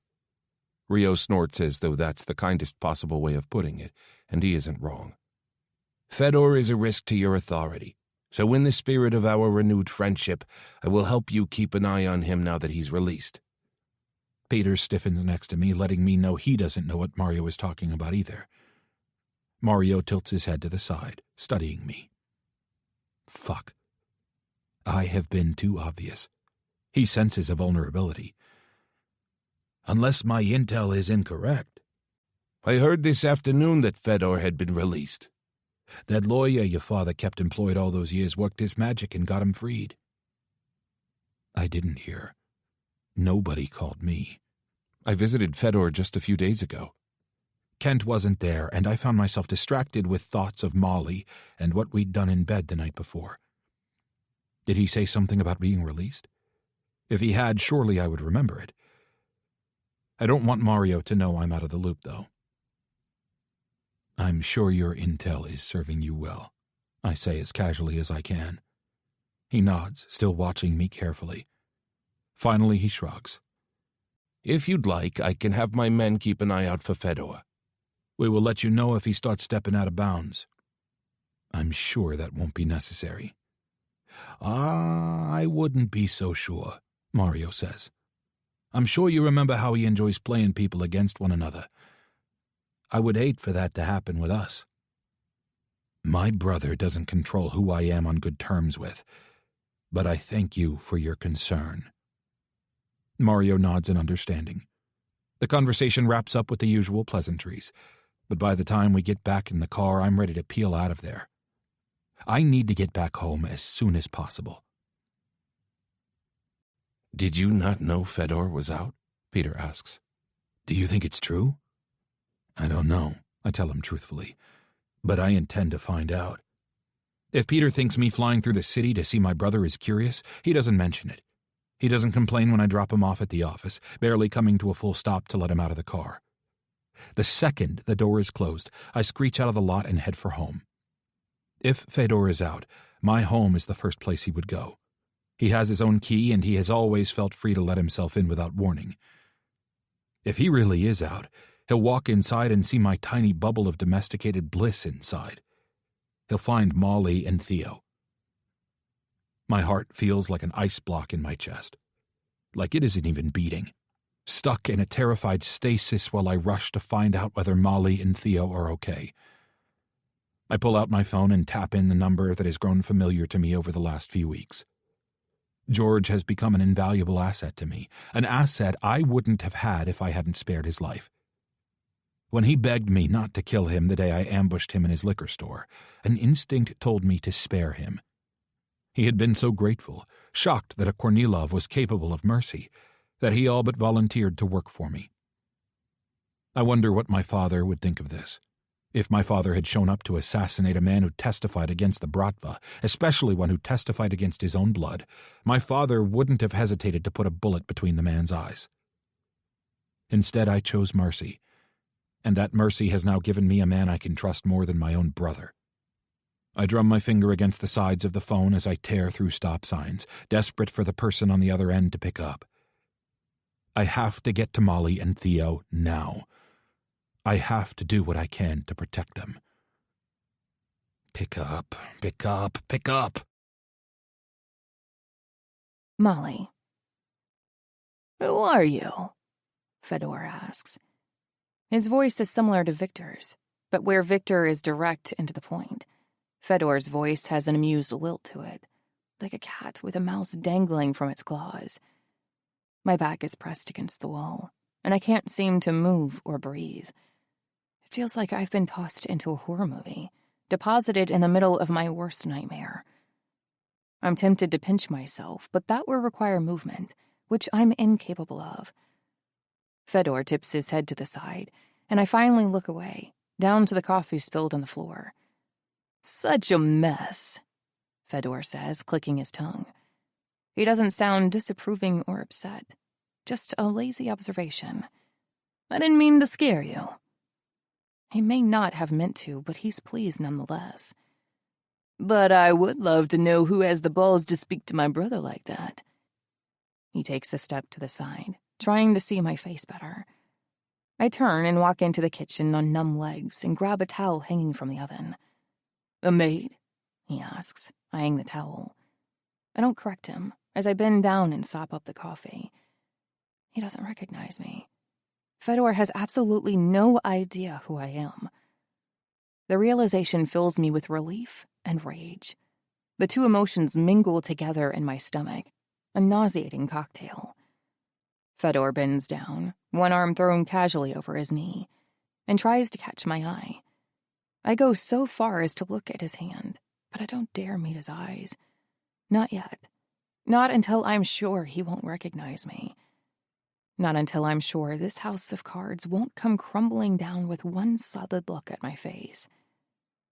He has letters and symbols scribbled in ink across the backs of his knuckles and hands. The tattoos disappear beneath the sleeve of his black-collared shirt. Viktor doesn't have any.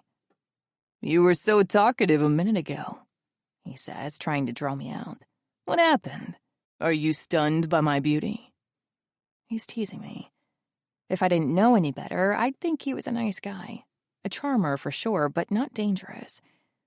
Fortunately, I know better. Surprised, I admit quietly. I was expecting Mr. Kornilov. You call him Viktor? He asks. I shrug and move back into the kitchen, desperate for the space the room provides. I can't stand in the narrow hallway with Fedor for another second. Sometimes. What is he doing here? If Viktor knew Fedor was getting out, I assume he would have told me. But then again, I don't know much of anything about Viktor's plans. I've been a bit too busy fucking him to ask any questions. Stupid, reckless, horny. I should have been plotting and planning. I shouldn't have allowed myself to become so comfortable in this house. Then the idea hits me that this could all be a trick. Maybe Viktor told Fedor everything. Maybe Fedor knows exactly who I am, and he's here to play with his food before he eats it. Maybe Viktor is just outside the door, laughing, waiting until he can come in and they can both reveal the truth and finally get rid of me. But does Fedor even want Theo? From the little I know about him, he doesn't seem like the fatherly type. I would have said the same about Viktor, however, and he has proven me wrong. Theo loves Viktor. Call me Fedor, he says, shoving his hands in his pockets and slouching down into a comfortable stance. I taken my brother isn't around then. He's out. The words are a little more than a rasp. I wish Viktor was here, even if he's in on the scheme.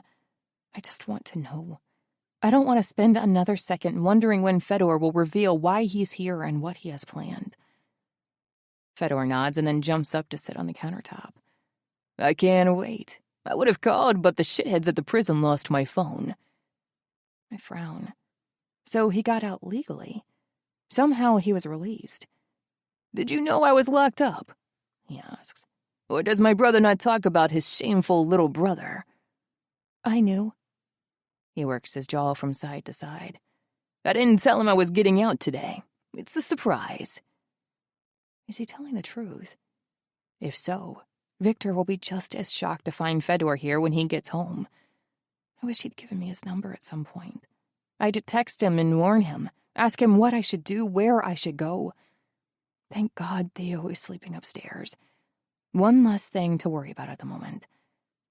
He may not be home for a few hours, I say, checking the clock over the stove.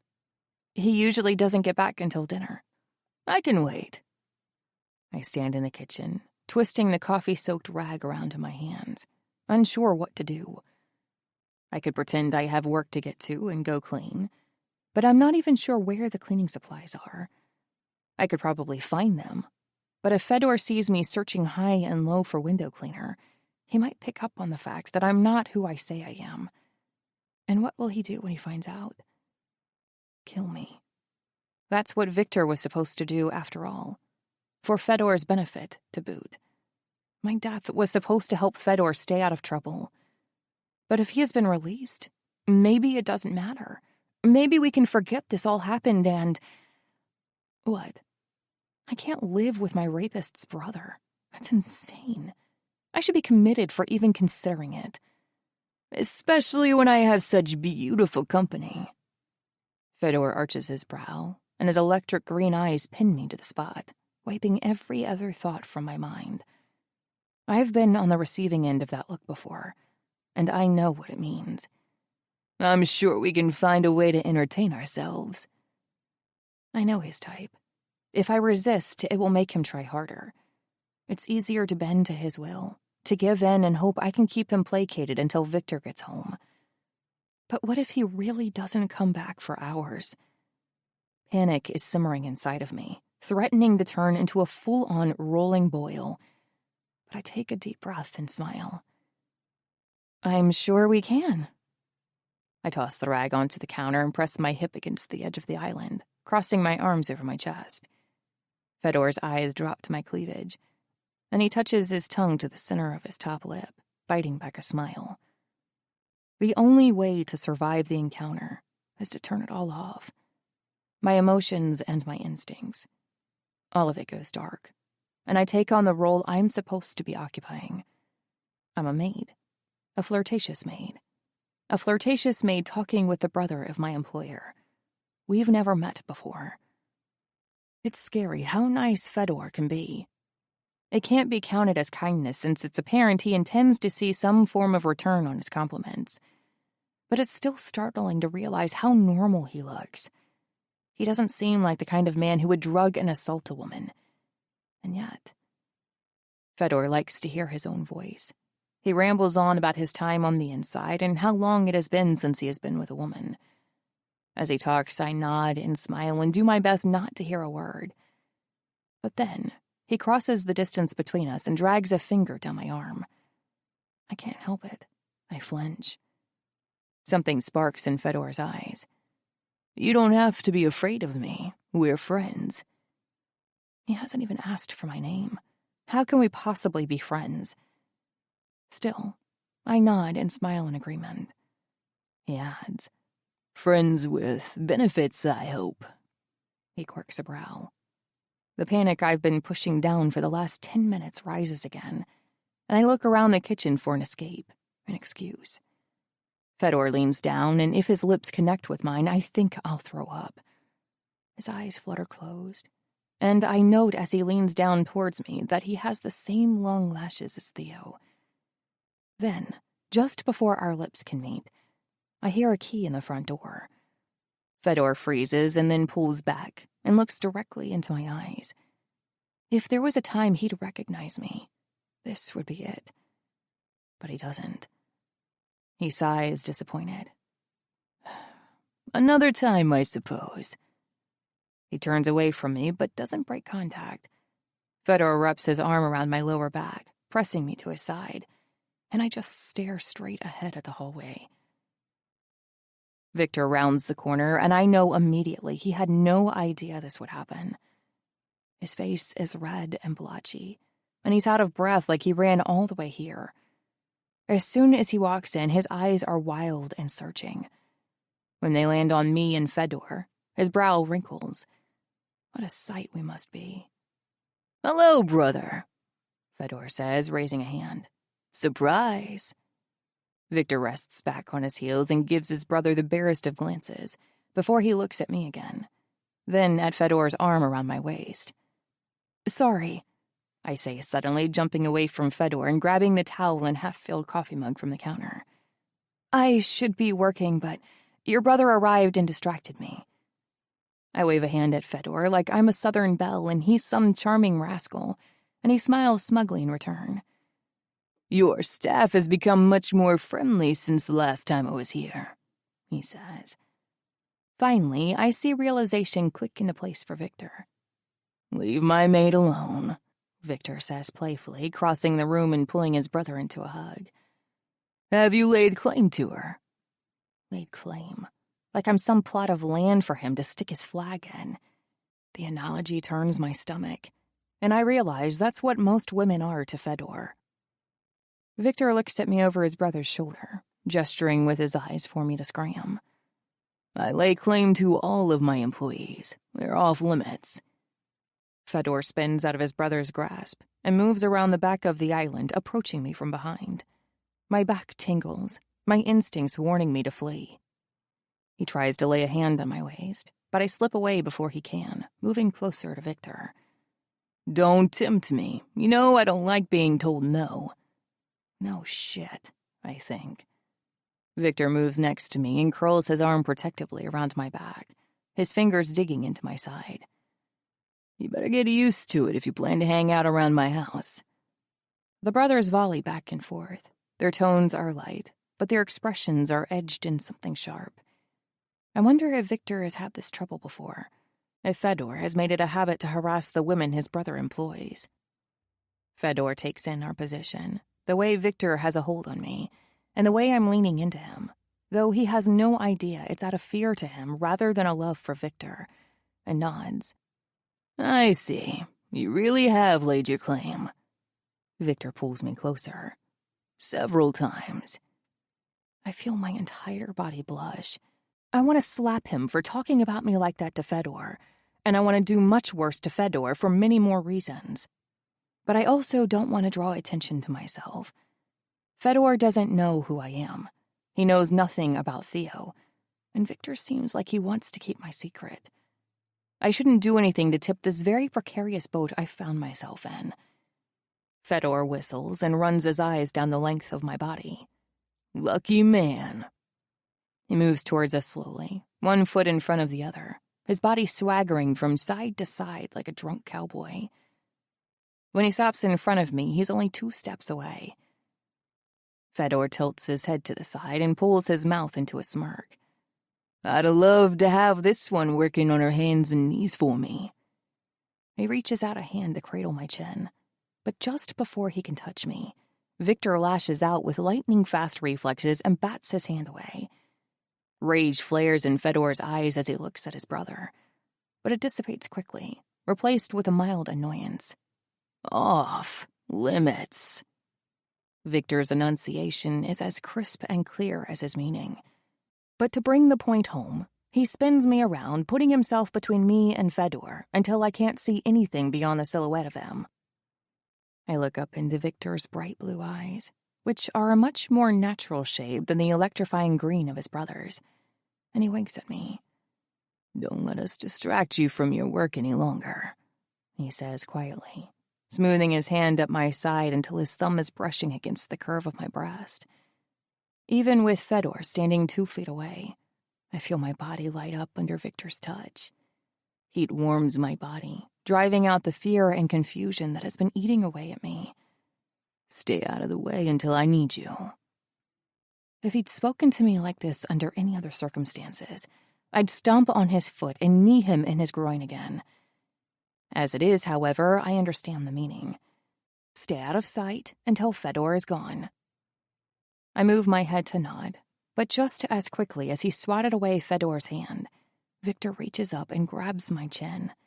His fingers are warm on my skin, and his grip is velvety, but strong. He forces my face up to his, and a shaky breath slips between my lips. Slowly, Viktor leans down and presses his mouth to mine. His lips are soft and open. He curls his tongue up to flick at my top lip before sucking it into his mouth.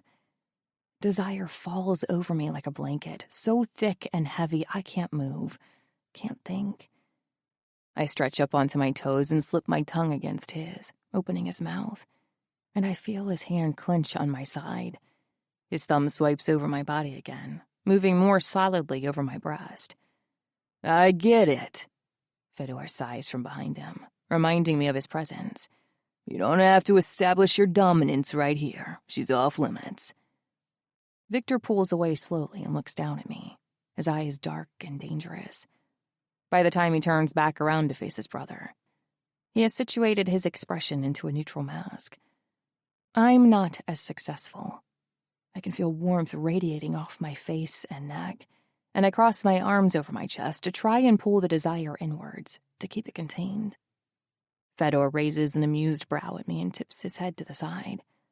On second thought, dominate away. I'd like to watch. The desire in my stomach turns to shame, and it's like someone threw a bucket of ice water on the flickering flame. Viktor rolls his eyes and points Fedor in the direction of his office, but just before he follows his brother out of the kitchen, he gives me one more look over his shoulder.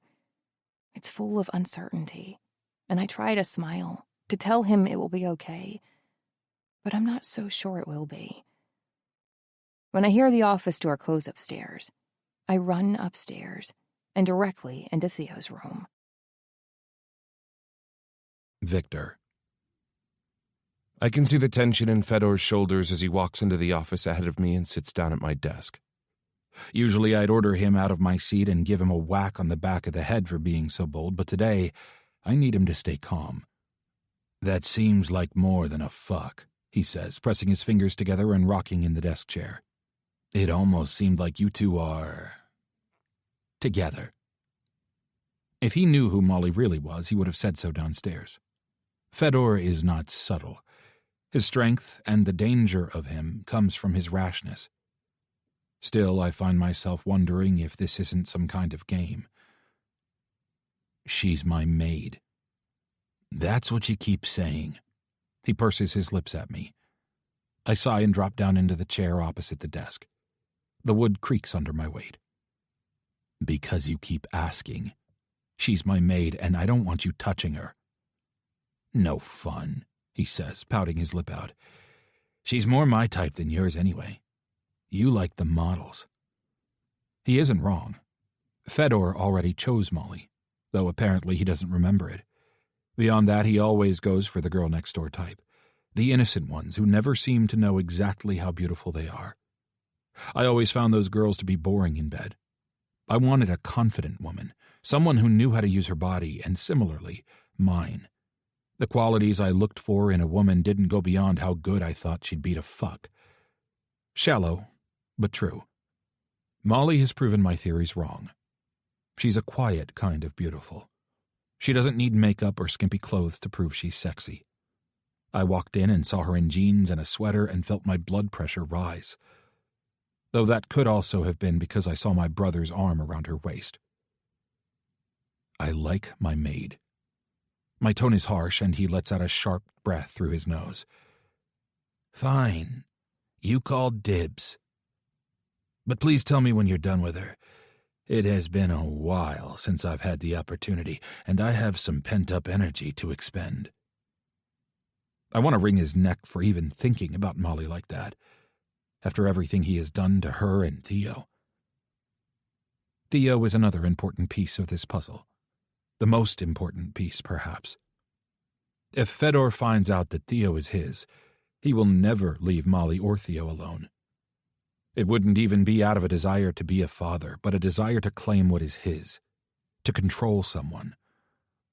Plus, regardless of how he disregards the other laws of the Bratva, Fedor cares about family. He believes in loyalty the same way I do, though he has a shitty way of showing it.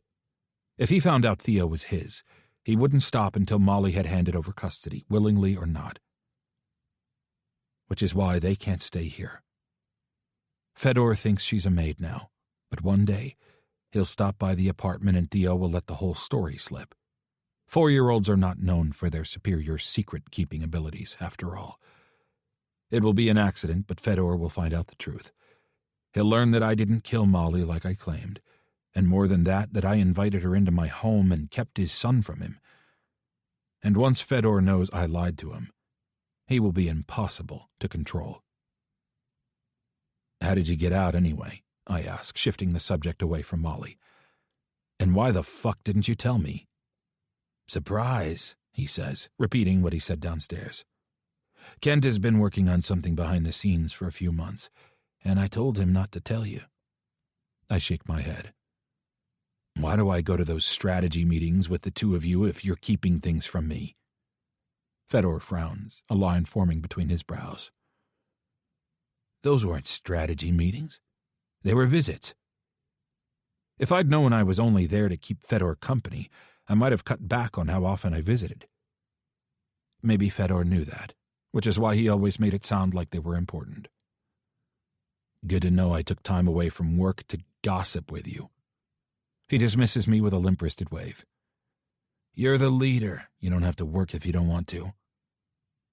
That goes to show how little Fedor actually knows about what it takes to run the Bratva. Being the leader requires even more work, more time and energy and organizing. But I don't have the desire or energy to try to prove that to him. What did Kent manage to work out for you? Last I heard he was trying to lessen your charge to involuntary manslaughter, but even that wouldn't have gotten you released. He leans forward across the desk, his mouth pulled up in a wicked smile, and whispers, "Bribery." "With what money?" I bark. "I had to drop off money for you to buy new shower shoes. Who the fuck did you bribe with shower shoes?" "Our money," he says, gesturing between us. "Kent named his price, and I said we'd pay it. I'm sure he'll call you to collect soon." "Our money?" When our parents died, we each received an inheritance. Fedor, in typical fashion, blew through his in 6 months. He has no money. I gave him a high-ranking position in the Bratva and a salary, but I know for a fact he didn't save a thing. If anything, he's in debt due to all his legal troubles. "Yes," he insists. "Our money. The Bratva is still a family business, isn't it? Aren't we all family here?" "How much?" He leans back in the chair and crosses his arms over his chest, his mouth sullen. 50 grand. Each. I pinch the bridge of my nose and then run a hand through my hair, tugging on the roots. To Kent and some judge, he says, shrugging like it barely matters. They got me out on parole. I thought I'd be happy when Fedor was finally free. I wouldn't have to listen to him bitch about being locked up and how it was my fault. And despite his ways, I thought I'd be happy to be able to spend time with my brother again somewhere that wasn't sitting across from a metal table. But I don't feel happy. I feel overwhelmed. Okay, we'll pay the money. No shit we will, he says, unless you want me to get locked up again. I hold up a hand to steady him. Obviously, we will. I'm just trying to formulate a plan right now. We'll pay the money, get you set up with your parole officer, and keep you away from the criminal elements of the business. No, throw me back in. I'm sick of sitting on the sidelines. Throw you back into what?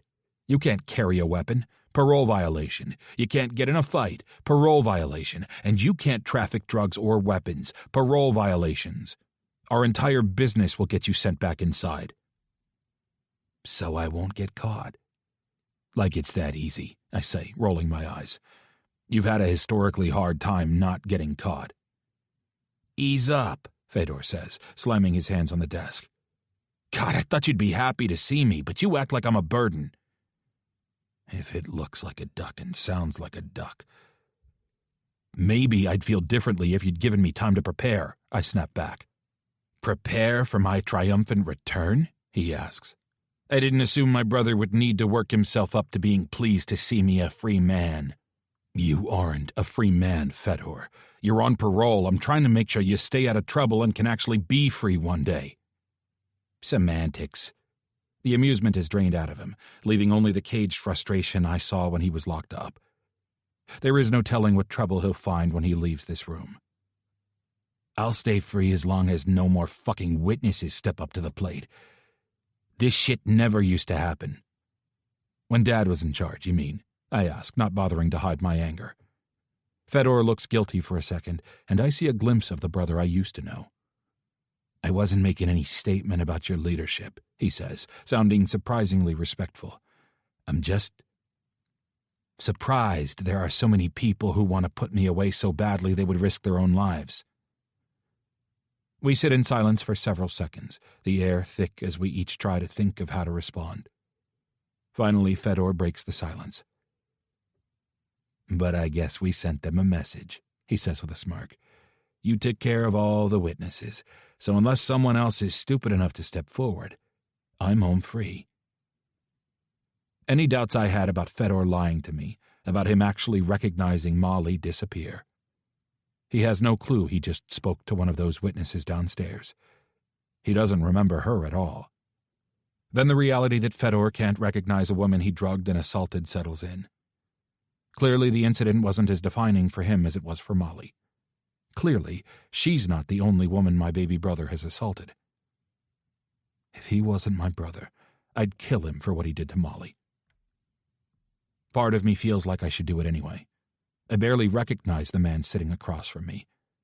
A curious look crosses Fedor's face, and I worry for a second that he can somehow read my mind, that he can see the traitorous thoughts running through my head.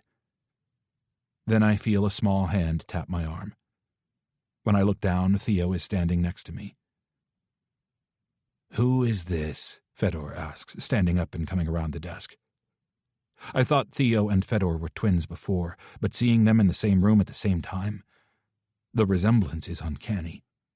Theo opens his mouth, ready to respond, and I scoop him up onto my lap and tickle his sides, stealing his breath and his words. Surprise, I say in the same tone Fedor used earlier. You aren't the only one with secrets. Fedor's green eyes go wide. He's yours? I tickle Theo harder, hoping he will be too distracted to listen. Yep, he's mine. When? How? Well, you know how, I say, setting Theo on the floor and standing up, a hand on his back to lead him towards the door. And 4 years ago, but I just found out. The lies come to me easily, smoothly. Before Fedor can ask any more questions, Molly rushes in.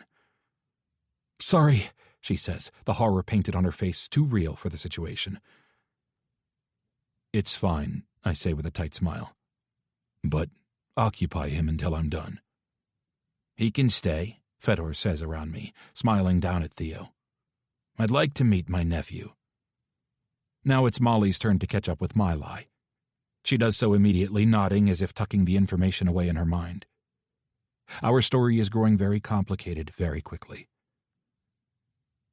You need to get going anyway, I say, looping my arm around Fedor's shoulders and dragging him towards the door. He starts to protest, but I remind him about the money. Kent will be looking for his pay now that you're free. He groans. He can wait. Fuck Kent. Language, I warn, pointing towards where Theo and Molly are disappearing back into his room. Is she the nanny, too? Fedor asks. She takes on many roles. Very true. Molly is endlessly adaptable. She's a survivor. I call Peter and tell him to get the money ready for Fedor to pick up, and send Fedor on his way in a matter of minutes. The second he's out the door, I pull out my phone and fire off a text. He'll be at the office in 15. Be there. Follow him. Report to me. Fedor has been out for a few hours and the shit has already hit the fan. He has seen Theo. Before, I could have claimed to have fired the maid and had no clue where she was. Fedor probably wouldn't have even noticed her absence, to be honest. But now he's seen Theo. He thinks Theo is my kid. I can't get rid of them so easily now. And I have no fucking idea what I'm going to do. Molly. Theo is playing in the middle of his room, stacking blocks and knocking them down with a stuffed dinosaur toy, completely unaware of the danger we are now in. How could I have let him out of my sight? I walked into his room to check on him after Viktor and Fedor went into the office, and he was asleep.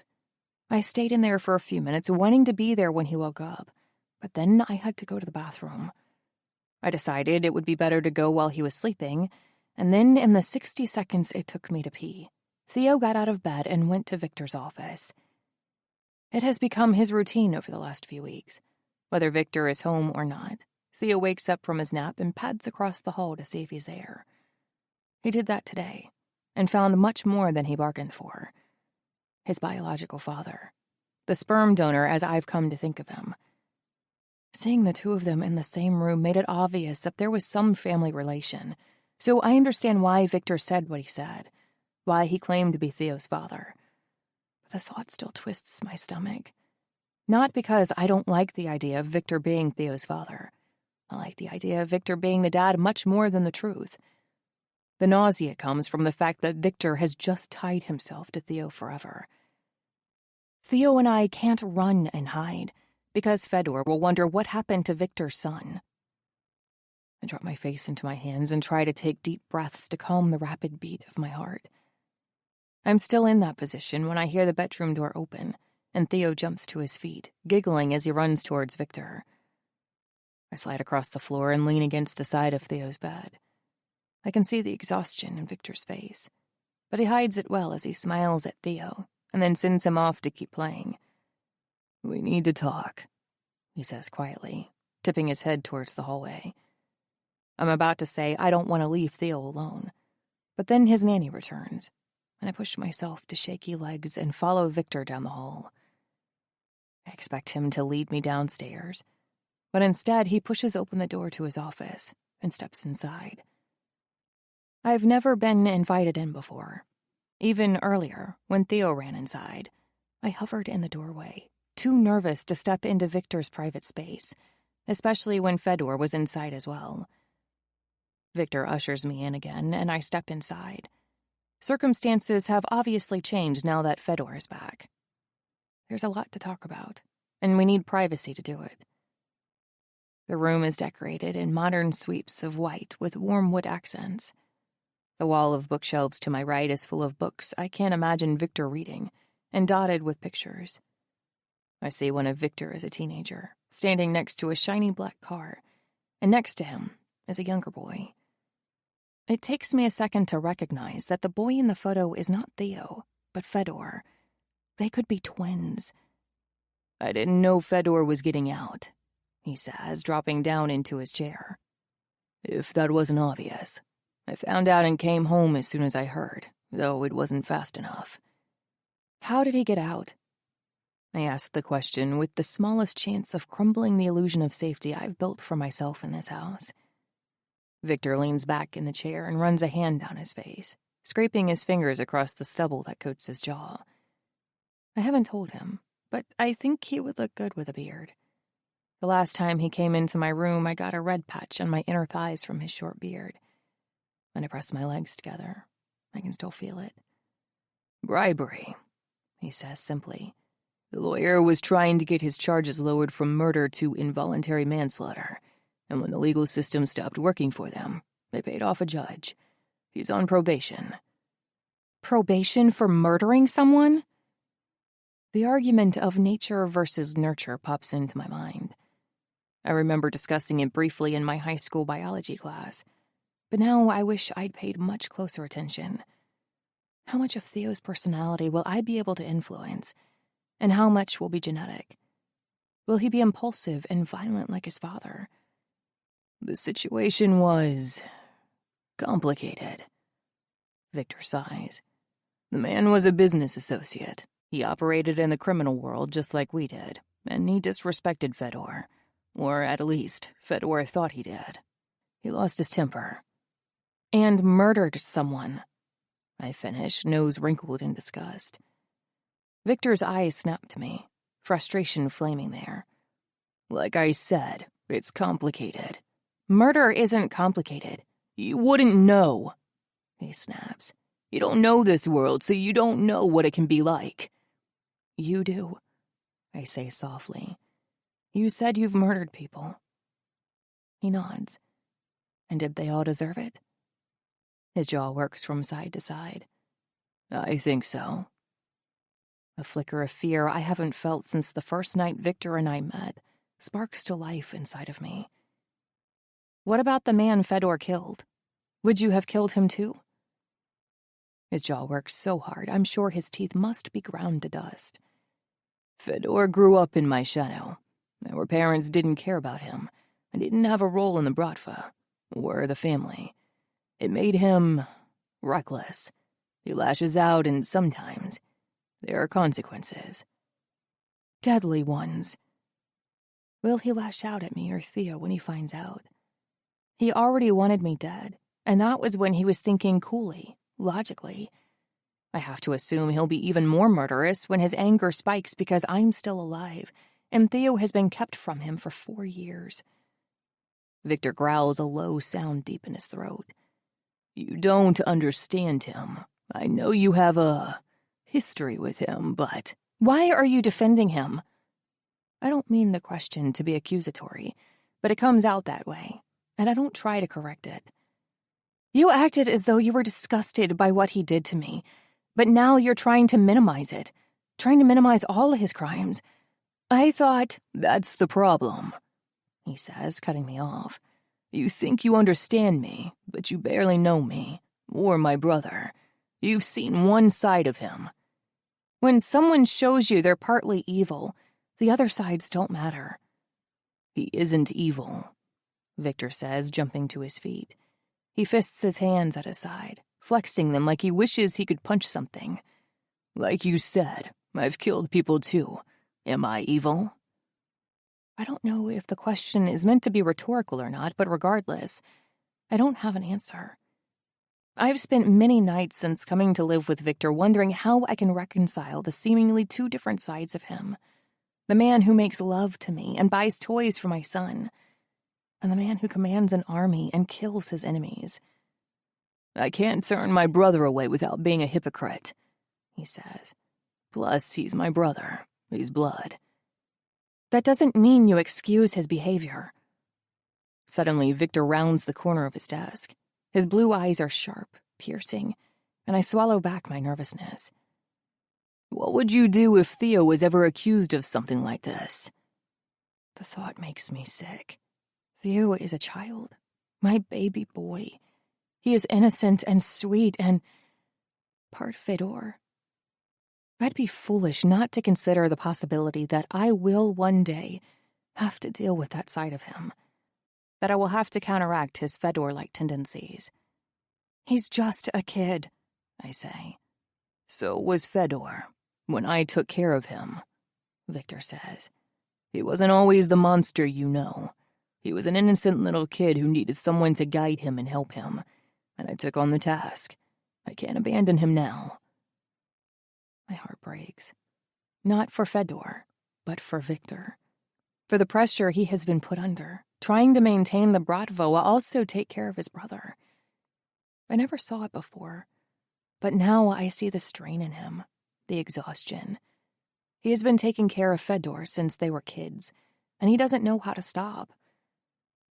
Viktor runs a hand through his hair. The dark strands are standing up in every direction, like he has done that a lot today.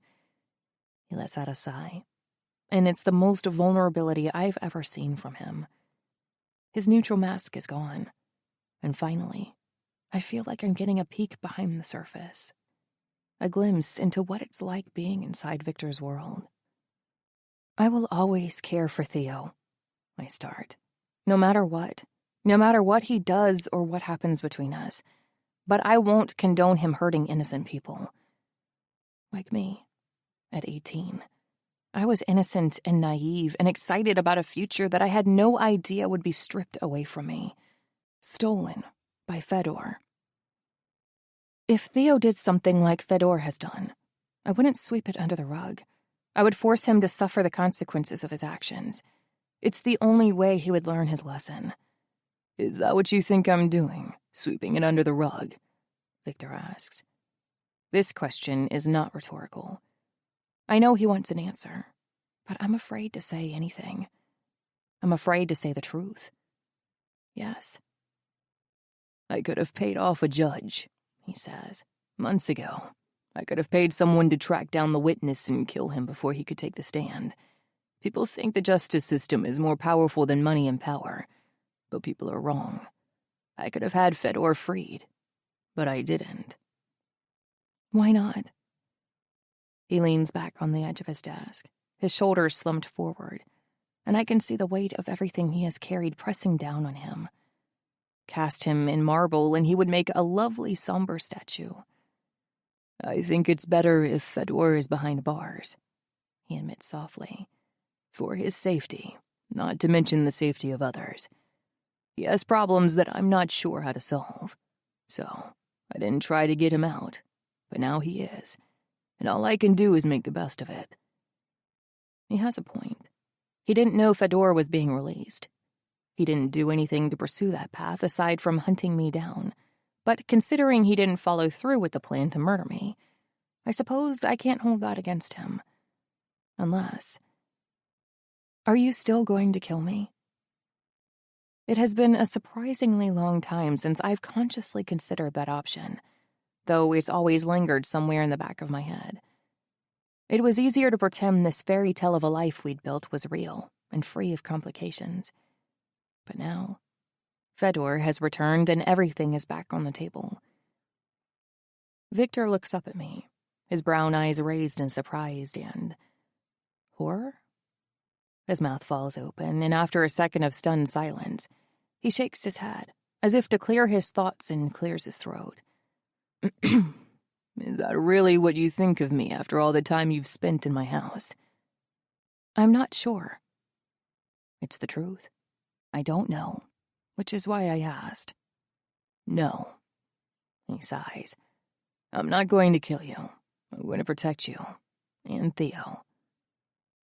A weight I didn't realize I was carrying lifts off of me. How? Viktor slides from the corner of the desk to the center until he's standing in front of me. He reaches out, and I lay my hand in his without hesitation, grateful for the warmth of his fingers. Today has been crazy. I've experienced every emotion possible, from panic and terror to relief, and here I am adding another to the list. Desire. Something about Viktor is magnetic. It draws me in and begs me to get close.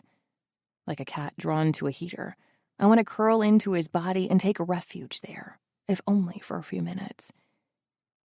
I push the thoughts away and try to focus on his words. What he says is important. It will determine what the next phase of my life looks like, of Theo's life. I don't have time to remember the brush of his fingers over my skin, or the way his teeth feel when they bite into my flesh. Marry me. My brain short-circuits. The gooey kind of warmth that had been flowing from my center, wrapping my limbs in need, draws inward in an instant, leaving me cold and frozen. What? I try to play back the last few seconds and see if I missed something. If he said something else that gave this any context. But there is nothing. What did you say? Listen, he says, speaking plainly, his neutral mask back in place. Fedor thinks Theo is my son. I had to tell him that so he wouldn't question the family resemblance. So you two can't just disappear. I wonder what happened. I'd already come to that conclusion on my own, so I nod in agreement. And I can't have Theo living here with you playing my maid. At some point, the truth would slip out. Fedor has to know that you're the mom, and I'm the dad, and that we're a family. So, marry me. Family. I've always wanted a family. For me and for Theo. But not like this. I shake my head. No. Viktor. I never imagined proposing to a woman before. I never saw myself on bended knee with a ring extended, laying my heart on the line for a woman I loved. More than that, I certainly never imagined being rejected. No, I ask, making certain I heard her correctly. No, Molly says again. She crosses her arms over her chest, doing devastating things to her cleavage, and I pull my eyes away, blinking.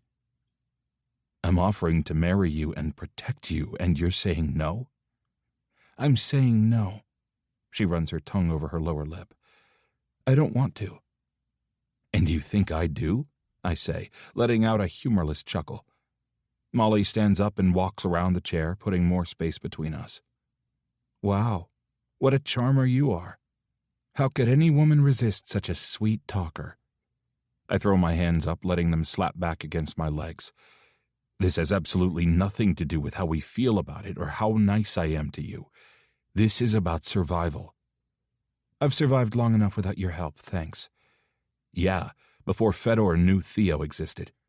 She flinches when I say my brother's name, and I wonder for the first time how hard it must have been to be close to him, to flirt with him in my kitchen to protect her identity.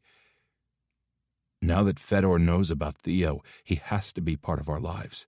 Theo is part of our family. Theo is my family. She points to her chest and then places her palm over her heart and takes a deep breath.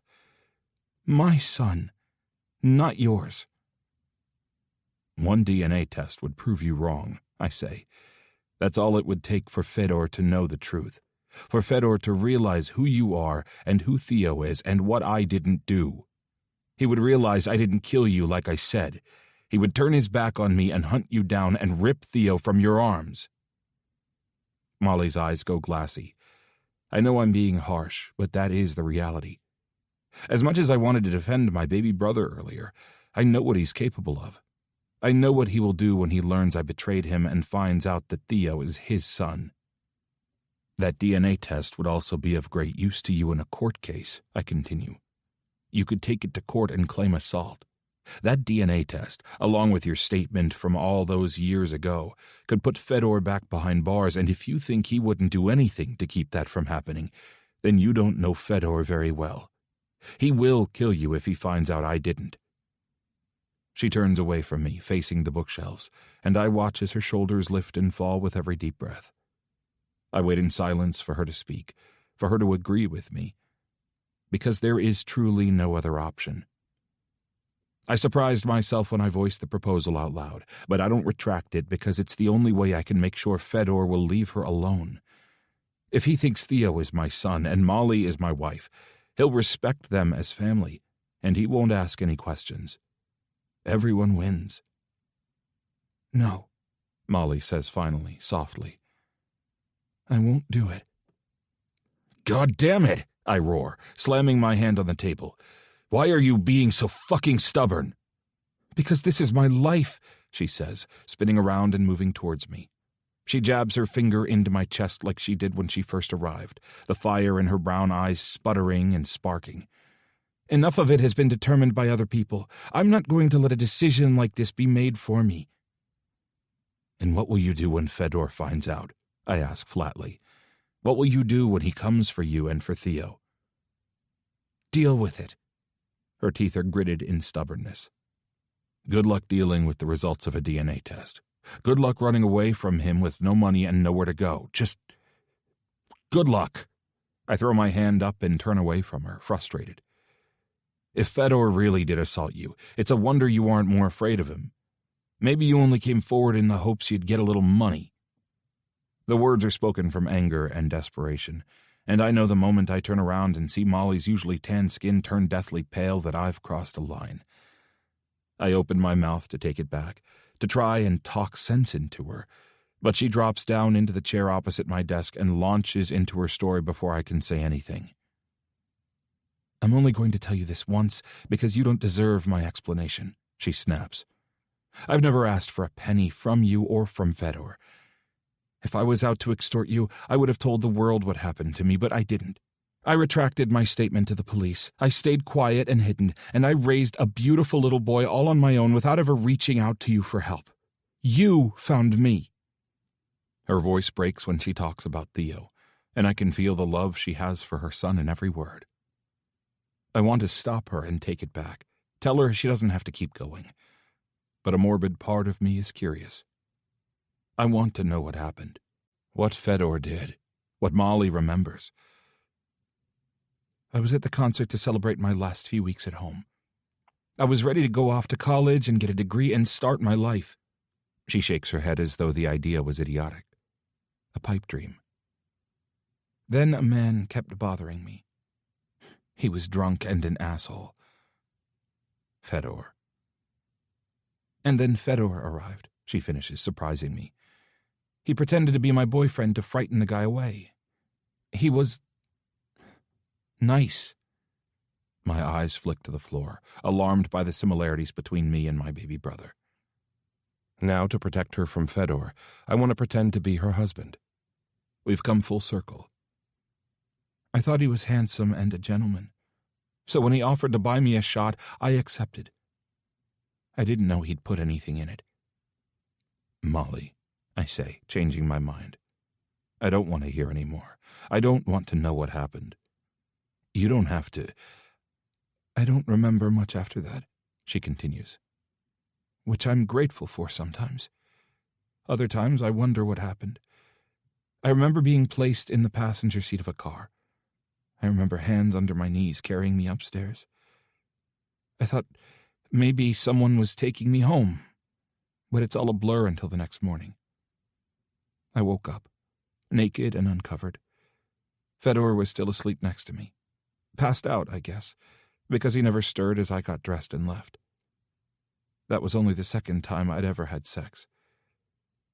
My hands clench so hard my knuckles turn white and I feel sick. I found out I was pregnant a few days before I was supposed to leave. I contemplated getting an abortion and going anyway. I wanted to forget it had all happened, but I couldn't. I don't know why. So I dropped out. Then my parents kicked me out of the house when they found out, and I've been surviving on my own ever since. I'm sorry. The words are tense and tight, and I hate having to say them. But I can't think of anything else to say. I didn't mean that. She nods, acknowledging that she hears me but doesn't respond, doesn't accept my apology. My life was stolen from me that night, and I've spent years trying desperately to get back to it, to find a way to create a home for Theo. Stability. Her eyes go glassy, a tear escaping the corner of her eye, and I want to reach out and brush it away. When Theo was born, I almost left him at a fire station, hoping someone would adopt him and love him, but I couldn't do it. I couldn't go through with it. Keeping him was my choice, and raising him was my choice. I didn't get to make the choice to have sex, but I knew I could make the choices after that. I have. And no matter what you want, I will continue to make my own choices. It is your choice, Molly. I'm asking you to marry me, and you can choose to do that and protect yourself and Theo, or not, she finishes. I know my options, and I choose not. I let out a sharp breath through my nose. This is all Fedor's fault. I knew that before, but I see the full scope of the damage he caused for the first time. Not only did he change Molly's life, he changed her view of the world. He took an 18-year-old innocent girl and made her calloused. He made her untrusting. Even now, as I'm extending a path to a better life for her, she can't take it. For the first time, I truly want to kill Fedor for what he did to Molly and Theo. He deserves the punishment, just as much as any other Bratva member I've executed for similar crimes. And since we are clearly an inconvenience for you, Molly says, standing up and smoothing her hands down her jeans, we'll leave now. Tell Fedor what you want about Theo. I don't care. Tell him the truth, even. I plan to be long gone before he starts looking for us. She's walking towards the door, and faced with the reality that she's going to turn her back on me and take Theo and leave, I snap. You are welcome to go back to your old life living on the streets and begging for food. But you won't be taking Theo with you. Molly spins around, the emotion in her eyes hardening to ice, sharp and clear. He's my son. For now, I nod. Like I said, one DNA test is all it will take. I'll tell the police he assaulted me, she counters. My statement is already on file. Fedor will kill you for it, and if he doesn't, I have enough money to bribe every officer in the fucking city. Care to wager who will win that legal battle? She swallows and narrows her eyes at me. I'll prove that I'm his uncle and that you are an unfit mother. The words feel like daggers leaving my lips, and they hit their mark. Molly flinches, and then before I can read anything else in her expression, she turns on her heel and walks away, slamming the door behind her. Viktor. 3 days out on the streets, and Fedor is already causing chaos. It's almost commendable how thoroughly he can fuck everything up in a matter of days. I want to ask him if he's trying to make my life miserable, but I don't want to give him any ideas. He ordered another soldier to be killed, Peter reports, reading from a list as long as my arm. I stopped it from going through, and I think he was drunk, so I'm sure he won't even remember by the time he sobers up. If he sobers up, I say, running a hand down my face. Why did he want this one dead? He refused to kill another soldier Fedor wanted killed, Peter shrugs. I lean back in my chair and stare up at the ceiling. I prefer my home office, the familiar smells and the warm afternoon light that comes through the window. And until a couple days ago, the soft patting of Theo's feet up and down the hallway. Molly has kept him away, however. It's hard to entirely separate us. My apartment is large, but not palatial by any means, but she does her best. Theo has found me in a few quiet moments after a nap and before bed, but I haven't spoken to Molly since she left my office in a rage after our conversation. After my threats. I can't shake the feeling that I crossed a line. But every time I feel that, I remind myself that I draw the fucking lines. I define the rules. What Molly and I have is nothing more or less than what I say it is. What exactly that is, though, I'm still not sure. Is it a relationship? A partnership? Something more different? I don't know. I don't fucking know. What I do know is this. Anyone who defies me is my enemy. Molly and I are in a kind of war now, one that I intend to win. We are trying to keep an eye on him, but it's difficult, Peter admits. Fedor moves fast. He doesn't keep a normal schedule. He's up at all hours of the night, and he can cause as much damage with his cell phone as he can walking the streets. He shot at a rival drug dealer last night. The soldiers with him pulled him away before anything could escalate, but it's getting bad. The only real solution is to lock him up. And we all know how well that worked out. Peter is the only person I can be honest with. He understands my relationship with Fedor better than anyone else. He understands how complicated things are, and he has been there for some of Fedor's more epic meltdowns. The rest of the Bratva know he is unreliable and reckless, but they don't know the depths of his illness. They don't understand how unhinged he can become. I hope they never find out. There is talk that he's a liability, that you are to blame for everything, I finish for him. It was my fault that he was locked up, and now it's my fault that he's free. That's the burden of being the leader. I glower at Peter, and he wilts slightly, but shrugs as if to say, "What can you do?" That's the question, indeed. What can I do?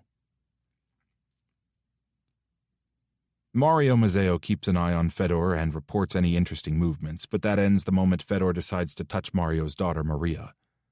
Maria is a beautiful woman. I would have been happy to bet her back when I was a single man. She trots around town in leather and low-cut tops without a single care in the world.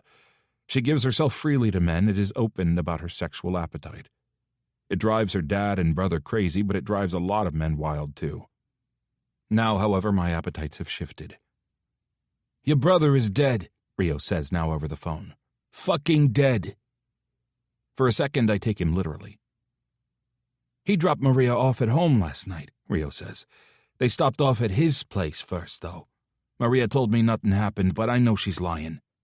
It was rumored for a while that the Mazzeos and Kornilovs were to form an alliance.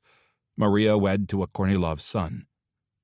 But it was me who was to be married, not Fedor. Is this a cheap shot to get back at me? Fedor always wanted Maria, but father forbade him from going after her. If any of his sons were to claim her, it was to be me. So now Fedor is laying claim to someone off limits, just as he'd tried to do with Molly. Petty. Childish. Fucking reckless. It makes me even more desperate to keep Molly away from him. "Our deal is over," Rio growls. I bite the inside of my lip, swallowing back the litany of curse words I want to unleash on him. "Let's not make any rash decisions. Where's your father?" "Sitting across the table from me," he says. "He told me to call. It's done. Your brother is your problem. But if he touches my sister again, he won't be anybody's problem anymore. He'll be dead." I'll talk to him. I'm sure there was a miscommunication. I respect your family, and "If he touches my sister again," Rio repeated, "there will be war. Do you hear me?" Mario Mazzeo is growing old, and Rio is poised to take over. I don't want to start my relationship with him off on bad terms.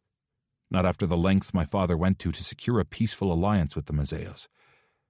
I can't let Fedor's sex drive ruin that for me. I try to arrange a meeting with Fedor, but he doesn't return my calls. I try to meet up with him at the bar, but he seems to disappear moments before I arrive. He is dodging me, and we both know why. Because he doesn't want the leash I'm going to try to attach to him. After my third visit to the bar in 2 days trying to find Fedor, I drop down into one of the vinyl-covered stools and order a scotch. It's the middle of the afternoon, but I've never needed a stiff drink more in my entire life. If Molly is sticking to the usual schedule, Theo will be out at the park with the nanny, and she'll be sitting on the couch reading her design books. I haven't seen her for a few days, so I'm not sure if she's continuing on with things as normal or not. I had the locks on the door changed the very night Fedor let himself into my apartment. For the sake of Molly and Theo, I couldn't let him have unfettered access to my private life. Thankfully, he hasn't come by the house and learned this fact for himself yet, but it will happen soon enough. Curiosity getting the better of me, I pull out my phone and call the private guard I had put on Molly. "Where is she?" "Inside," he says. "Hadn't left all day. The boy left with the nanny half an hour ago." So, business as usual. Good. Let me know if anything changes. I hang up and throw back the drink in one swallow. My days are spent being Fedor's firefighter, dousing the flames and destruction that trail in his wake. But as I toss back the drink and request another, I realize I can't do it anymore. I can't chase after him and clean up his messes. It's a pointless, tiring, and thankless job. I can't do it anymore, and I won't. But before I deal with Fedor once and for all, I have to take steps to make sure Molly and Theo are protected. I don't know what Fedor will do when I finally put my foot down and impose consequences for his actions, but I have to assume he'll come at me with everything he has. We are brothers, and I love him, but I know him well enough to be realistic. Fedor will come after me, and if he has any reason to believe my arrangement with Molly and Theo is strange, he'll look into it, and I'm honestly not sure what he will find. One conversation with Kent could bring the entire operation to the ground. So I need to marry Molly, change her last name, and adopt Theo. It's the only way I can think to avert suspicion and protect them from my brother. When I get home, the drinks from the bar are buzzing beneath my skin, but my head is clear.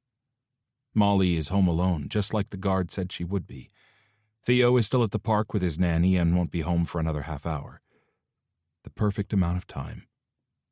As soon as the door shuts behind me, I hear movement in the living room. The last few days when I've come home, Molly has retreated to her room immediately, avoiding any kind of confrontation. Today I cut her off at the stairs, extending my arm across the stairwell. She frowns but refuses to meet my eyes. Hey. My voice sounds more slurred than I think it should, and she must notice because she looks up at me, studying my face with hooded eyes. Are you drunk? I shake my head. I had a drink, but I'm not drunk. Maybe 3 or 4 drinks. Several drinks by the smell of it, she says, waving her hand in front of her nose in 2 quick movements. Get out of my way. Not until you talk to me. We've talked, she says. I'm done talking to you. It's as productive as talking to a brick wall. I shift so my body is between her and the stairs and my arms are crossed over my pecs. I flex. Is that a compliment on my physique? If so, thank you. She raises a brow at my flexed chest and rolls her eyes. You've proven my point. Only an actual brick wall would think that was a compliment. Actually, that might be insulting to brick walls. Move. Her fire is still there, burning brighter than ever. The Molly I've come to admire is still inside her, but now, rather than confiding in me, I'm the one dodging her flaming arrows. I want her to smile at me the way she did before I fucked everything up. I want Molly to trust me again. We live here together, so we might as well try to get along. For now, Molly says. The moment you stop having me guarded like an inmate, I'll get out of here. And be killed. I don't know how many ways I need to explain to Molly that she isn't safe. I was able to find her because Kent had a packet of information on her. Sources reported to him that Fedor had a witness floating around, and if Molly goes back on the streets, those same sources will report the same information. My house of lies will tumble down, and Molly and Theo will be the ones trapped beneath the wreckage. You aren't being watched. There are still only 2 guards on duty, just like before. I know you're lying. Just because I can't prove it doesn't mean I'm stupid. Maybe I should just admit she has a private detail on her at all times. It might even make her realize how serious I am about her security. Though it also might be another example of me lying to her and make her hate me even more. I clench my jaw and try to push down the frustration rising in my chest. I know you aren't stupid, but that doesn't mean you can't make stupid choices. Enlighten me, she says, stepping forward, our bodies so close her chest nearly brushes mine. Molly looks up at me from beneath long lashes. Her long dark hair tickles my arm. Tell me all the ways I've been stupid, please. I'm dying to hear what a criminal thinks of me. She spits the word criminal at me like a slur, and I reach out and grab her arm before I can stop myself. Maybe I am more drunk than I thought. Molly's eyes go wide, but she doesn't relinquish an inch. She shapes her face back into an angry mask and continues to stare at me. First, you refuse to show fear when you should obviously be afraid, I say, gesturing with my eyes to where my hand is white-knuckled around her bicep. I'm not afraid of you, she growls. I sigh. You never keep your mouth shut. Fuck you, she says, lunging forward with every word, nearly spitting at my face. And, I say, pushing her back against the wall and caging her in with my arms. She gasps when her body thuds against the wall, and her breathing picks up, her chest rising and falling quickly. I catch myself staring down the front of her shirt and drag my eyes up to her face. Worst of all, you refuse to accept help from powerful people who genuinely want what is best for you. And for Theo. I want to kiss her. It makes no sense. This woman is infuriating. She fights me at every turn, curses me, and refuses to respect my authority. And yet I want her. It has been days since I've touched Molly, and being this close to her is muddying my thoughts more than the alcohol. And maybe I really am drunk, or maybe she's looking up at me with something like desire in her eyes. I can't be sure, so I don't move an inch. I just hold my position, waiting for Molly to make the next move, waiting for her to respond and tell me how to react. She takes another long breath, her chest straining against the thin cotton V-neck of her shirt, and when I glance down to admire her, she seems to wake up. Molly's hands are on my chest, pushing me back. Stop pretending like you care about me. You care about what your brother will think when he finds out you lied to him, and you care about what I could do to your Bratva with the information I have. This isn't about me or Theo at all. This is about what's best for you. Being separated from her body feels like being doused with a bucket of cold water, and I feel fully sober. I shake my head and sigh. I wish you felt differently. She crosses her arms over her chest. Why? So I'd be easier to manage? So I could be like one of the soldiers you employ? No, I say, reaching over her head to knock on the wall that separates the stairwell from the kitchen. In a matter of seconds, a man walks out of the kitchen, a folder pressed to his chest, and a gold cross hanging around his neck. So you could marry me willingly rather than by force. Molly. Despite my best efforts, I nearly get lost in the heady sensation of Viktor's hands on my body, his chest against mine, his arms blocking me in. I hate him. That's what I've told myself over and over the last few days. Every time I've caught myself sinking into the plush cushions of his couch and thinking what a good life it could be. I've reminded myself that all of it, the security and the comfort, comes at the cost of being near him. He wants to lock me away and keep me as his pet. It seems like Viktor genuinely cares about Theo, but even that could simply be because of their blood relation. Regardless, he doesn't care about me, and I can't let myself forget that. Except I nearly have. Even with alcohol in his breath, the woodsy scent of him is hard to ignore. Everything about him is intoxicating, as though Viktor was created in a lab with the express purpose of wooing the opposite sex and making them silly. Silly is exactly how I feel until Viktor knocks on the wall above my head, signaling a man I don't know to walk through the door. Now all I feel is dread. The man is wearing a cross around his neck, and the first thing I think of is a funeral. My funeral. I'm dead.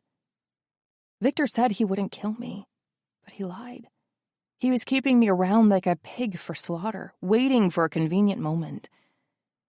By the time I realize that theory is absurd, I've already shoved Viktor away again and slid further down the wall.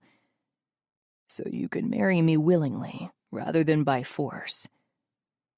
Viktor's words are distant and unfocused, like I'm hearing them from underwater. But they hit me all at once. You want to get married? Compared to death, I should be relieved that Viktor wants to marry me. Yet somehow, the possibility is worse. It would make our current arrangement permanent. Viktor will be allowed to lock me up in his home, throw away the key, and raise Theo the way he would like. The last 4 years of my life have been spent trying to find a foothold, trying to drag myself up and out of the pit I allowed Fedor to bury me in. And now I'm supposed to tie myself to this man I barely know? To a man who is looking at me with glazed-over eyes like I'm for sale in a shop window? Fuck no. I don't realize I've said the words out loud until the minister gasps out a startled breath and turns away. I try to turn and run up the stairs, but Viktor's hand is back around my arm in an instant. He pulls me in front of him, crushing me against him until I have no choice but to look up at his face. "I won't do it," I whisper, somehow ashamed of having the stranger overhear me. Whether he's an actual man of God or just a Bratva lackey with a minister's license, I don't know, but I still don't want him to judge me. "You can't make me." "I can," Viktor says, nodding his head slowly. "But I don't want to. I want you to choose this, to choose me." Choose me. The words are shockingly tender, and I pull back slightly and study his face. All at once, Viktor blinks and shakes his head. "Choose Theo, Molly. This is for him." "Stop saying that," I plead, grabbing his shirt sleeve. "Stop saying this is about Theo when it's really about Theo," he repeats angrily. "This is about Theo regardless of what you think." The minister has wandered into the living room and is pretending to look out the windows. It's a remarkable view, but still. Something about his posture lets me know he still has an ear trained towards us. I wonder what Viktor told the man to get him here. "I think this is about you being a coward. You're a coward," I say. Viktor snorts. "How am I a coward?" I let go of his sleeve and let my hand slide over his chest and down his abs. Viktor arches into the touch, but I ignore the hard muscle beneath his clothes and grab the hem of his shirt, untucking it from his pants. All at once, Viktor seems to realize what I'm doing, and he spins around and pins me against the wall, his hands around each of my wrists. Then he looks down to check his gun is still tucked in there. My heart is racing in my throat, but I still manage a choked laugh. "Because you know you should have killed me, but you can't." His eyes widen with raw vulnerability, allowing me a momentary, crystal-clear glimpse behind the curtain that separates Viktor the man from Viktor the Bratva boss. It's just a second, but it's enough for me to know I'm right. "You can't do it," I repeat. "Even now that it would make everything easier for you, you won't do it. Instead of ending my life, now you want to ruin it." "Ruin it?" he asks, releasing my hands and stepping away. "Is that what I'd be doing? Because from where I'm standing, it looks like I'm saving your life." His jaw is clenched, and he reaches up and runs a hand through his dark waves. His hair has grown out since I first met him. The length on top is more unruly than normal. It makes him look younger. "Fedor will kill you," Viktor says, his eyes cast down at the floor. "He will kill you, Molly, and the only way I can think to stop that is to make you my wife. Family is everything to Fedor. If you're my family, he won't touch you. He won't hurt you. If you take my last name, he will never know who you were before, and you and Theo will be safe." "You'll take him from me." I wrap my arms around my stomach, doing my best to hold myself together. I can handle angry Viktor, and drunk Viktor, and seductive Viktor. I can't handle honest Viktor. "No, I won't." His eyes flare, and I feel myself drawn towards him like a stupid moth to a blistering hot and deadly flame. Even knowing everything I know, I want to trust him. Yes, you will." I shake my head and turn sideways, my shoulder leaning against the wall. I'm still in front of Viktor, but the position allows me some fresh air. It allows me to look somewhere other than directly at his annoyingly perfect face.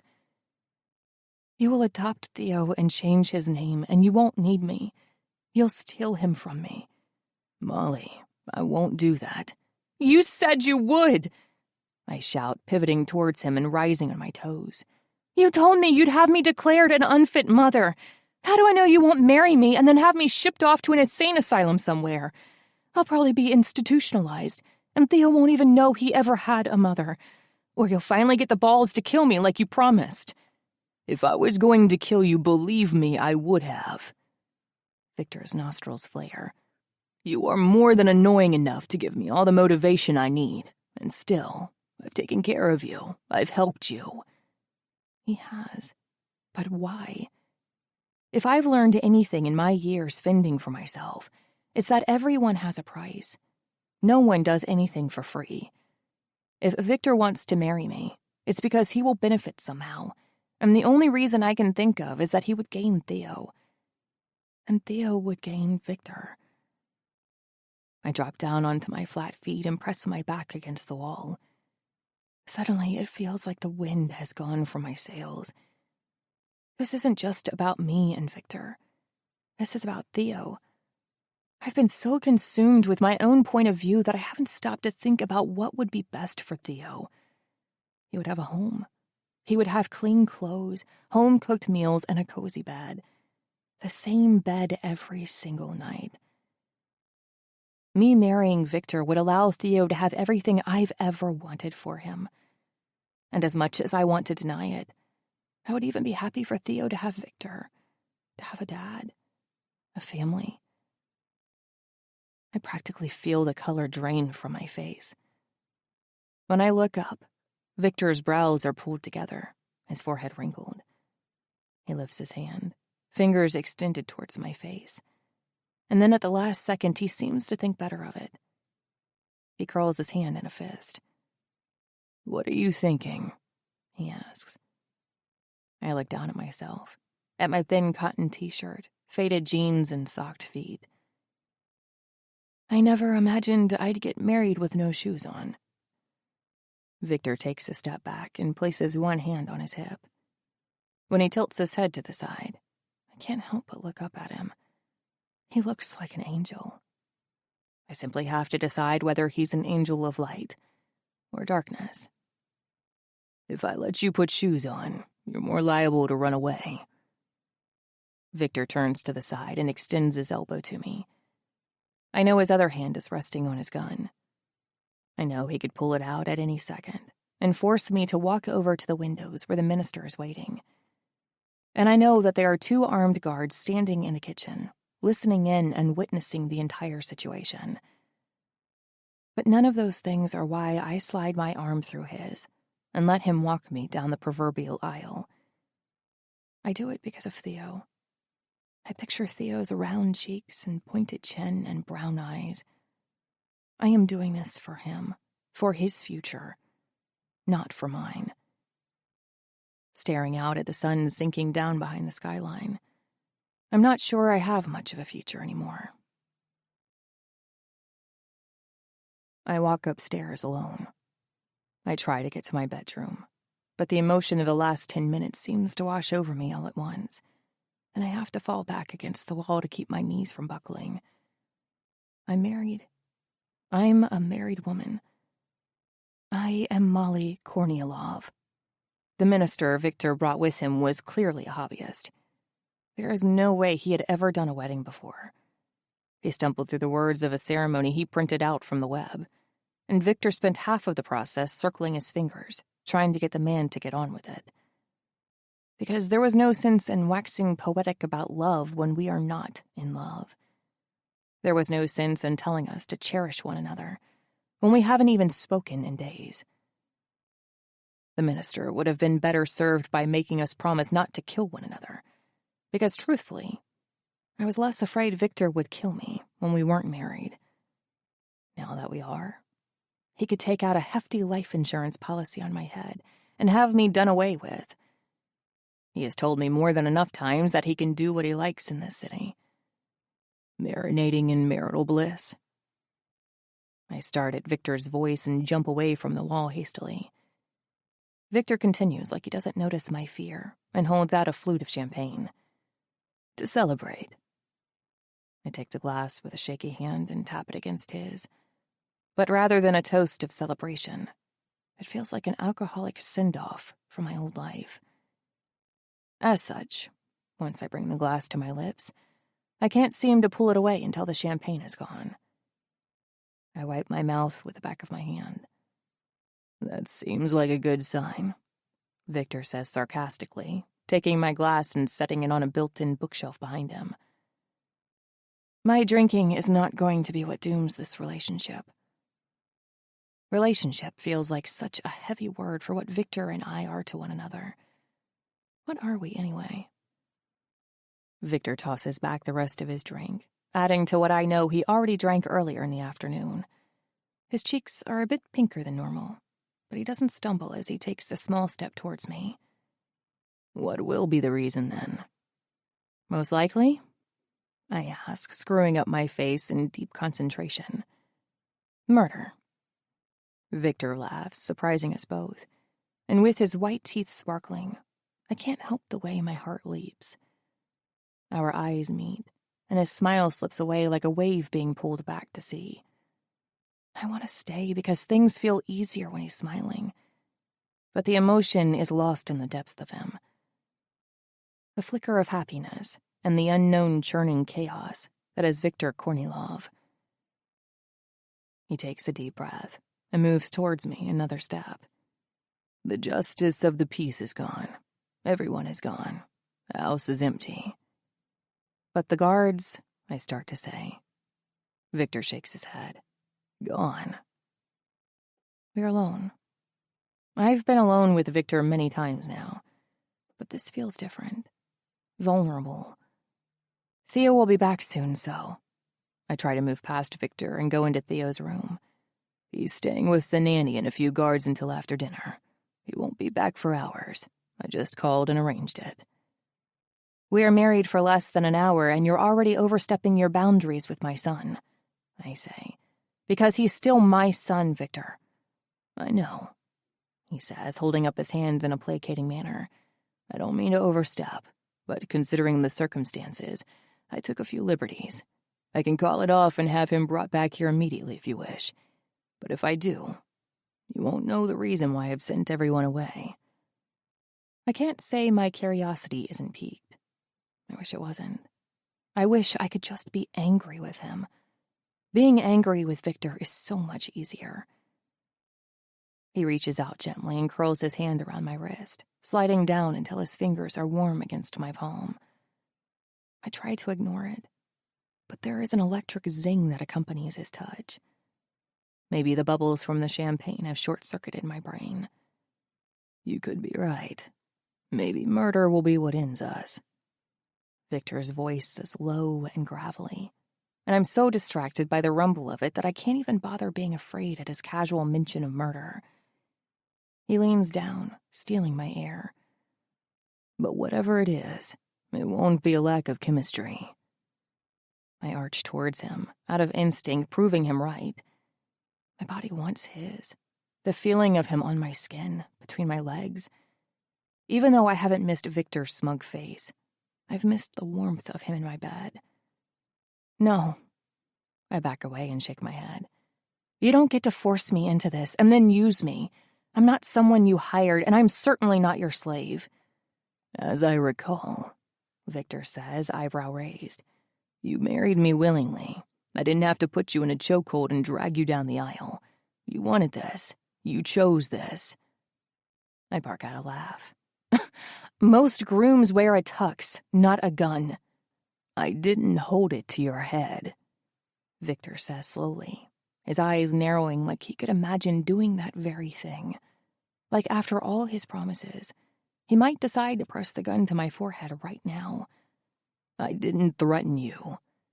You might as well have, I say between gritted teeth. Don't get the idea I'm your blushing bride, Viktor.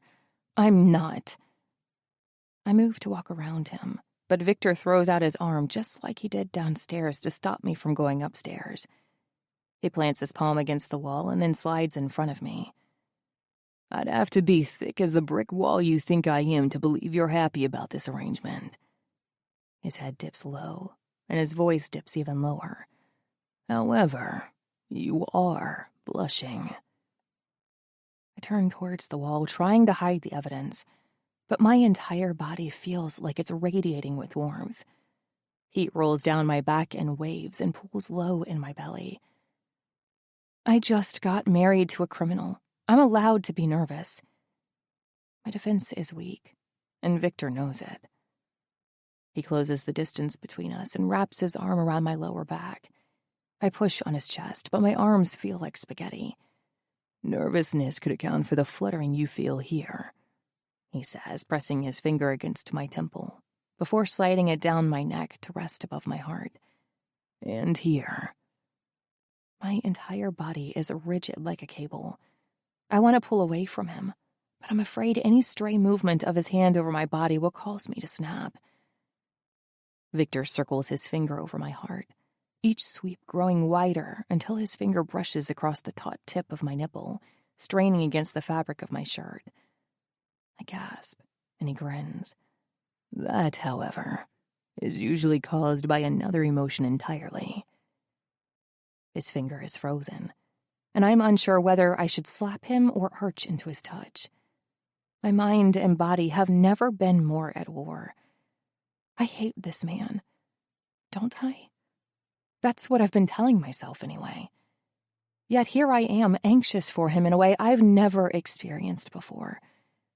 My insides feel molten, and although I know I should want to chop his finger off for what he just did, I can't ignore the part of me that desperately wants him to do it again. As though reading my mind, Viktor flicks his finger upward, and I shiver against the sensation. He flattens his palm against my chest, cupping my breast, and leans in, his breath warm on my skin. Sorry to make you nervous. He is taunting me, but I don't care. My body collides with his with such force that Viktor actually stumbles backwards. I wrap my arms around his neck and slide my fingers through his dark hair, feeling the softness of it against my fingers. Then I bring my mouth to his. By the time our lips touch, he has found his footing. He slides his hands down my back and then cups my ass. I don't even have to jump into his arms. Viktor lifts me up, holding me like I weigh nothing at all, and I hate how attractive it is. I hate how much of a man he is, and how much it makes me want to be the gentle, fragile doll to his brute strength. As an act of silent rebellion, I cup the back of his head and crush our mouths together. I kiss him until it hurts, until we are a mess of teeth and tongues and lips. Viktor growls against my mouth, the vibration sending a shock down my spine, and I arch my back against the shiver, inadvertently rolling my hips against him. His excitement is obvious now, pressing against my inner thigh. It's like an optical illusion. Once you see it, you can't unsee it. Or, in this case, unfeel it. There is no ignoring the press of him, and I can't help myself. I roll my hips against him again. The contact draws another long growl from him, and then one of Viktor's hands slides from beneath me, tracing the curve of my waist up to my chest. I shudder when his palm brushes over my breast, and then, before I can compose myself, he grips the collar of my shirt and yanks it downward. The material shreds, and I gasp in surprise and horror, forgetting for a moment that this isn't my only shirt, forgetting that I have 10 more like it hanging in my closet. Old habits die hard, I suppose. However, my thoughts are pulled from my spacious closet to the much more present matter of my breast being enveloped by Viktor's mouth. His tongue swirls around me, flicking and teasing, urging small moans out of me. Then there's a sharp burst of pain. I cry out and raise my hand to slap Viktor and his teeth away from me, but before I can, his tongue eases the pain, replacing it with pleasure. I rest back against the wall, relaxing enough that I don't care at all when Viktor tears the scraps of t-shirt off my body with his one available hand and his teeth like he's a wild animal. As much as I hate to admit it, Viktor is right. We have no lack of physical chemistry. When my shirt is hanging from my shoulders in shreds, his hand smooths down my stomach and lower, fighting with the button on my jeans. I want his hand there. I want his fingers inside of me more than I can describe. And that is exactly why I shove him away and unhook my legs from around his back. Viktor's brow is furrowed in confusion, but I sink to my knees in front of him and watch it change to raw, primal desire as I unfasten his pants and wrap my hand around his length. This is a consummation, but more than that, it's a surrender. Clearly, Viktor planned for the house to be empty, for us to be alone to do this. If I give in without any fight, if I let him have me however he wants, then I'm giving up. As I pull him free of his boxers and swirl my tongue around the very tip of him, however, I am claiming some kind of power. Viktor may have the money and the influence and the muscle, but I'm not entirely without recourse. I can make him pay where it counts. I can refuse to surrender here, now. I take him into my mouth inch by glorious inch, until I can't take any more. Viktor releases a long sigh and presses his hand against the wall for stability. I look up and see him watching me with hooded eyes. When I slide to the end of him and then back down to the base, his lids flutter closed and his mouth moves in a silent curse. "Molly," he groans, tipping his head back and thrusting softly against my lips. My name in his mouth feels like a surrender, and I fight back a smile as I run my tongue along the rough edges of him. I move to take him in again, but suddenly he pulls away, leaving me falling slightly forward in anticipation. Before I can right myself, Viktor falls to his knees in front of me and grabs my hair in his hand, wrapping it around his fingers. When his mouth lands on mine, it's hot and soft, and his tongue swirls between my lips, flicking the roof of my mouth. My eyes blank closed, and I sigh, losing myself in the kiss. But just as I reach out to drag my fingers across his stubbled jaw, his mouth is gone. Using my hair as a handhold, Viktor directs me to the floor. Usually, I'd insist we find a bedroom lest someone from his staff find us in the hallway, but I know they're gone. Even if they weren't, the words feel far away. All words do. Viktor's tongue draws a line down the center of my body, while he deftly removes my pants and my panties in one go. With strong fingers, he peels the denim from my calves, his pinky dragging along the arch of my foot as I'm finally freed from the denim. I open my legs immediately, letting my knees fall apart, and I smile at the stupefied look on Viktor's face. He studies my willing form for a long second, as though memorizing it. And just when I think he's going to dive in and dive between my legs, he wraps his hand around my left knee and rolls me to my side. It feels like waves pushing against a helpless boat in the ocean as Viktor wraps his hands around my waist and drags my hips up, up, up. No, not like this. He's meant to surrender to me. This is my war to win. I open my mouth to complain, but then I feel the press of him between my legs. The warm hardness teases my opening, and any understanding I once had of the English language is gone. I know only want and desire and need. I arch my back as he presses into me, sheathing himself entirely within my body in one stroke. It is the killing blow, the one that undoes any willpower I may have had. Viktor grips my hips harder, pulling me against him until I'm not sure where I end and he begins. His cheek rests on my back for a moment, and I feel his deep breath, as though this is the first breath of fresh air he has had in years. It is a quiet, tender moment that snaps the moment he lifts his head, drags himself out of me, and then plunges back in. He sets a crushing pace that still isn't enough. I tilt my hips to ensure a deeper connection and reach behind me to grip his muscled thighs, to feel the way his body flexes and works with every thrust. Our breathing grows more and more ragged with every thrust, and when I think I might pass out from the sheer lack of oxygen, Viktor slips his hand from my waist and finds my center. His fingers dip into my warmth and then flick across the sensitive bundle between my thighs. I groan with breath I don't have. He circles his fingers over me, pinching and massaging and coaxing until one word returns to my vocabulary. Yes. Viktor stiffens behind me for a moment, and then continues with renewed vigor. Do you like that? Yes, I repeat, closing my eyes and tipping my head back. Viktor grabs my hair with his other hand, pulling until I'm looking up at the ceiling, and then flicks me with his finger at the same time he thrusts into me from behind. Does that feel good? Yes. God, yes. Fuck yes. How many different ways can a woman scream that word? Because I want to say it in as many ways as possible. Using my hair as leverage, Viktor pounds into me until the sound of our bodies slapping together drowns out almost everything else. His breathing is violent, uneven when he speaks again.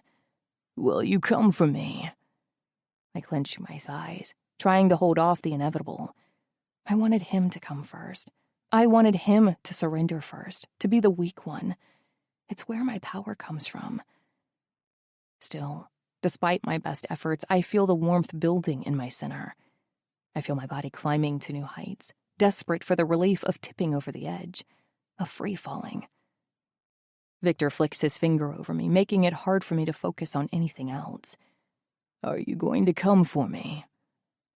I bite my lip and try to pull away from him, to change the game. If I can get on top of him, then I can regain control. I can hold my own ending off until he has gone first. However, as soon as I try to separate our bodies, even an inch, Viktor tightens his fist in my hair. "Come," he commands. The growl in his voice and the strength I feel in his thighs is so unbearably sexy that resistance is futile.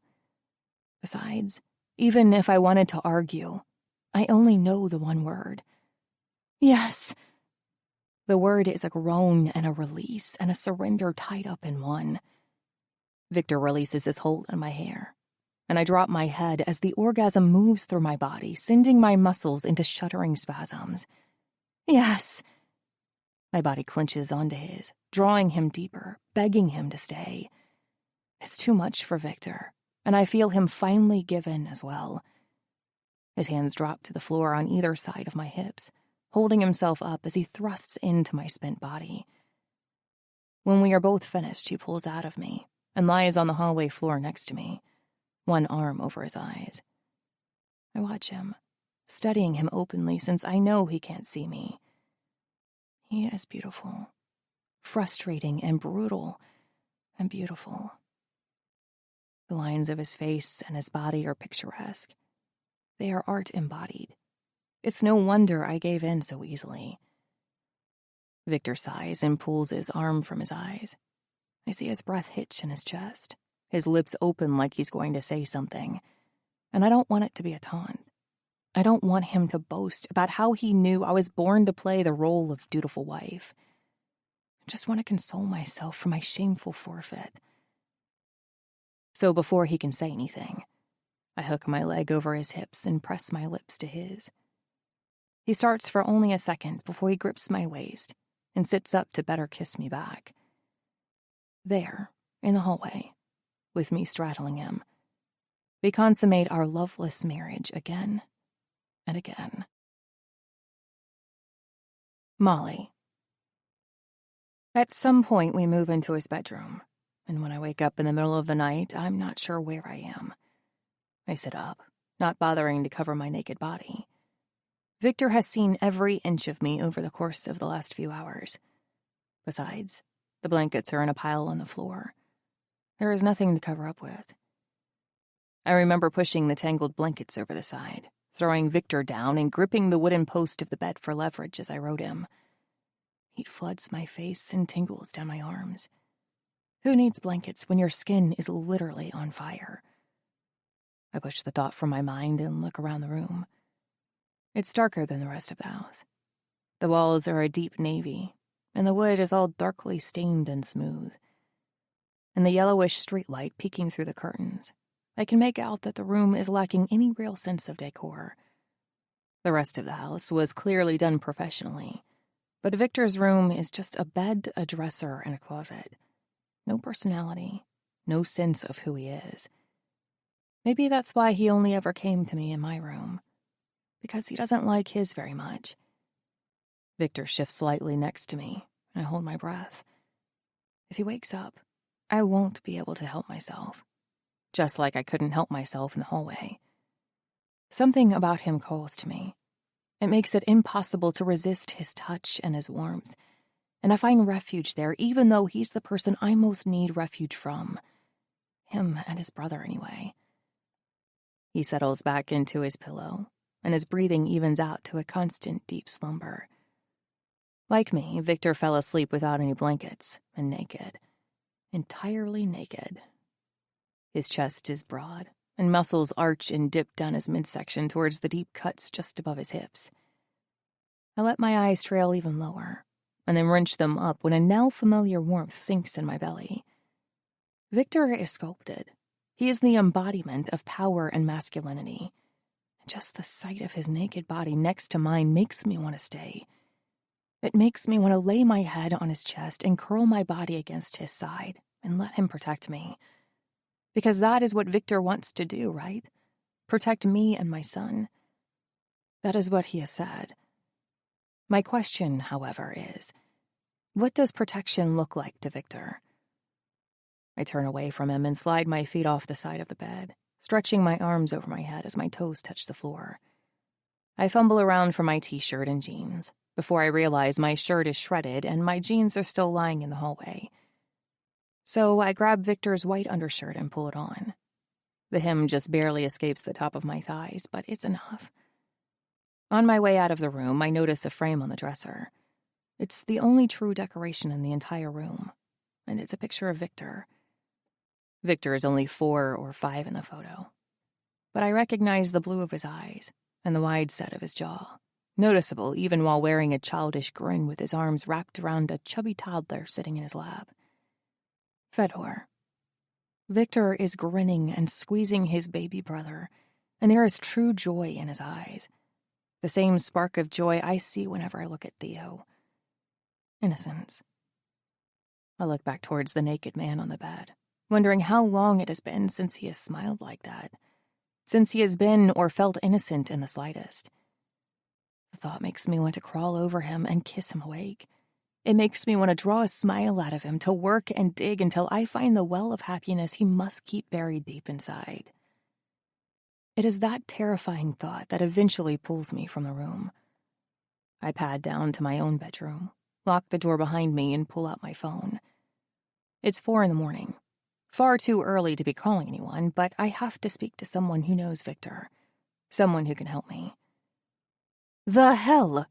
a voice grumbles on the other end of the line. Matilda sounds like she answered the phone before she actually knew what she was doing, and I immediately feel stupid for calling her. "I'm sorry," I say softly, half to myself. "This is stupid. I'm sorry." "Molly?" she asks. I'm surprised the designer even remembers my name this early in the morning. We barely know one another after all.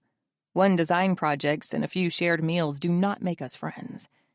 But she's the only person I can think of who knows Viktor, but won't be afraid to tell me the truth about him. "Yes, hi, I'm sorry," I repeat. "I shouldn't have called. Is this about the nursery?" she asks, clearly confused, because I don't usually take business calls this late, or early, I suppose. I only answered because you called my personal phone. "I thought it was your work phone," I say, as though she should excuse the odd time of the call. "Viktor has my personal number. He's my best client," she explains. "Though not this good of a client. Call me back in a few hours." "Wait," I say before she can hang up. "This isn't about the design. It's about Viktor." I hear a rustle on the other end of the phone, and then Matilda's voice comes through more clearly. "Is he okay?" "Yes, fine." Exhausted, I think, but fine. "It's just that, well, we just got married."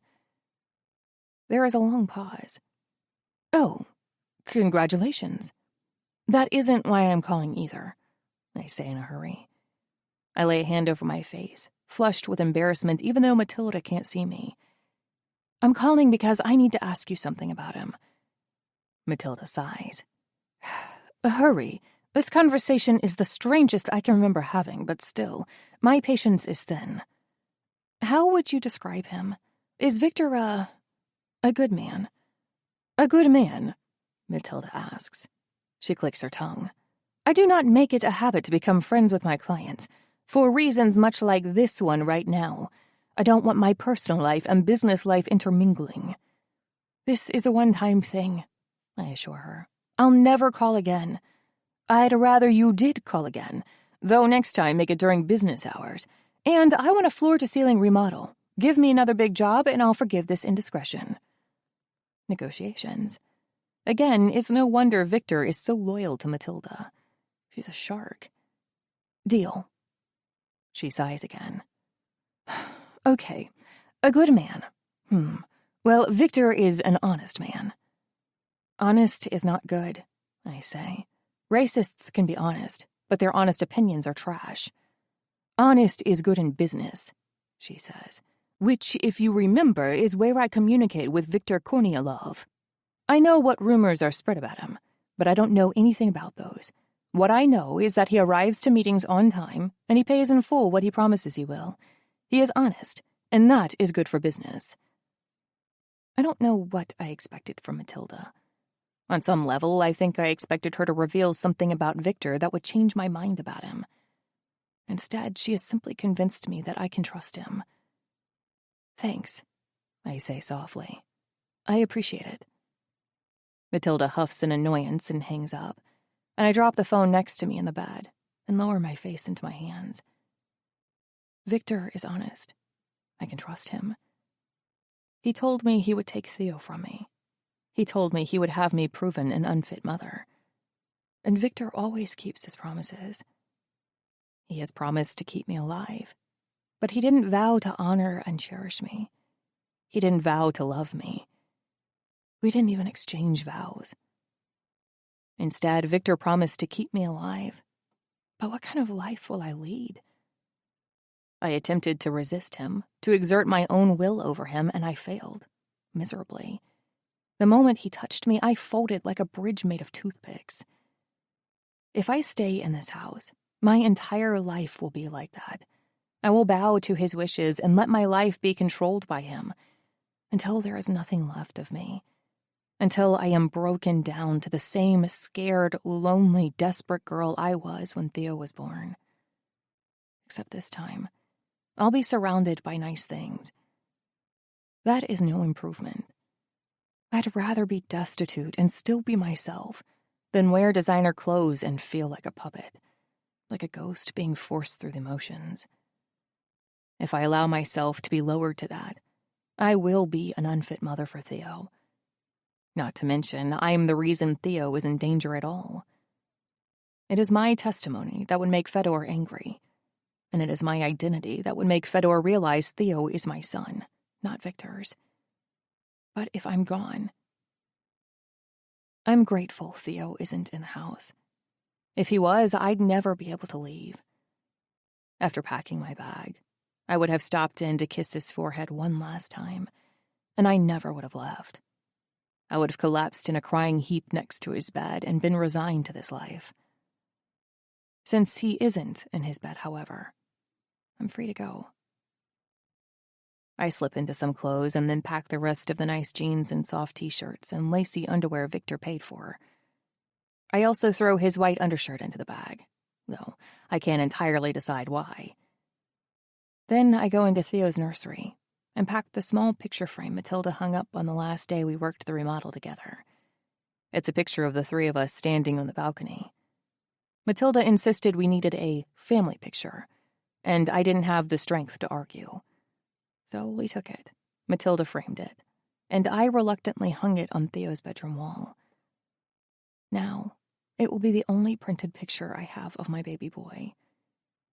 In it, he's hugging a soccer ball and smiling up at Viktor.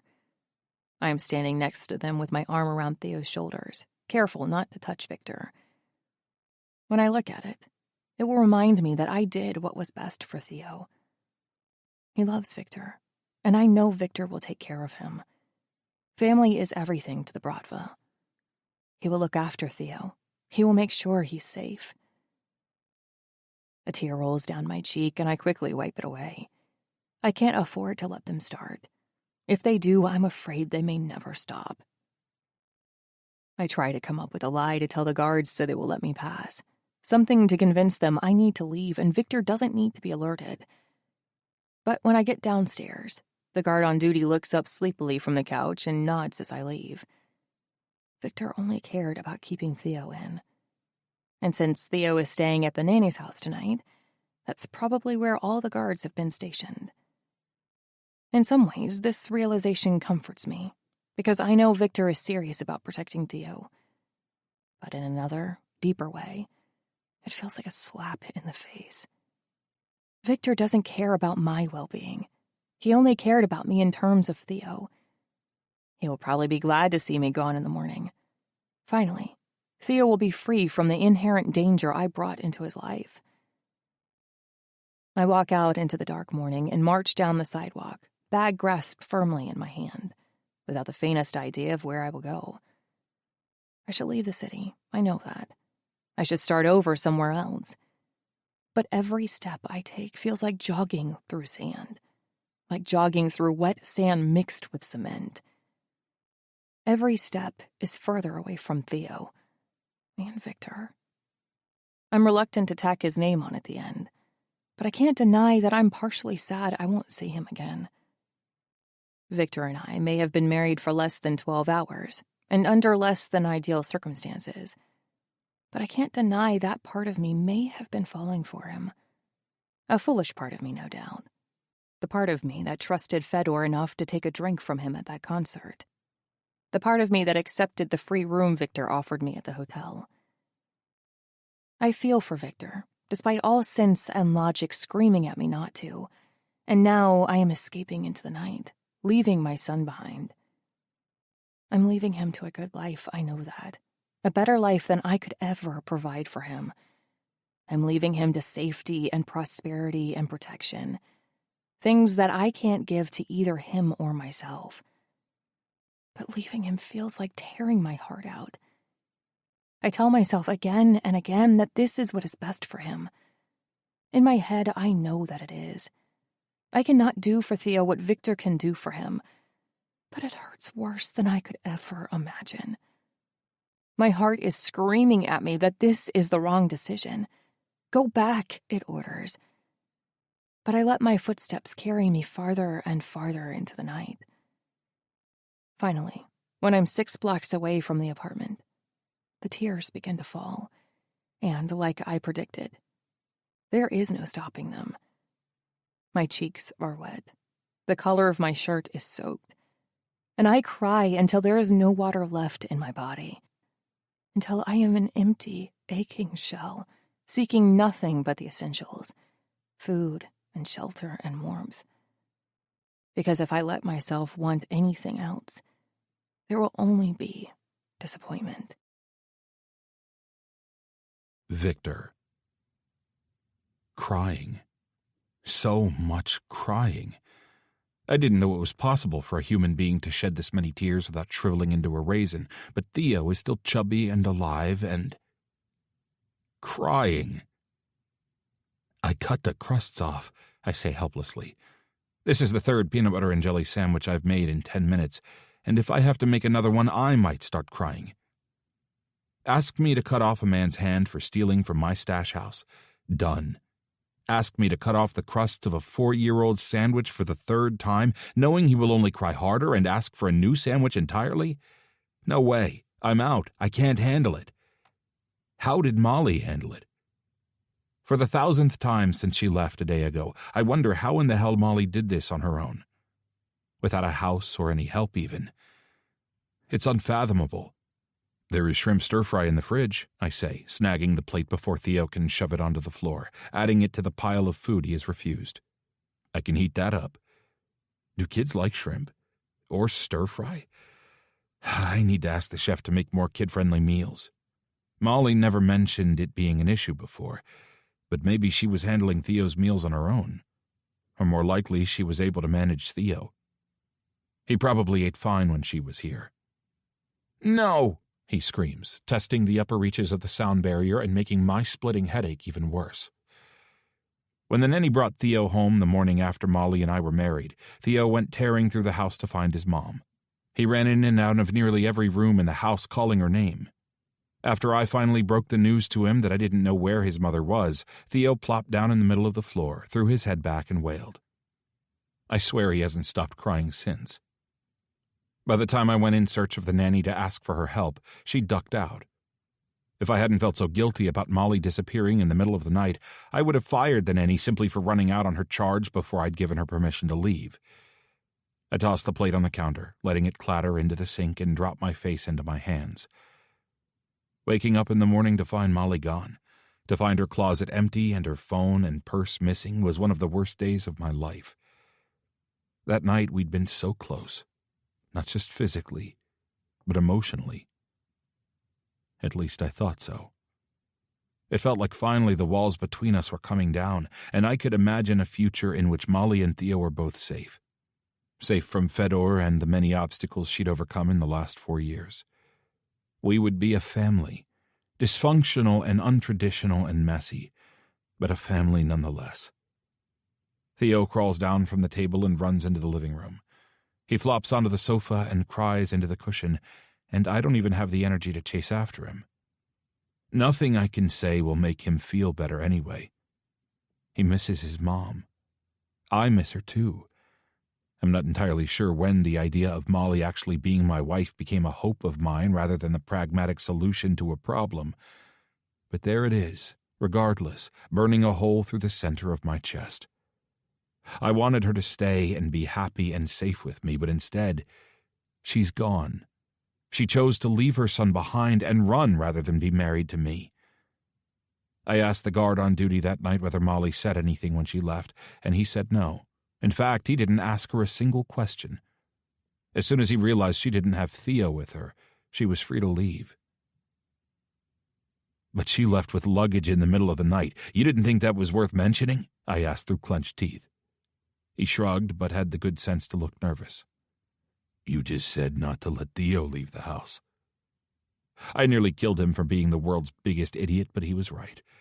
My command was to keep Theo from escaping because I never in a million years would have guessed Molly would leave without her son. She probably knew the entire Bratva would be after her if she took Theo with her. Now that Fedor knows about Theo, he can't just disappear. It would raise too many questions I'm not prepared to answer. Molly also probably knew Theo would be safer with me. Still, it doesn't make it any easier to understand how she could leave. Theo was Molly's world, her everything. How could she just give him up? Theo kicks his feet and thrashes through his 10th temper tantrum of the day, knocking over an end table. He sends a stack of Molly's design books flying across the floor. She gave up everything, her son and her dreams, and left. And for the first time, I let myself consider that I won't ever see her again. Theo screams into the cushion, crying and raging, and I wish I could do the same. Instead, I run a hand down my face and walk over to the couch to try and comfort him. He is my responsibility now, and I have no idea what I'm doing. I talk to Theo until he finally falls asleep for his nap. The minute he does, I stumble across the hallway and collapse behind my desk. I tip back in the chair and close my eyes, thinking I might actually fall asleep for a minute. The moment my mind starts to slip into unconsciousness, however, my phone starts to vibrate. The sound surprises me, and I fumble for my phone in my pocket before I realize I don't even have it on me. I shuffle stacks of papers on the desk until I find it under the folder Kent gave me so many weeks ago. If I open it, I know I'll find information about Molly, where to find her, where she frequents, how to get in contact with her. I wish Kent would update it and give me some fucking idea of where she's gone now. I push the folder aside and grab my phone. What? Viktor? I don't recognize the voice at first, and I have to pull my phone away from my ear to read the name on the screen. Johnny Baranov. He isn't part of the Bratva lifestyle per se, but he keeps his ear to the ground. I've always been able to rely on Johnny for good information for a reasonable price. Johnny, what's going on? I've been calling you all morning, he says, sighing in relief. Shit, where have you been? What's this about? I don't know him or anyone else an explanation. Even if I did, I sure as hell wouldn't tell him my new wife ran off in the night and left me in charge of a kid. Fedor, he says simply. I close my eyes and hold back a groan. I'm in charge of 2 kids. How could I forget? What did he do? It's bad, Vic. You need to talk to Peter. Your brother came around here earlier today to talk to me, but he didn't want to pay. I turned him away and I thought he would pull his gun. Well, he did. Just not on me. Who? I ask, not actually wanting to know. Consiglieres. 2 of them. For the museos. Shit. My knuckles go white around the phone, and I consider throwing it across the room. Good news rarely comes through the speaker. Perhaps a new phone would bring better reports. I'm good here, he says. I'm still on your side, you know that. But you should get in touch with your brother. Bye, Johnny. When I hang up and the call screen disappears, I realize I've missed 5 calls from Peter and 3 texts from Fedor. I don't even read them. Instead, I call the nanny and demand she come back immediately and that I won't take no for an answer. Once she's confirmed that she'll be here within 20 minutes, I push away from my desk, grab my keys, and head for the door. I stop before my guards out front and address the same idiot who had let Molly disappear into the night. No one comes or goes except the nanny. Once she gets here, neither she nor Theo are to leave. Not even to the park, got it? Disobey me, and you won't live to regret it. I stalk to my car without waiting for a reply, then head straight for the office downtown. When I walk through the front door, there are men standing around in the lobby. They all look up as I enter and then look away just as quickly. Men. I tip my head. There is a grumbled reply, and then they all press against the walls, clearing the way for me to walk down the hallway. Clearly, they know why I'm here. My office door is cracked open, and I hear Fedor's voice as I approach. Fucking careful, Peter. Can we call a doctor? We should have a damn doctor working around here. What did you all do while I was locked up? We didn't get into random shootouts with our rivals, Peter says. Fedor scoffs as though that is a ridiculous proposition, and his face is still screwed up in annoyance when I push open the door. He rolls his eyes. I see you called my big brother to bring me back in line. Thanks, Pete.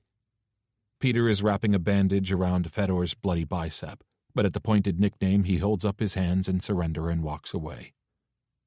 You're on your own, asshole. Fedor narrows his eyes at him as he leaves and then turns to me. This is why I should be your second in command. Peter is disrespectful. He's becoming too comfortable. He's our cousin, I remind him, pushing the door closed. And I'm your brother. Blood is thicker than water. That's not what that phrase even means, I say. The full saying is the blood of the covenant is thicker than the water of the womb. It means...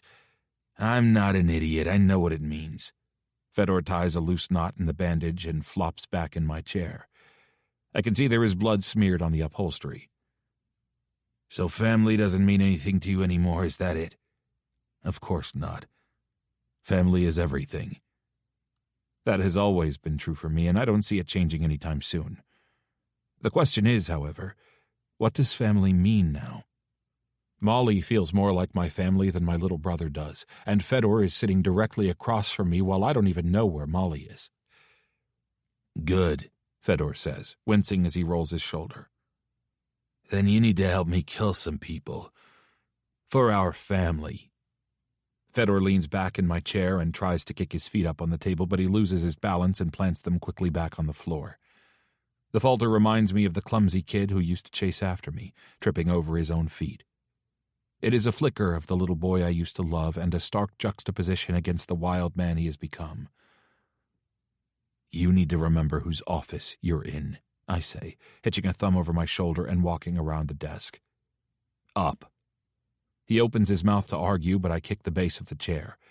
It's already off balance because of his slouched posture, so he goes tumbling backwards, cursing. I just got shot, fuckhead. He grabs the bandage on his arm that's already soaking through with blood. I ignore his name-calling and reclaim my chair. Fedor needs to be reminded who's in charge. He needs to understand that he does not call the shots. He may be the brother of the boss, but that does not make him the boss. So I heard. It seems you picked a fight. He sits on the edge of my desk and rolls his eyes. They started a fight with me. I was just trying to talk to Johnny. About what? Fedor's mouth tightens. Nothing. He called and said you wouldn't pay. I'm not even going to bother asking what you were refusing to pay for. Tell me what happened. I don't have any fucking money. He jumps to his feet and paces in a small circle, reminding me of a caged animal. My accounts are empty. I'm supposed to receive a check, but... But you spent your last check and the next several paying off a judge so you could get out of jail, I remind him. His mouth falls open. That was for my freedom. You're really gonna take it from my allowance like I'm some kid? I want to tell him he's acting like a kid, that I can't remember the last time I've seen him behave like an actual adult, but that would only make things worse. I cross my arms and nod. I can't show favoritism. The Bratva is a family. Every member is important. If I give you special treatment, it will breed resentment. Do you want your brothers to hate you? Fuck my brothers, he says, throwing air quotes around the word. He points at me with his good arm. I only care about one brother. My blood brother. Fedor runs a hand through his dark hair and tips his head back. When he does, I see Theo's nose and sharp chin. He looks so much like his father. Then I shake my head. I am Theo's father now, not Fedor. I am all Theo has, and I have to get Fedor under control and back on track. Otherwise, I won't have the energy to split between the two. I was just talking to Johnny, Fedor says again. The Mazeos walked over to me. They made some cracks about me being the crazy Kornilov. I had to defend our honor. You mean your honor? Fedor turns to me, eyes narrowed. My honor is our honor. We share the last name. I sigh and try to come up with the words to explain to Fedor that he has to get his shit together or get lost, but before I can, my phone buzzes. I pull it out and see Rio Mazeo's name on the screen. Who is it? Fedor asks. I ignore him and open the text. Are they more important than me? He shouts. Are you going to ignore me while I'm standing right in front of you now? God damn it! I don't know why I even got out of prison. Nothing has changed. You don't tell me shit. I slam the phone down so hard I'm sure I just shattered the screen. Shut the fuck up, Fedor. My little brother opens his mouth and then closes it.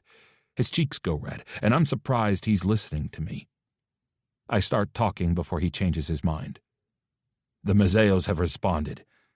He steps forward, jaw set. What do they want? You.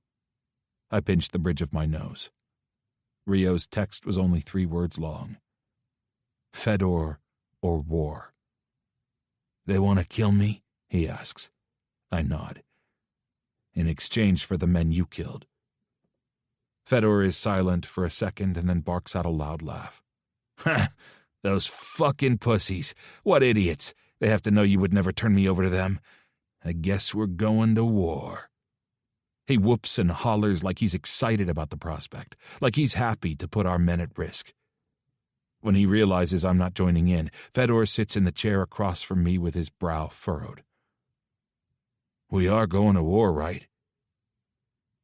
You fucked up a hard-fought alliance, Fedor. Dad worked with the Mazeos for years, and I continued working with them in good faith. I kept the peace, and in one stupid moment, you ruined it all. He shoots out of his chair. So you'll have me executed for it? No! I shake my head. I don't know what I'm gonna do. You haven't stopped talking long enough for me to think. I need a minute. A minute for what? He challenges. What is there to think about? You got 2 options, me or war. Is there seriously a question? You know I'd fight for you, Vic. You know I'd die for you. My heart clenches at the sincerity in his voice. Fedor has made me question a lot of things in the last few years. But do I question his love for me? His loyalty? Perhaps, if he knew everything I'd lied to him about, he'd change his mind. If he knew about Molly, he might want to go to war with me. I'd die for you too. But only if I had to. Only if it was the last chance to save you. I tap my finger hard against the desk and look up at him beneath my brows. Will going to war save you? Obviously. If you don't, they'll kill me. No. I wave a hand to stop him. If I fight for you now, will you stop behaving like this? Will you respect my authority and the Bratva and stop killing people on impulse? The crazed, caged look in Fedor's eyes is gone. His bright green eyes are wide, and he looks down at the floor, ashamed. For the first time in a long time, I think I may have cracked through his crazy shell. I think I may have gotten to the Fedor hiding underneath it all. I may have finally found my little brother. Yeah, he says softly, sitting in the chair, his shoulders slouched forward. He shakes his head. I'm sorry, Vic. This is all my fault. But yes, I'll be better. I'll follow your lead and be better. I swear it. I stare at him for a second, trying to remember this moment. For a brief, miraculous moment, I think it may be a turning point in our relationship. A shift towards a brighter future. So I pick up my phone and text Rio back one word. War. Molly. The coffee is cold and the creamer is warm. A few weeks ago, I would have rolled my eyes at the annoying customer and pointed out that his coffee was still steaming. Now, I take the perfectly fine cup back to the counter, refill it, and return with fresh creamer. The man doesn't even say thank you. It's so strange being back waitressing again. I planned to leave the city immediately and get as far away as I could, but money was an issue. So, with only a little cash to spend, I took a bus as far as it could take me, just a few hours, and then I went back to the only thing I knew I could do. The diner I walked into had needed someone right away, so I took up an apron and went back to work as though nothing had changed, though everything has changed. I tightened my apron around my waist and grabbed the mop from the back closet. A couple and their little boy came in for pancakes, and he spilled the entire bottle of syrup on the floor. I've been mopping the spot once an hour all evening, and the floor is still sticky. He looked like Theo. Not really. His hair was darker, his skin lighter, and he laughed like a deranged bird. The boy didn't sound anything like my Theo. But they were similar enough. Enough that I kept staring at him across the room, wondering what my son was eating for dinner. I lingered near the table, watching the mother fuss with his hair and tie a napkin around the boy's neck for a bib. I miss doing those little things for Theo. I miss my son. There's a dead fly in the windowsill, the man across the diner calls, waving his arm for my attention. It's disgusting. Can you come take care of it? The man has been sitting in the booth for an hour, nursing scrambled eggs and coffee, and he has done nothing but complain.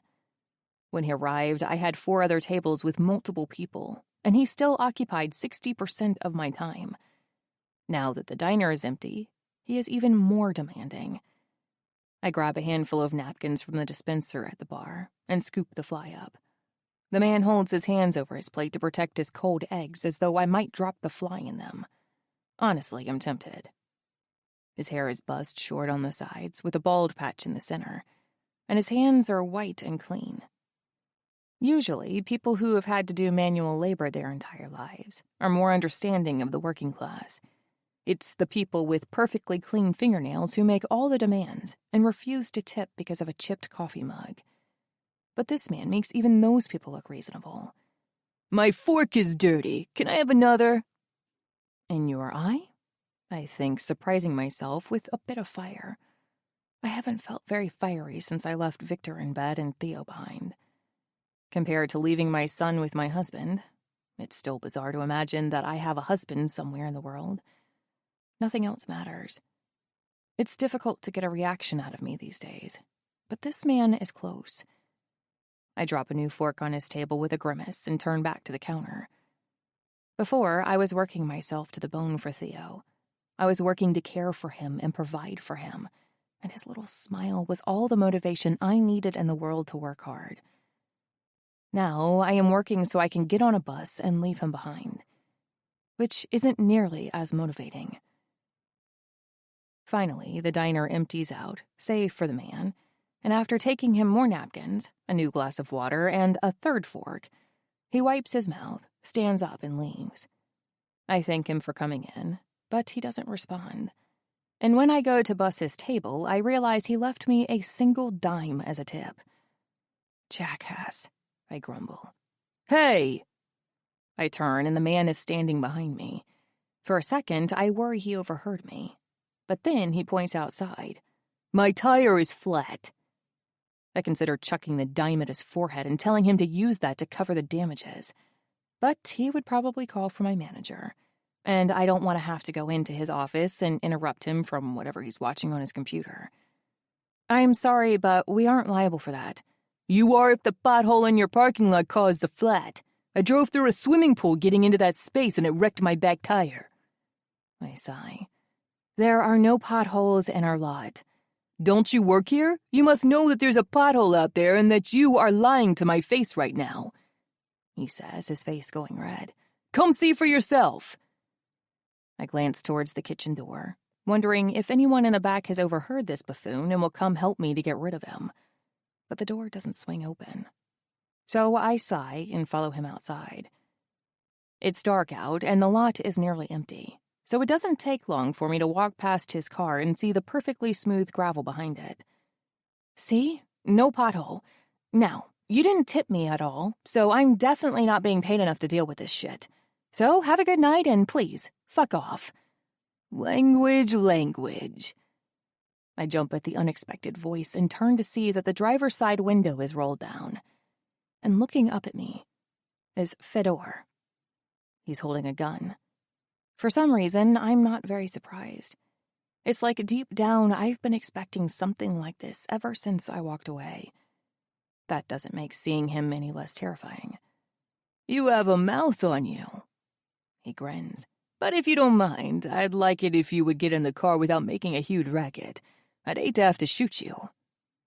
The silky smooth way he says it lets me know he would not have any trouble at all shooting me. In fact, he might even enjoy it.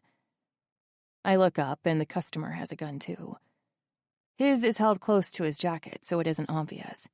But I know that any chance at escape would be met with a bullet in the back. The man nods for me to walk around the back of the car, and I pivot and obey his orders. My legs shake as I open the passenger door and drop down into the seat. Thanks, Kent, Fedor says. The other man, Kent, apparently, closes the door and then walks across the lot to his car parked a few stalls down. As soon as his back is turned, I reach for the handle. Maybe if I get out and run straight for the road, his distraction will allow me to escape. Maybe I can... Child lock, Fedor says when I pull on the handle and it flaps open with no resistance. Wonderful invention. Besides, he says, laying a hand on my thigh and squeezing, you can't leave just yet. I've got big plans for you.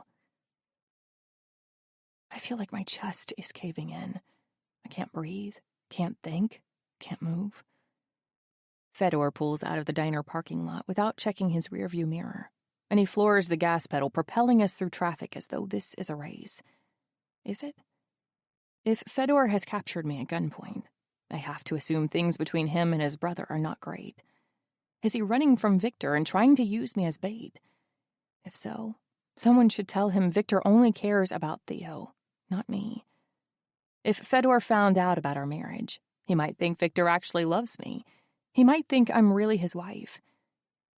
He doesn't love me, I say softly, trying to think of some way out of this.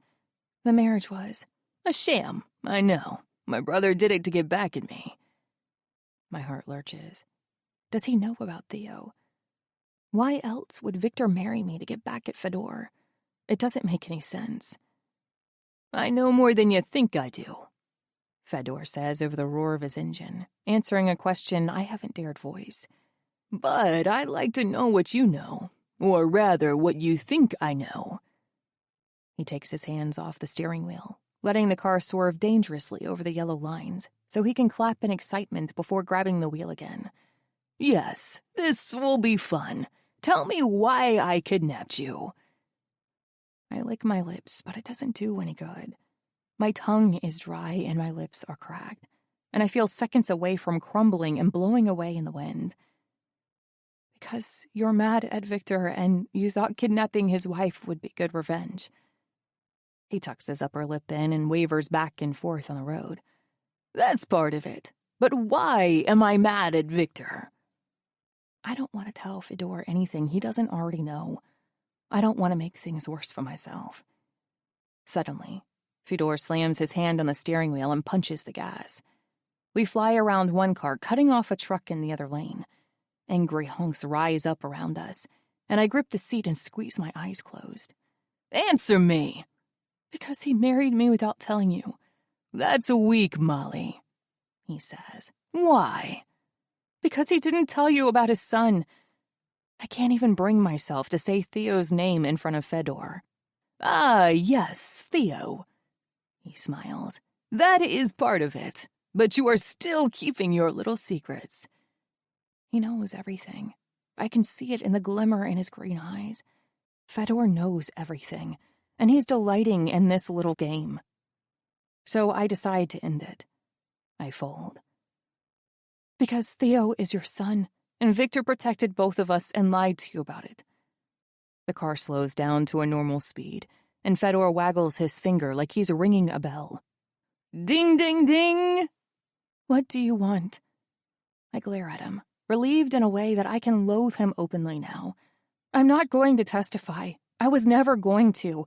I just want you to leave me alone. This isn't about you, he says with a wicked laugh. This is about Viktor. I have nothing to do with Viktor.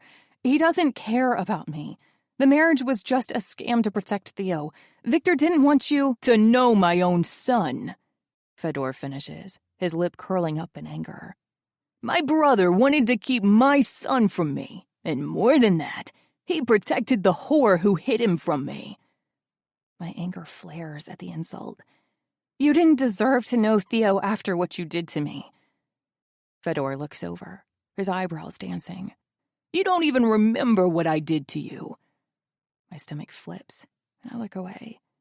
I hate that I've let him win this round, but if I maintained eye contact, I might have thrown up. Or yanked the wheel and killed us both in a wreck. It would almost be worth it to wipe Fedor from the planet. I recognized you the second I walked into his apartment that day. Did you know that? I didn't. Fedor acted the part perfectly. The memory of his hand on my waist, of the way he teased me and showed interest in me, pretending I was nothing more than a maid, makes me feel dirty. He knew the entire time. Why didn't you say anything? Because I wanted to see what my brother's intentions were. I want to know why he had locked my witness and my child away. I wanted to know what he had planned for you. Why would that change anything? Fedor flicks his tongue over his bottom lip. Viktor has always looked out for me, protected me. When I saw you there, I thought maybe it was part of a plan he wasn't telling me about. That maybe he was going to dispose of you and keep me in the dark to protect me. To protect him? The idea is laughable. What does Fedor need protecting from? Certainly not his feelings. I'm not sure he has any. Monsters usually don't. But he wasn't protecting me, he says, shaking his head. For a moment, he's quiet, lost in thought. With a few fast blinks, he breaks out of it and sighs theatrically. This is about more than you and Theo, though. This is about family and loyalty. Two things my brother knows nothing about. Your brother did all of this to protect Theo, his family, I argue. I'm his family, Fedor screams. I've been his family for much longer, and he chose the two of you over me. But the final straw was him debating whether I was worth fighting for. Fedor rolls his shoulders, and it doesn't seem like his attention is on me anymore. He is rambling, going on about choosing between family and a war. And he's talking so fast I can barely keep up. My brother's loyalty is flagging, so I'm going to show him what it means to turn on family. I'm going to show him what happens when you forget your blood. What does that mean? I fold my hands in my lap, trying to hide the shaking. Fedor looks over at me, a sick kind of hunger in his eyes. First, I'm going to do what my brother should have done with you. Kill me. That part of his plan is so obvious it doesn't even scare me. I simply nod, accepting the inevitable. And then? Then, he says, pressing harder on the gas to make it through a yellow light, and then swerving to change lanes and maneuver around the bus. I'm going to claim the son who was stolen from me and raise him as my own. If my family can turn its back on me, I'll make my own. The thought of my son being raised by this monster terrifies me far more than death. Theo is innocent. He didn't do anything. Leave him alone. Suddenly, Fedor reaches across the seat and strokes his rough hand across my cheek. I pull away, but the car is too small to separate us, and he grips my chin roughly. I would never leave our son alone, Molly. He'll always be cared for, by me and the Bratva. He drops my face and grabs hold of the gun in his lap, driving with only one hand. I'll raise him to understand loyalty. Don't you worry. Viktor. The war has started, and Fedor is nowhere to be seen. I've declared war in Fedor's name only because I have to display a united front. I can't let on that my brother is out of control, that I'm not powerful enough to keep my men in line. Besides, the Museo consiglieres disrespected Fedor by calling him crazy. They didn't deserve to die for it, but I also can't let that kind of behavior slide. Not when my own men are doubting me more than ever. Still, I initially expect Mario Museo to come back with a counteroffer. His son has always been the more hot-headed of the two, and I expect Mario to balance Rio out. He has to know they don't have the manpower to overcome my Bratva. He has to know they will lose this war. Maybe he does, but that doesn't change the fact that Rio Museo has now attacked our office with every man he has, and we are now in a gunfight for our lives. I call Fedor the moment the shooting starts. With his help, we can sandwich the Museos between us and end this war before it can really even begin. Most of the men are inside the office with me, still reeling and strategizing for the possibility of the oncoming war, but Fedor could command the others on the outside and attack from both sides. But he doesn't answer my calls or my texts. Peter holds the back entrance of the office with a few of the enforcers while a second team keeps the front doors clear. We are surrounded, but as long as they don't make it inside, I know we have the upper hand. If worst comes to worst, we can barricade the basement, but that would feel an awful lot like defeat, and it is my last option. I decide to move to the second floor to assess the situation from above, trying to see where the weak points in the Museo line are. But as soon as I reach the bottom of the stairs, there is a huge commotion from the back of the office. The entire building shakes and dust falls from the ceiling. "Bomb!" someone shouts from behind me, coughing as he stumbles forward. "Or breached!" I turn and find Peter stumbling out of a haze of smoke. He falls to his knees and then pushes himself to all fours, crawling out of the smoke. There is blood on his shirt, and I don't know if it's his or someone else's. "Rio blew the back wall out," Peter says, grabbing my shoulder. "You have to go." It's Peter's job to look out for me, to protect me. But I can't run away from this fight. If I do, it will only prove what many of my men already think of me, that I don't have their best interests at heart. Maybe I don't. I should have kicked Fedor out of the Bratva the moment he began acting out. I convinced myself I could help him, though. I lied to myself and to Peter and everyone else and said that he just needed time to adjust. But Fedor doesn't need time. He needs a fucking straitjacket. He will always be my baby brother, but that doesn't mean I can continue to protect him forever. At some point, he has to figure his shit out on his own, and I have to do what is best for my men. He is out of control, and now I've lost men and an entire wall of my office because of him. "No," I say, grabbing Peter and moving him to the stairwell. "Stay here. I have to end this." Peter might argue, but I run into the thick of the smoke and don't hear what he says. He also might have just collapsed back on the stairs and let me go. He knows better than anyone that my men will never forgive me if I sit back and let them die for Fedor. The smoke is thick and dust is falling from the ceiling like rain. It feels like the apocalypse, but in the distance I can hear a train whistle.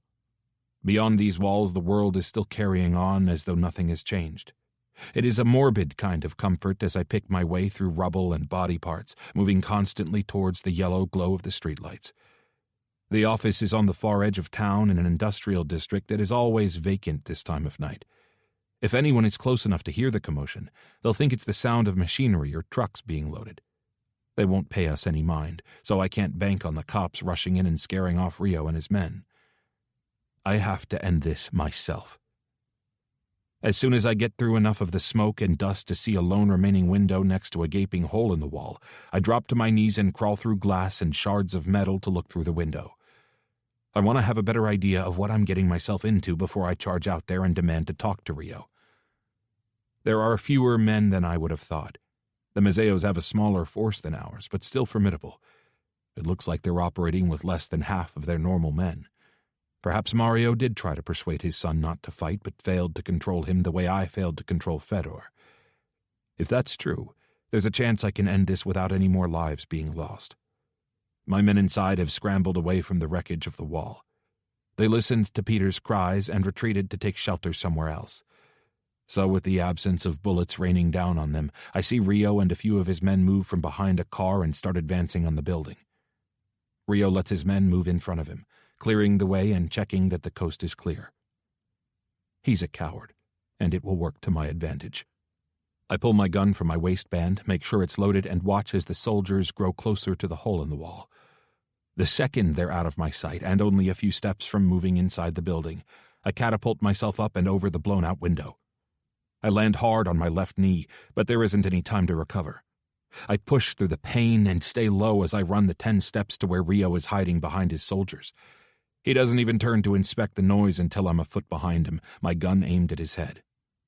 "What the—" he starts, but the words die in his mouth as I wrap an arm around his neck and press the muzzle of my gun to his temple.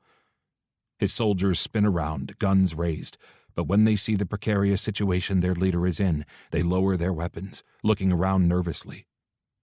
"End this," I growl in his ear. "Call it off, and let's talk." Rio is pinned to my chest, but he turns his head as much as he can and spits. It misses me by a wide margin, but the move is still disrespectful, and I know there will be no negotiating with him. So I plow my knee into the back of his legs and force him to the ground, never lowering my weapon. I could kill him now. I could blow out his brains and claim this war as a victory, but it would spiral into more fighting and death. And for what? In the name of Fedor's short fuse. No, I've always been the rational one, the thoughtful one, and that won't change now. I call out for my men. Several of them move through the fog, guns raised, and force Rio's soldiers to drop their weapons. They comply. This fight is over. I send one of my men and one of Rio's men to spread the word. Then I send for Peter. He's injured and limping, but okay. His color has returned. "Call Mario," I command. "Get him here now." "You don't need to talk to my father," Rio argues. "Talk to me." I press my foot into his spine and repeat the command. "We'll wait for the dawn of the Mazeo family. In the meantime, if anyone fires another shot, they'll be killed on sight, and only I get to kill Rio." I will kill him if it comes to that. I'll kill them all to save my men and myself. But not if I don't have to. No one has said a word. "We're all here because of your fucking brother," Rio spits after several minutes of tense silence. "I've just let you move to a sitting position. Do you want to lie flat on your stomach again?" I ask. Rio's shoulders tense, and he bristles at my show of power. Rio hates Fedor, and I think it's because they're so much alike. Rio has a hot head and acts on instinct. Though we both know he's right. Fedor started this. We wouldn't be here if it hadn't been for him. "I don't know why my father insists on making nice with you," Rio continues. "Do you know our fathers wanted to try and convince you to marry my sister? They thought it would make a lasting alliance between our families." "Yes," I said. "Unfortunately, it's too late for that. I'm a married man. I feel married, even if I only spent one night with my wife. Besides, I don't care about any other woman right now. Maybe when this mess is over, I can focus on finding her." Rio seems confused by my admission, but before the conversation can go any further, I hear several car doors slam shut at the front of the building. Then figures round the corner. Mario arrives like a president to a press event. He walks around the side of the building with 4 guards forming a square around him, each one armed and making up a corner of his security detail. I have no doubt they would throw themselves in front of him to save his life in an instant. Hopefully that won't be necessary. When he sees his son on the ground, Mario's mouth tightens into a frown. Then it eases and he focuses on me and the gun I have trained on his heir. "I think we've had a misunderstanding," he says. "I agree." Mario glares down at his son one last time, then smiles at me. "I think we can all get rid of our weapons, right? No one else needs to die tonight." I hesitate for only a second before I lower my weapon and step back. Mario's security detail does the same, and the word is spread that all soldiers are to fully stand down until further notice. As soon as he's no longer under my gun, Rio jumps to his feet, shakes the dirt off his pants, and paces away with his chest puffed out. Mario rolls his eyes. "I didn't want this fight," he admits softly. "I thought my son would handle the discussions on my behalf, but it seems he was incapable of communicating with words." His admission is bold. It reveals his weakness, and I feel it's only right to repay him with one of my own. "My brother also chooses his weapon over his words. I'm sorry for the consigliaries you lost." Mario shrugs. "It happens. Now, what is this about you taking a wife?" I frown, wondering if the old man somehow overheard what I said to his son. "I have my own sources of information, and I don't tell my son everything." "Your sources are correct. I took a wife." "Congratulations," Mario says, though it doesn't feel genuine. "You know, I hoped you would be a good match for my daughter Maria.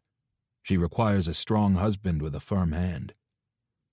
"You will have to find another firm hand, I'm afraid." "Ah, well," he sighs.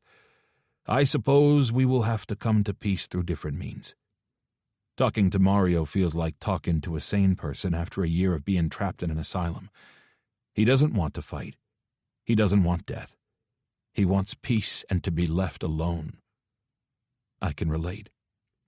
Your men disrespected my brother on contested territory, so why not start there? The territory where the disagreement occurred belongs to my Bratva. Mario's jaw tightens. That would be fair, except that your brother gunned down 2 of my men there. I don't think that kind of behavior should be rewarded.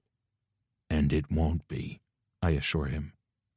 Fedor will be stripped of responsibilities until he has earned back my trust. Another outburst, however, will result in being exiled from the Bratva. Mario raises a brow. You'd throw out your own family. Ruthless. When I need to be. It's a threat of sorts, a reminder that though we're being civil now, I am not afraid to do what needs to be done. That's a good start, but it's still not enough, Mario says. If we give up that territory, we should get something in return. Perhaps one of your smaller stash houses. I cross my arms. My men won't like that arrangement. Do you answer to your men, or do they answer to you? Mario asks.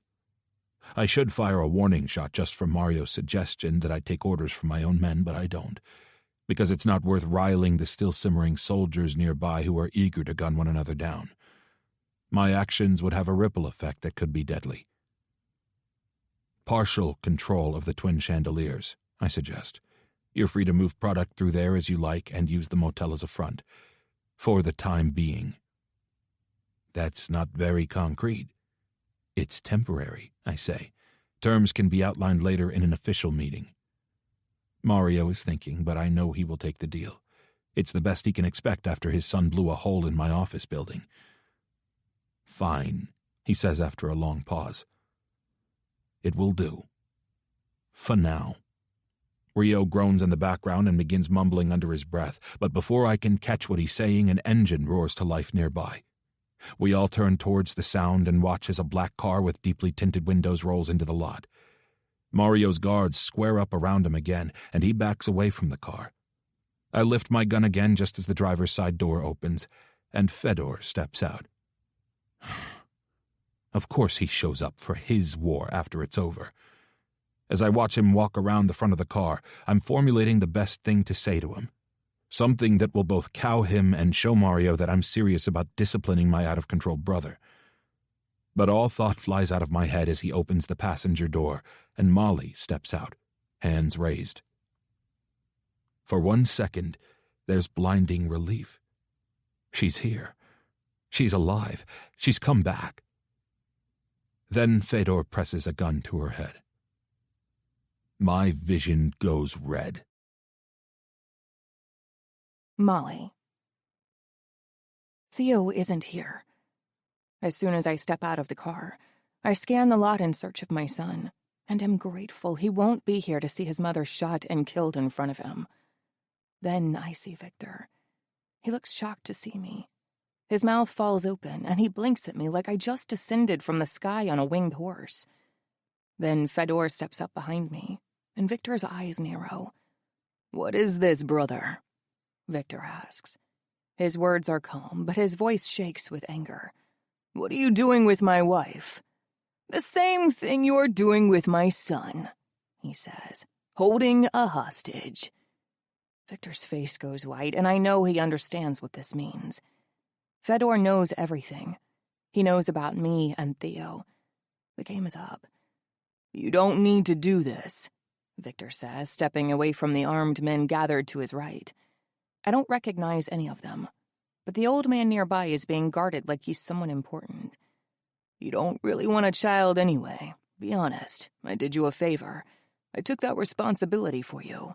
"Don't act like you're a saint!" Fedor shakes with rage, and I squeeze my eyes shut, waiting for his hand to clench a bit too hard on the trigger, waiting for the bullet to rocket through my brain and end everything for me. Fedor takes a deep breath and then laughs, though it's devoid of humor. "You didn't keep Theo because you thought it was best for me. You thought it was best for you. A chance to settle down and be the family man you always wanted to be. Because, be honest, you've never been much of a Don." Viktor's spine straightens, and his jaw clenches. "You think you could have done better, shooting any man who looked sideways at you and starting wars. That isn't how a leader operates." "I had to do those things because you made the Kornilovs weak," Fedor shouts back. "No one would have ever looked at me sideways if you hadn't let our good name fall in the dirt. And now, to add insult to injury, you marry my sloppy seconds and try to adopt my son?" "She isn't your anything," Viktor growls. "What you did to her was wrong, and I, like always, cleaned up your mess." The old man next to Viktor holds up his hands. "This is clearly a family matter that we have no part in. I think it would be best if we left and—" "No!" Fedor says suddenly, turning me in front of him like a human shield and facing the older man. As he does, another man joins the fray.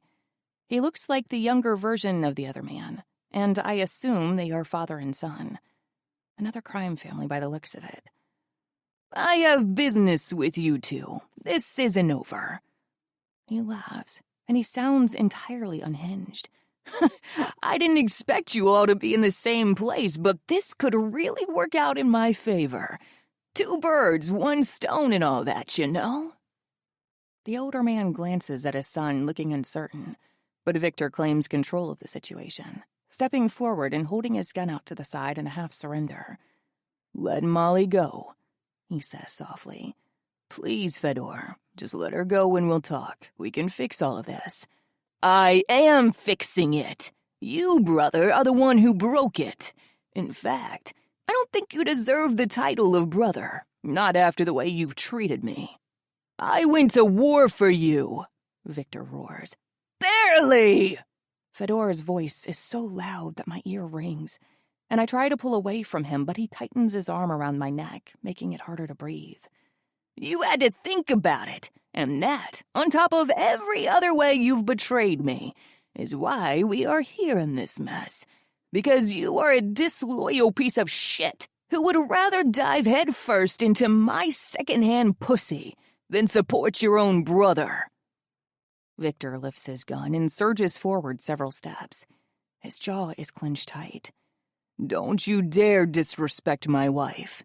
"See?" Fedor says, using his gun to gesture to everyone. "He is proving my point. My brother is loyal to his woman over his own blood, which is why his men are turning away from him." Viktor's expression hardens. "They're turning away from me for not letting you rot away in prison. You ruin everything you touch. I'm done defending you." Fedor snorts derisively. "That's so. Then how do I have 20 Kornilov men ready and willing to leave your Bratva and join me in starting anew?" I can see the disbelief in Viktor's face, and my heart breaks for him. I want to push away from Fedor and comfort him, which is a strange sensation in itself, given everything. I ran away from this man. Why do I only want to run toward him now? Fedor turns back to the other Don and his son. "We can strike a deal. We can unite and crush what is left of my brother's little family and rule this city like kings. I know that's what you've always wanted, Rio." I look at Viktor again, waiting for him to shut this down, waiting for him to fight. But he's staring at me, blinking. He looks like a man lost at sea, searching for the shore, and I want to open my arms and be his safe place to land. It's the first time I realize the depth of my affection for him. I want to protect Viktor. For weeks now, he has been trying to protect me and Theo, but somehow I have grown to want to do the same for him. His brother is a loose cannon and a danger, and I wish I could fix everything and let him keep what little bit of his family he has left. But I can't, and it breaks my heart. "Viktor," I say softly. Fedor tightens his hold on me, but the word has its hoped effect. Viktor flinches, and then turns toward the men standing next to him. "You admitted yourself, Rio, that we're all here because of Fedor," he says. "Fedor is the reason your men are dead, and the reason we had to fight at all. You can't trust him." Rio glares at Viktor, and then turns to his father. They share a look that I can't decipher from this far away, and Fedor growls in frustration. "He's crazy!" I yell, pulling away from Fedor as hard and fast as I can. If I die, I'm going to die doing my best to ruin Fedor's plans. "You can't trust him. He's delusional, and he'll turn on you just like he's turning on his brother." Fedor curses and yanks me back, pressing the gun even harder against my temple, hard enough that I cry out. "If you hurt her, I swear to God, Fedor, I'll kill you myself," Viktor shouts. Everything is starting to dissolve, and I'm waiting for the first gunshot to go off, because surely it will. Tensions are too high, and there are too many weapons for someone not to end up dead. I simply hope it's me instead of Viktor. The thought surprises me, but I realize it isn't entirely selfless. I left Theo with Viktor because I thought it was where he would be safest, and I still think that's true. If Viktor is killed, and I survive this, it will mean that Fedor escaped. And if Fedor is free, my son and I will never be safe. Viktor has to survive for Theo to have a future. Fedor is struggling with me and still trying to talk to the Don and his son, and I realize that he doesn't have enough arms or attention span to do it all at once. Viktor is moving towards us, and Fedor hardly notices. "He's a rapist!" I scream, hoping my fight will distract Fedor long enough for Viktor to be able to help without getting me killed. I struggle against his hold, twisting towards the Don and his son and away from Viktor. "Fedor is a rapist and a monster. You don't want to ally with him." The two men look uncomfortable, but they have the good sense to stay quiet. Siding with either brother at this point could be a death sentence, if the other comes out victorious. Fedor digs his fingernails into my arm, and I cry out, "Stay put! I'm not done with you!" Goosebumps sprout along my neck and back, and I twist again, turning Fedor even more away from Viktor. "You can barely control a single girl. How can you control the city?" Rio asks. "I can't," Fedor says, "but we can, together. I have information about the Bratva you would kill for. Except now, you don't have to. I'll give it to you for the price of your loyalty, for the price of partnering with me and my men."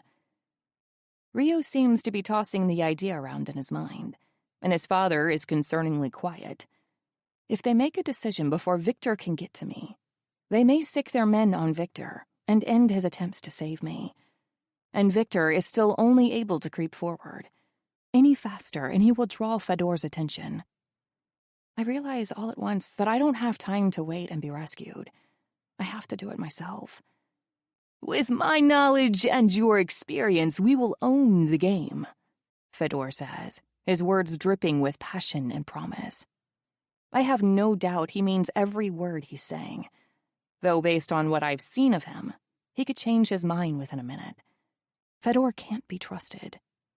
What of Maria? The older man says. Would you want to take her as a wife to secure the connection, or... Rio turns on his father, eyes ablaze, while Fedor bobs his head back and forth, considering it. I recognize it as my opportunity. Everyone is distracted. So, with as much strength as I can muster, I twist in Fedor's arms and bring my knee to his groin, the same way I did to Viktor the night I awoke to find Theo missing from the hotel room. Fedor has the upper hand because of the gun, but I've also caught him off guard. He crumples immediately, momentarily forgetting the weapon in his hand, and I use the precious seconds I have to wrestle out of his hold and run towards Viktor. I'm halfway across the parking lot when Rio breaks away from his father and moves towards me. The guards around him surge forward as well, following their leader's unspoken order, and Viktor spins and shoots. I can't tell if he hit his target or if he even had one, rather shooting blindly. The only thing I can think about is reaching him. As soon as I reach Viktor, he shoves me behind him and moves backwards towards the building. He pushes me through a hole in the wall and then rushes back into the parking lot. I call after him, but I don't follow.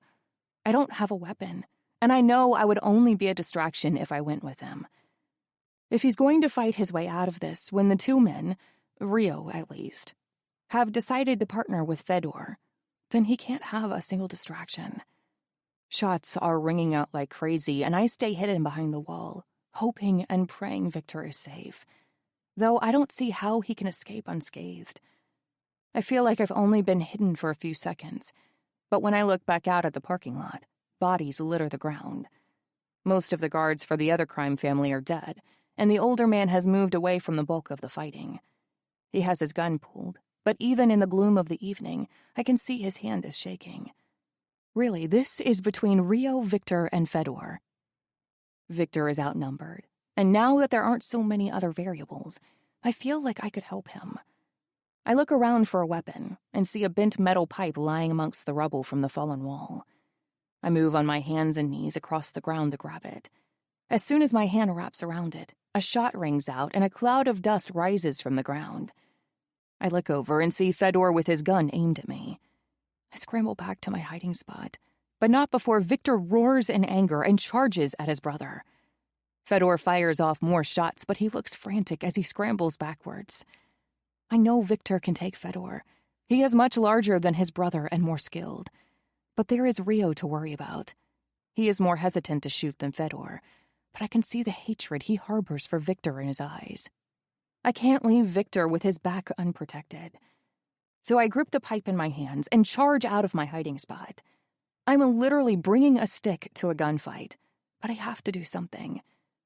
Rio is so focused on where Fedor and Viktor are wrestling on the ground, no doubt trying to find an opening where he can shoot Viktor without also hitting Fedor, that he doesn't see me coming. I lift the pipe over my head, prepared to crush his skull with it. The consequences of killing a high-ranking mafia member be damned. A long, loud horn breaks through the chaos. Rio looks up for the source of the noise and sees me moving towards him. He jumps back. Even Fedor and Viktor stop their fighting. Finally, a car moves around the edge of the building, rolling to a stop, and a man climbs out. He should be shot on sight with how many men with guns there are in the area, but everyone is too stunned to do anything. The man is middle-aged with a round middle, and he walks towards the scene like a frustrated parent sent to break up the kids. Then suddenly, he pulls a gun from his hip and shoots at Rio. A split second later, he ducks behind the open door of his car as retaliatory shots are fired his way. He moves deftly for a man his size. Rio yelps in surprise and scurries away from Viktor and Fedor, who have resumed fighting, this time with Viktor having the clear upper hand. Whoever this new man is, he's clearly on our side. With Rio in flight, the newcomer turns his attention to the brothers. He yells something to Viktor, and Viktor rolls off Fedor and stands up, crouched with his gun held in front of him. Fedor reaches for something on the ground that I can't see, and then flings an arm over his body, aiming wildly. But before he can, Viktor shoots. Everything seems to be happening in slow motion and all at once. A gun falls from Fedor's hand, and then he scrambles upright and runs away from the fighting. I can see blood flowing down Fedor's side, and I hope the wound is enough to kill him. I want him to drop to his knees in the parking lot, too weak to continue. But he doesn't. He just disappears into the darkness beyond the parking lot. Viktor turns to find me, his eyes searching, and I drop the pipe and run to him. I'm halfway across the lot when I notice the stain on his shirt. Then he drops to his knees. "No!" I breathe, slowing for only a second before speeding up. Viktor tries to get back up, but he's wobbling. I reach him just before he collapses on the ground. We sink down to the pavement together as the older man pulls out his phone and makes a frantic call. "It's okay," I whisper, smoothing back Viktor's sweaty hair.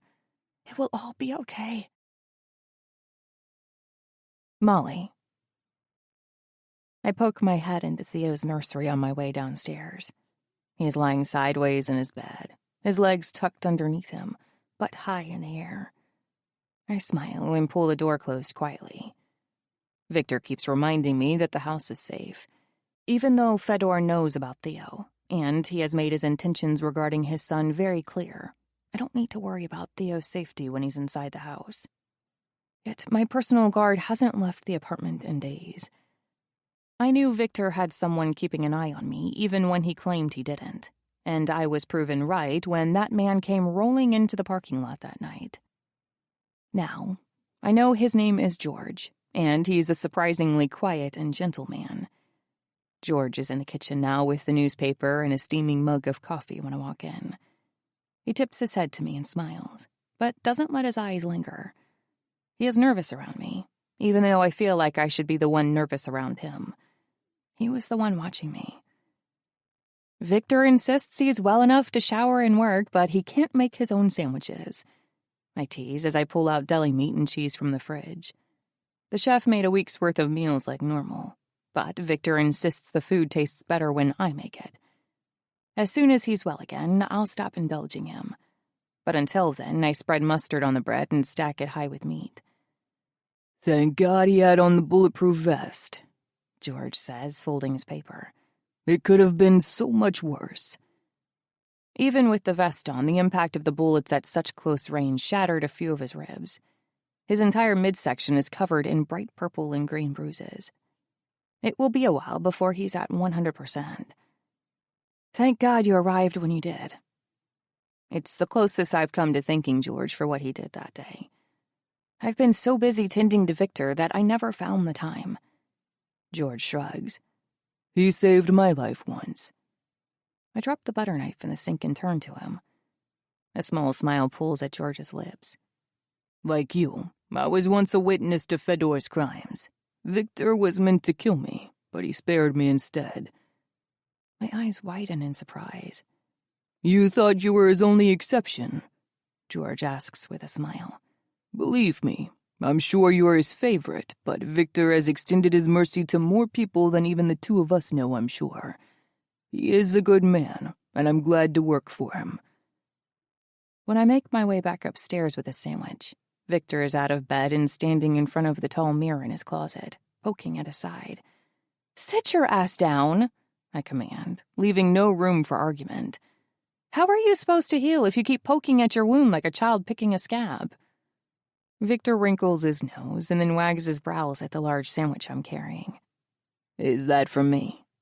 "Only if you promise to be good," I say, narrowing my eyes. His mouth pulls into a wicked smile. "Then I suppose I'll starve." I roll my eyes and hand him the plate. He eats the entire thing in 5 bites, and I'm glad to see his appetite is back. when he was being looked at by the Bratva doctor, even as I was being assured his wounds would heal. I couldn't stop imagining him dying. I couldn't stop picturing what would happen if Viktor succumbed to his internal injuries and left me alone, left Theo alone. Fedor would come for us. He would kill me and take Theo and raise him to be a vicious, evil man. And Viktor would be gone. I watch him wipe his mouth and lay the plate on the bed next to him, shocked, not for the first time or the last, at the force of my feelings for him. Seeing him collapse in the parking lot has changed things for me in ways I am still grappling with. I may have been forced into marrying Viktor, but I don't wish to be separated from him. Not now. Maybe not ever. "How is Fedor?" I ask, distracting myself from the flurry of new emotions swirling in my chest. Viktor's face falls, his eyes going dark. "Unconscious but guarded. If he wakes up, I'll know." "What are your men going to do with him when he wakes up?" I ask. Viktor is silent for a long time before he lies back on his pillows and sighs. "What needs to be done?" While he was on higher doses of pain medication, Viktor opened up to me. He was honest about his feelings towards Fedor. He is conflicted, and I see that, even if he's holding back now. Fedor is his brother, but Viktor has to come to terms with the fact that his brother is irredeemable. His entire life has been spent saving Fedor, but finally, Fedor has proven himself to be beyond saving. The only thing Viktor can do now is mitigate the damage Fedor can cause, and move on without him. A week after the fight, Viktor is well enough to leave the apartment, and he asks me to come with him. I don't ask where we're going because I don't really care. Even if it makes me a fool, I trust Viktor. I trust that he won't hurt me. We drive into the pink and orange of the sunset until we're on the outskirts of town. The buildings and industry give way to more open space, and I think we might be leaving the city altogether, when suddenly Viktor pulls off on a narrow 2-lane road into a park.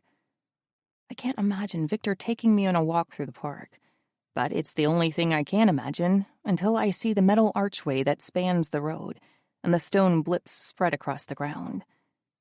"The cemetery?" I ask. He nods. "I have to do something, but I want you to come with me."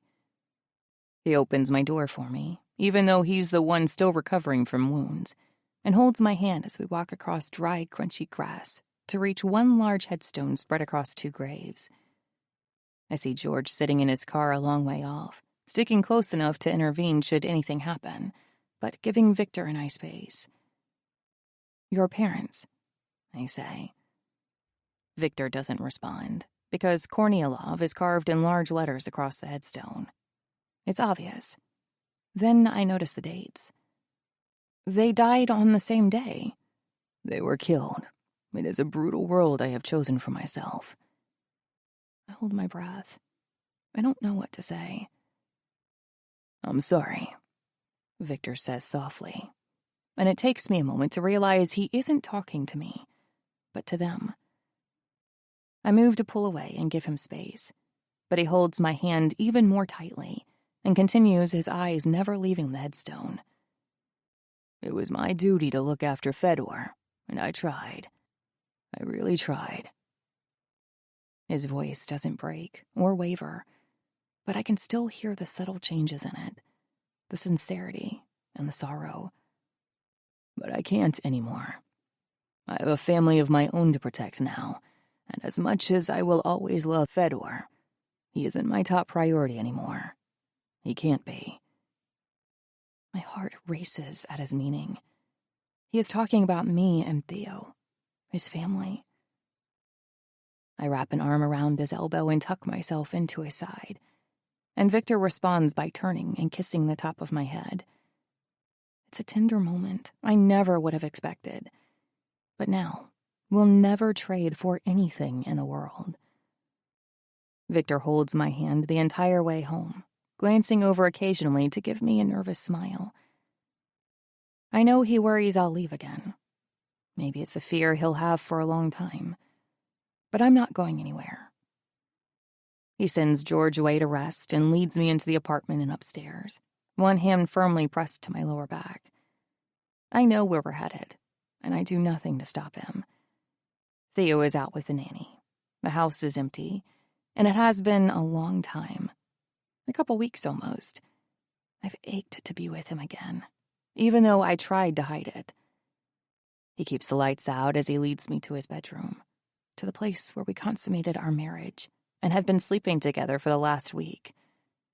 My phone charger is plugged in on the left side, and my pajamas are folded in the top drawer. And it seems easier to just stay here beside him than to move back to my own room. As soon as the door is closed, I turn to him and wrap my arms around his neck. You are still healing. I've heard love is the best medicine, he whispers, gripping my waist in his strong hands. I freeze. He's never used that word before. I'm oddly worried I'll say the wrong thing and ruin the moment. So I say something more lighthearted instead. That isn't what the phrase means. He smiles and pushes me towards the bed. I'm not sure we'll know until we try. Victor's arms are thick and strong as they wrap around my waist, and I fall back onto the mattress, comforted by the weight of him over me. The last time we were together like this, I was angry. Angry with my circumstances and my life. Angry with Victor for forcing me into yet another situation I couldn't control. But more than anything, I was angry with myself for wanting him despite it all. Part of that anger still lingers. How can I want a man who has forced me to become his wife? Molly, he whispers. I study his blue eyes and the creases in his forehead. What? What's wrong? Victor sighs and rolls off me, sitting on the edge of the bed. I have to tell you something, and I'm not sure how you'll react. My heart surges into my throat, blocking all air. Tell me, I rasp. He looks at me out of the corner of his eye. Will you promise not to leave? No. My answer is immediate and honest. If I've learned anything over the last 4 years, it's that even when you think you can trust someone, you have to be ready and willing to depend fully on yourself. And if Victor told me something horrible, I would run. I'd leave and do what I had to do for myself and Theo, because I'm never leaving my son again.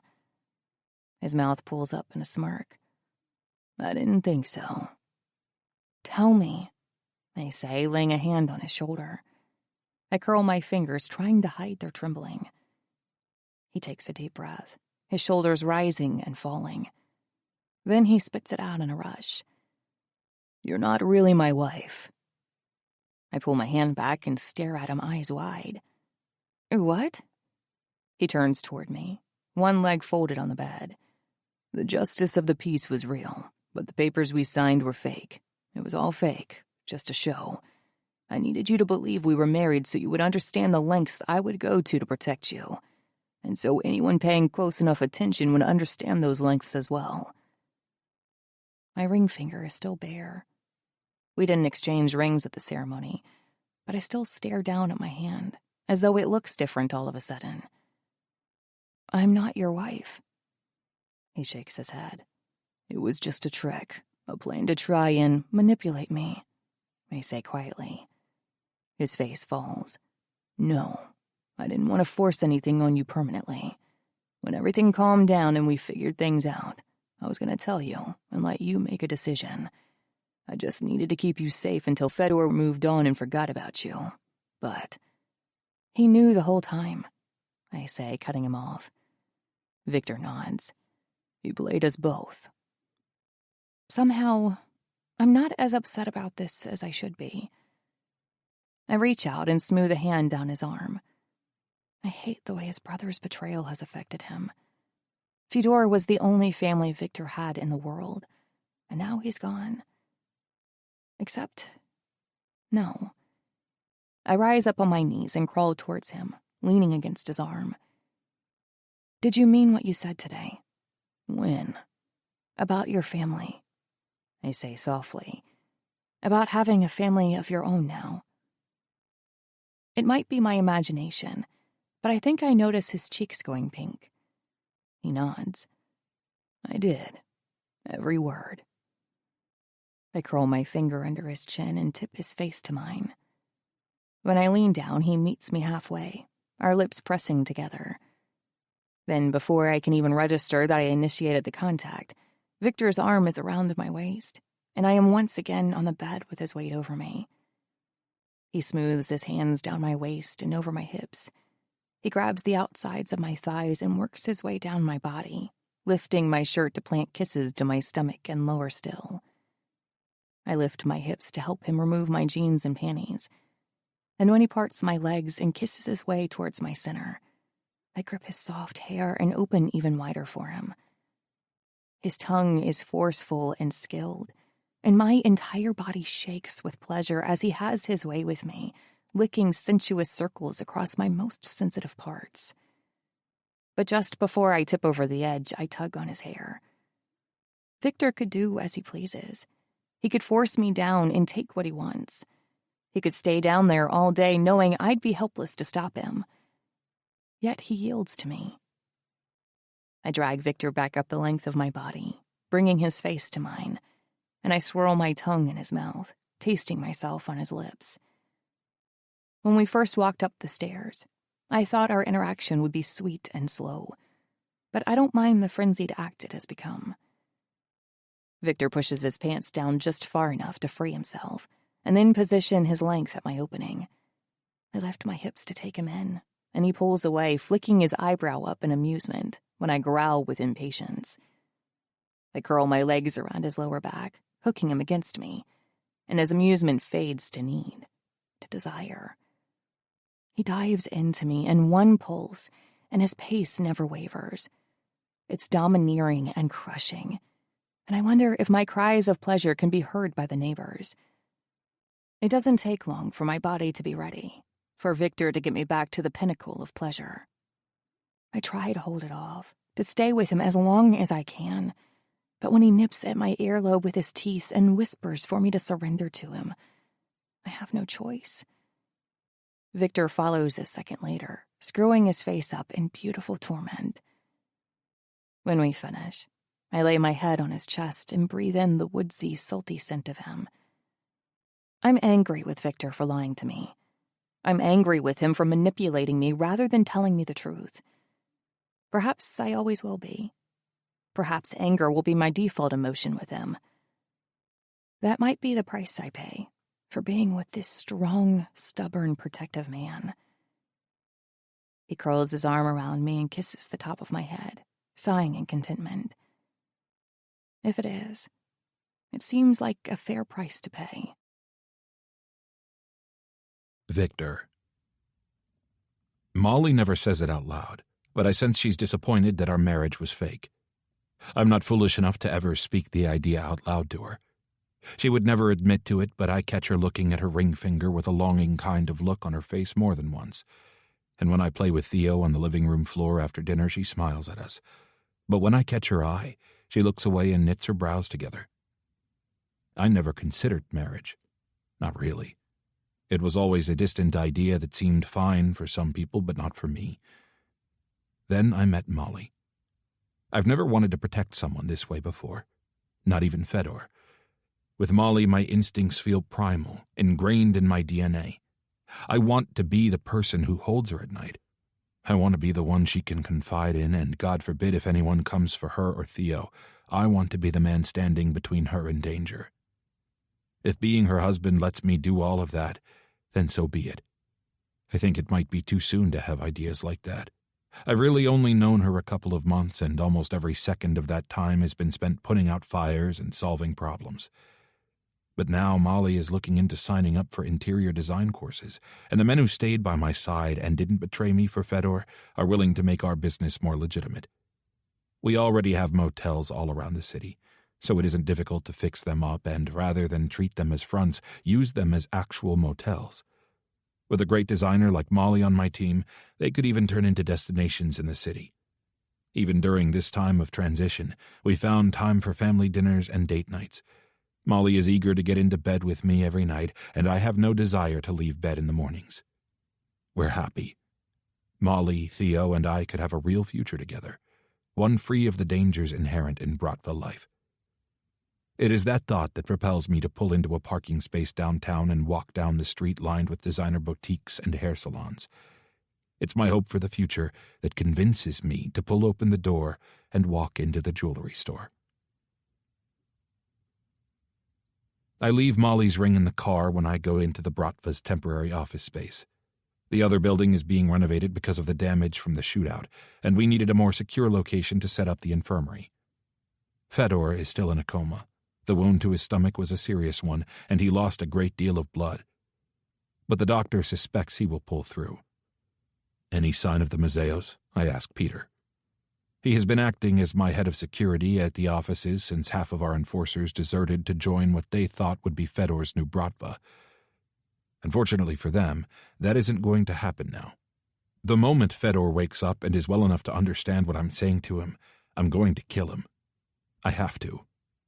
Peter has said many times that it doesn't make sense to keep him alive only to kill him, but I can't bring myself to kill my baby brother while he's unconscious.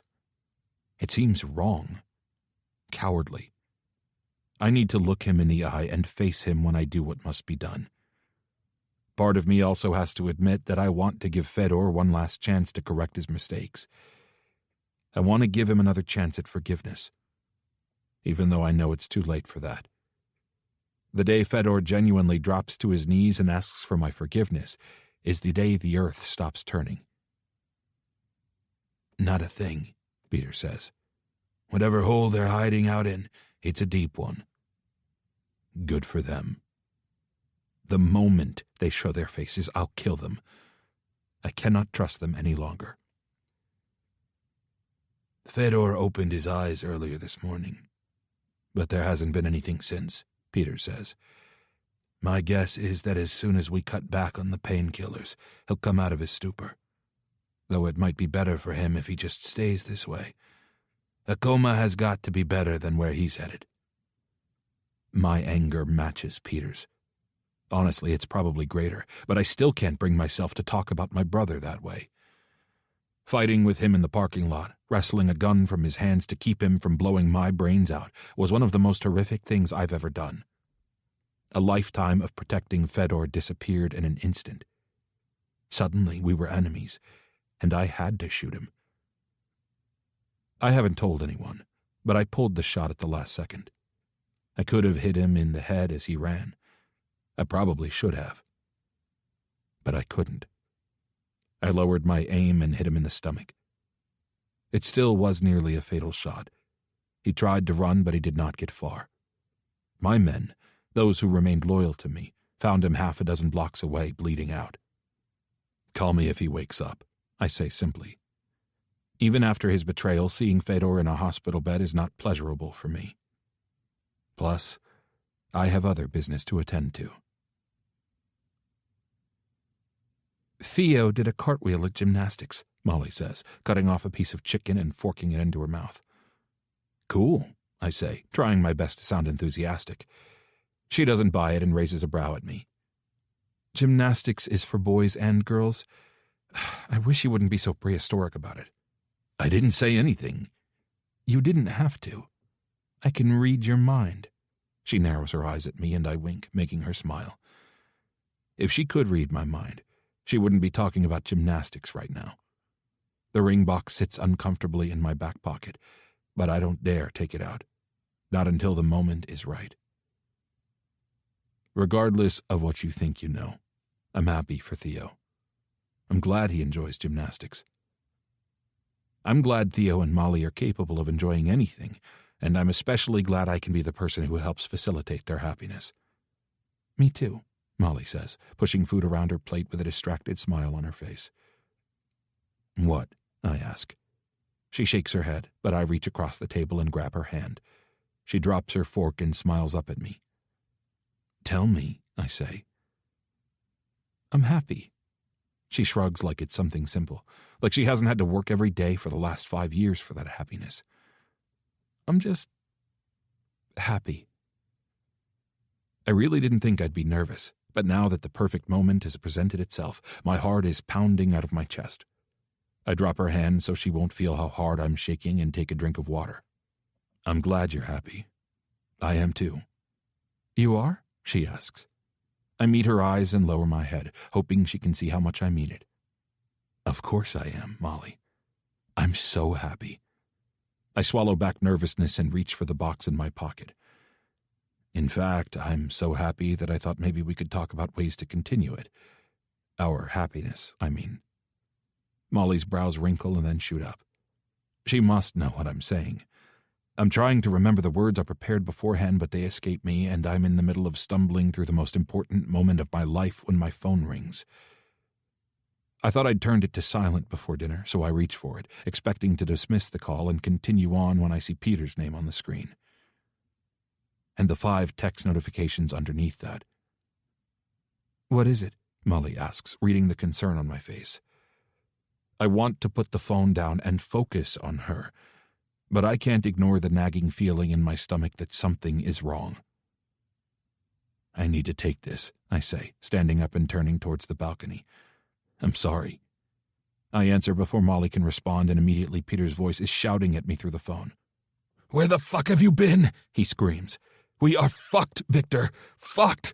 Half of the guards are dead. I've been shot, and Fedor is gone. I blink, waiting for Peter to tell me this is a bad prank, but there is nothing but silence on his end of the phone. What are you talking about? I ask. I was just there 3 hours ago. Yeah. Well, the Mazeos were here 10 minutes ago, he says. They shot our guys and freed Fedor. I guess they liked the deal he was offering after all. Fuck. Fedor was unconscious. Molly can't hear Peter, but she can hear enough of my side of the conversation to know that something bad is going on. She stands up and moves behind me. What is it? I stare into her brown eyes as Peter explains. I don't know if he was faking it or if it was impeccable timing, but he woke up. The Mazeos helped him out of bed, and they fucking bounced. I hear his phone buzz through the line at the same time mine does. I pull it away from my ear to read the message. Shit, Peter says sharply. Shit, fuck. The message is from the manager of one of the hotels. On fire. Bombing. Called 911. My phone buzzes again, and each message seems to bring nothing but more bad news. All in all, 4 of the motels around the city have been attacked. What the fuck is going on? Peter screams. Molly repeats his question next to me, tugging on my arm to find out what is going on. I sigh and respond to them both at the same time. It's war. Molly. I stare at the remainders of our romantic dinner, the flickering candles nearing the end of their wicks, and the half-empty glasses of wine. Viktor was going to propose to me. He was nervous, which he never is. That was my first clue. My second was the bulge in his pocket. I spotted it when he led me to the terrace. It could have been anything. A wallet, a gun, a balled-up handkerchief. But I knew. And I wanted it. That is still the hardest thing to wrap my mind around. I wanted Viktor to propose. I was poised at the edge of my chair, desperate to accept him, to say yes and start a life with him. And then the phone rang. Just when I'd relaxed enough to think even for a second I could have a normal life, everything went to shit. Fedor is on the loose. The Mazeos have resurfaced and are working in tandem with Fedor. And Viktor is gone. I understand that he has to go and solve this issue. His business is literally burning. But I can't help but wonder if it will ever stop. The fighting and killing and burning. Will life ever be normal for us? Will there ever be an us? I still think being with Viktor is the safest place for Theo. But how long will Viktor really want to put up with this drama? At some point, he'll get tired of protecting us. He'll decide to hand us over to Fedor and be done with it. I don't want to think that way about Viktor, but he's only human. We all have our limits. Except, I don't think Fedor does. The insane don't understand limits. He won't stop until he's killed Theo, or has him. I thought he would be dead in a matter of days, but now he's free. I press a hand to my chest and grip the railing of the balcony as an icy breeze slices through the warm air barrier provided by the outdoor heaters Viktor had installed. He must feel so guilty. Viktor could have killed Fedor while he was unconscious, but he didn't want to. I supported him, and I still do. But if anything happens to anyone because of Fedor, Viktor will be riddled with guilt. My fingers ache from how tightly I'm gripping the rail, so I release it and begin carrying dishes back inside.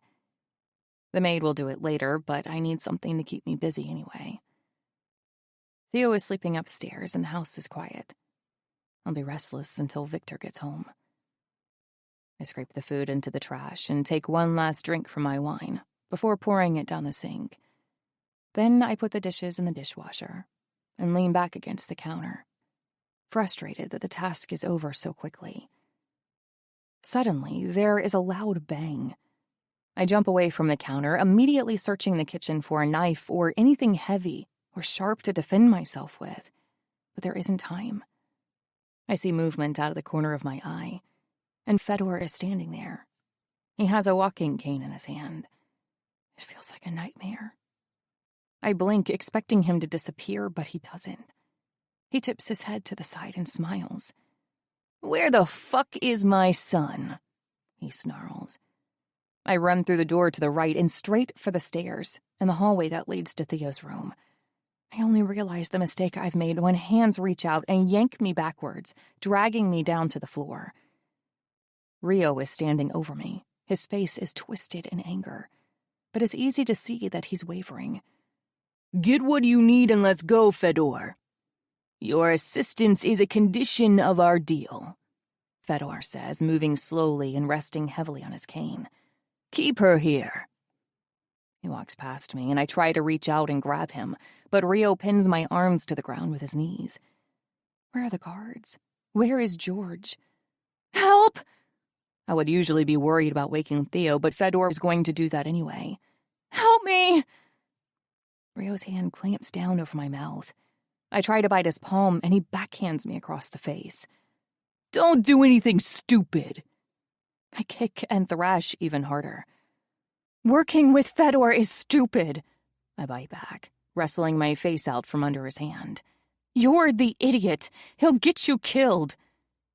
The fight drains out of me when I look up and see Theo in Fedor's arms. They are mirrors of one another.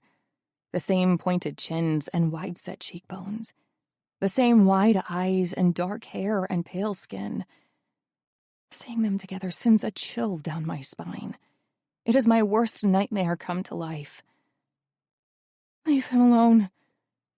My voice is weak, but I'm afraid to raise it. I'm afraid for Theo to see me struggling and screaming. I don't want to scare him. I just want to appeal to whatever scrap of mercy Fedor might have left. Then again, if I don't fight, this could be the last moment I ever see my son. "Leave him alone," I repeat, my voice stronger. Theo senses how upset I am and starts to wriggle in Fedor's grasp, his little confused face screwed up. Get off my mom! Fedor grunts, trying to keep hold on the writhing little boy while trying not to succumb to the pain of his injuries. "Tell him to calm down, or I'll calm him down myself. I don't have any problems carrying an unconscious kid out of here like a sack of potatoes." My stomach roils, and suddenly the fight drains out of me. "Theo," I say. "Theo, baby, it's okay. Just settle down, okay? These are friends of Viktor's." The sound of Viktor's name settles him. That's when I realize Theo's been crying. Tears streak down his face, and he wipes a balled-up fist under his runny nose. What about you, Mom?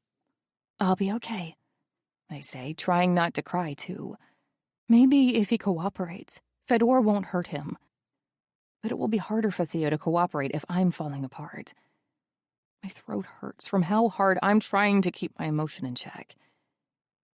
Rio is still holding me down, but I do my best to remain what little dignity I have left as I shift my attention to Fedor. I have to try one more time. "Can we talk about this? You don't want the responsibility, believe me. We can share custody. You have a lawyer. Let's talk to him. Fedor keeps his eyes on me as he tips his head towards Theo. Take the kid, Rio. I don't want him to see her die. My heart lurches. I want to grab for Theo, but if I do, Fedor will shoot me. And I don't want Theo to see that. There is no way out. My chest feels like it's being closed in a vice-like grip. I can't breathe, can't think. Rio grabs Theo. My son reaches out for me, and I try to move towards him for one last goodbye. Don't, Fedor says. The crazed look in his eyes from the other night is gone now, replaced with something stable and dark. My hope of appealing to his merciful side vanishes. He has no merciful side. Rio wrangles a struggling Theo and tries to move towards the door, but suddenly he freezes. I don't see anything, but we all hear it. The readying of a rifle.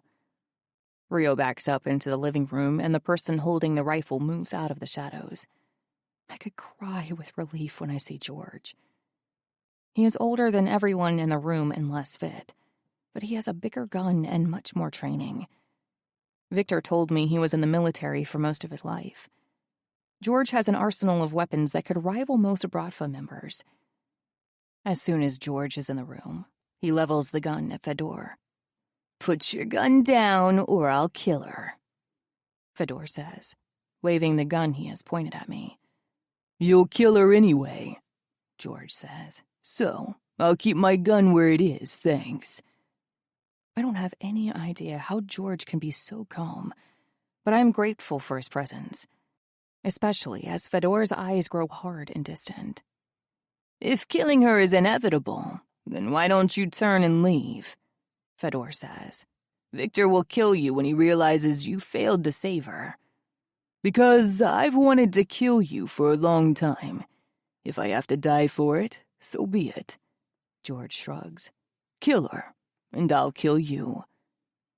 Fedor narrows his eyes in assessment. Are you doubting my honesty or my skill? George asks. Believe me, I'm an honorable man. If I tell you I'm going to kill you, I mean it. And if it is my skill that worries you, I served overseas for 3 tours. If you think I risked my life to come back to the States and let scum like you kill women and kidnap their babies, you're wrong. I don't have to kill her. We can compromise. Just let me take my son. Fedor reaches out a hand, gesturing for Rio to hand Theo over. But suddenly there's a loud ear-splitting shot, and the vase behind Fedor's hand explodes. You can't have the boy, George explains slowly. If you want to walk out of here alive, leave the kid. Rio drops his hold on Theo immediately, obviously taking George's threat seriously, and Theo runs to me. I want to wrap him in my arms, but with Fedor's gun still aimed in my direction, I can't risk it.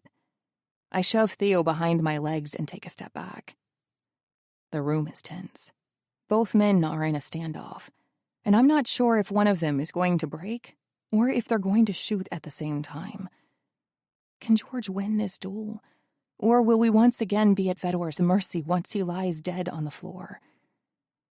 I don't have to learn the answer to that question, because Fedor finally lifts his gun into the air with his other hand.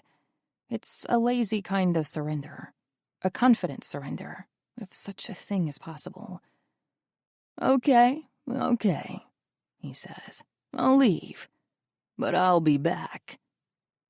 Goosebumps bloom over my arms, and I grab Theo and haul him onto my hip. He buries his face in my neck and sobs. Don't cry, buddy, Fedor says softly. If I didn't know better, I'd think he actually cares about Theo. I'll be back for you. George moves between me and Fedor and gestures with his rifle. Get out, Fedor. He smiles, letting Rio flee the scene first before sauntering out behind him. He lifts one hand in a wave over his shoulder, and then slams the door shut. The moment the door closes, I collapse on shaky legs, press Theo against my chest like he's a baby, and sob. Viktor. I thought I was putting out Fedor's fires before, but now I am literally putting out fires. My businesses are burning. 4 different motels that also operate as stash houses are on fire. Not only is it bad for business, but people are dying. Innocent people. 3 of the motels were mostly empty because they were under construction when Fedor and the Mazeos struck, but one of them was half full and 6 people aren't accounted for yet. This is all my fault.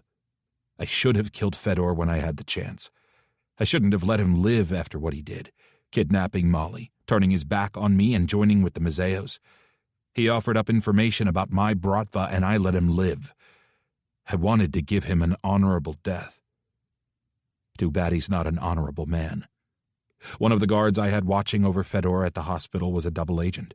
He pledged his loyalty to Fedor and then remained within my ranks as a mole. How many more men has Fedor turned? Who can I trust?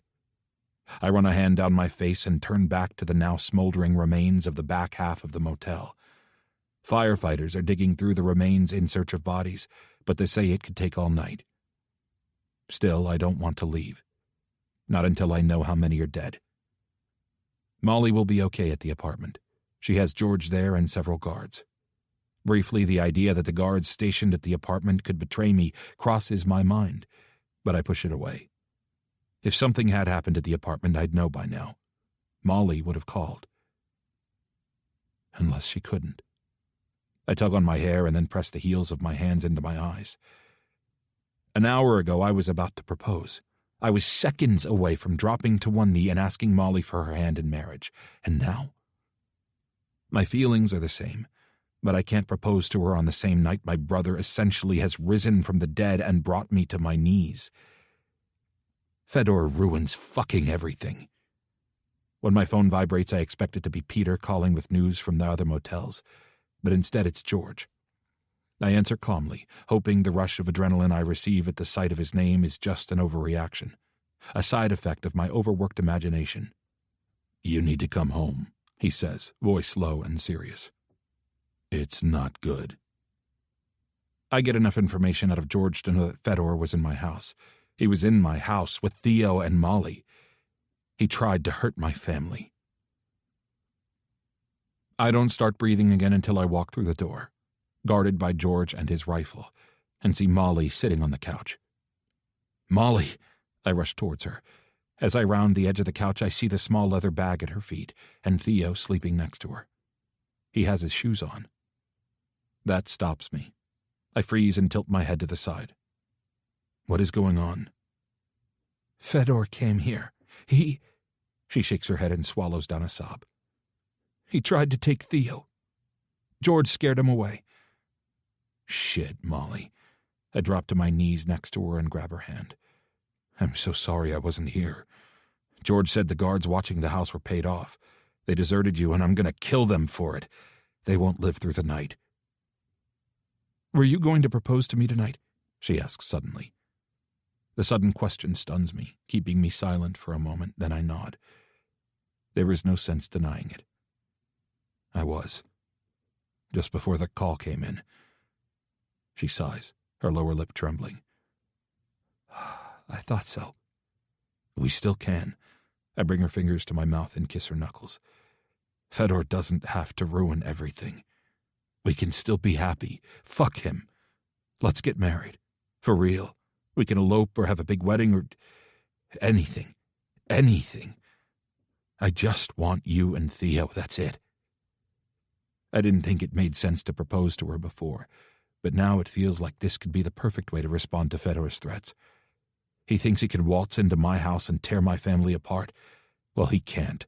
We will stay strong, stay united against him.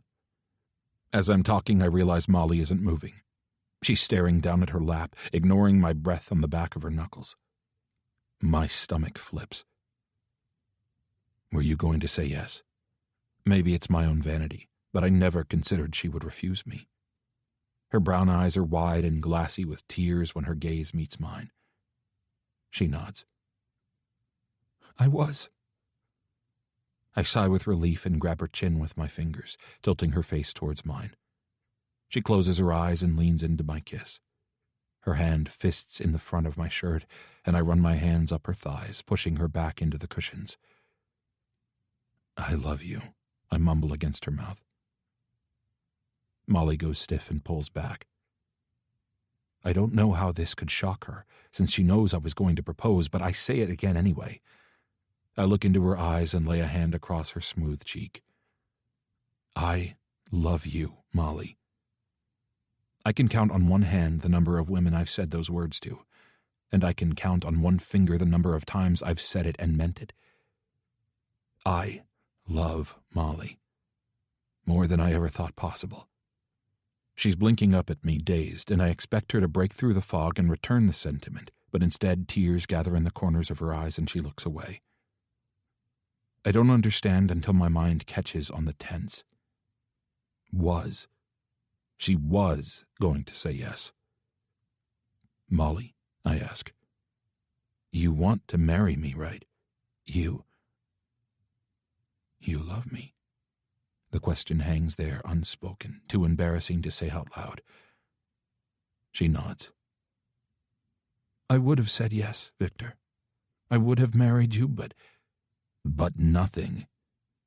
"But Fedor," she says passionately before she remembers Theo at her side and lowers her voice. "It isn't safe for us here. I thought it would be safe with you, but I was wrong. This is the eye of the storm.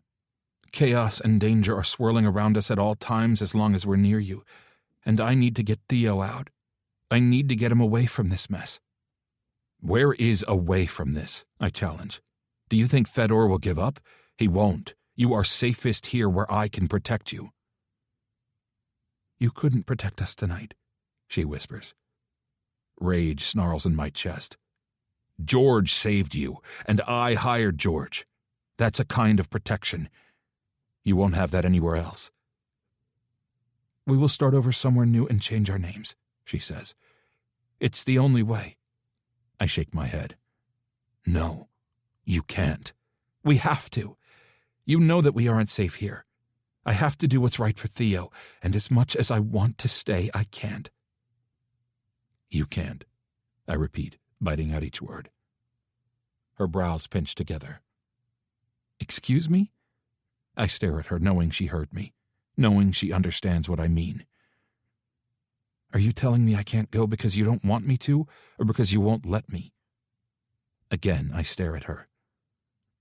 She can't go. If I let Molly walk out of this house with Theo, I won't see her again. She'll be dead, and Theo will be. I don't even want to think about what Fedor has planned for Theo. I don't recognize Fedor anymore. I'm not sure what he's capable of.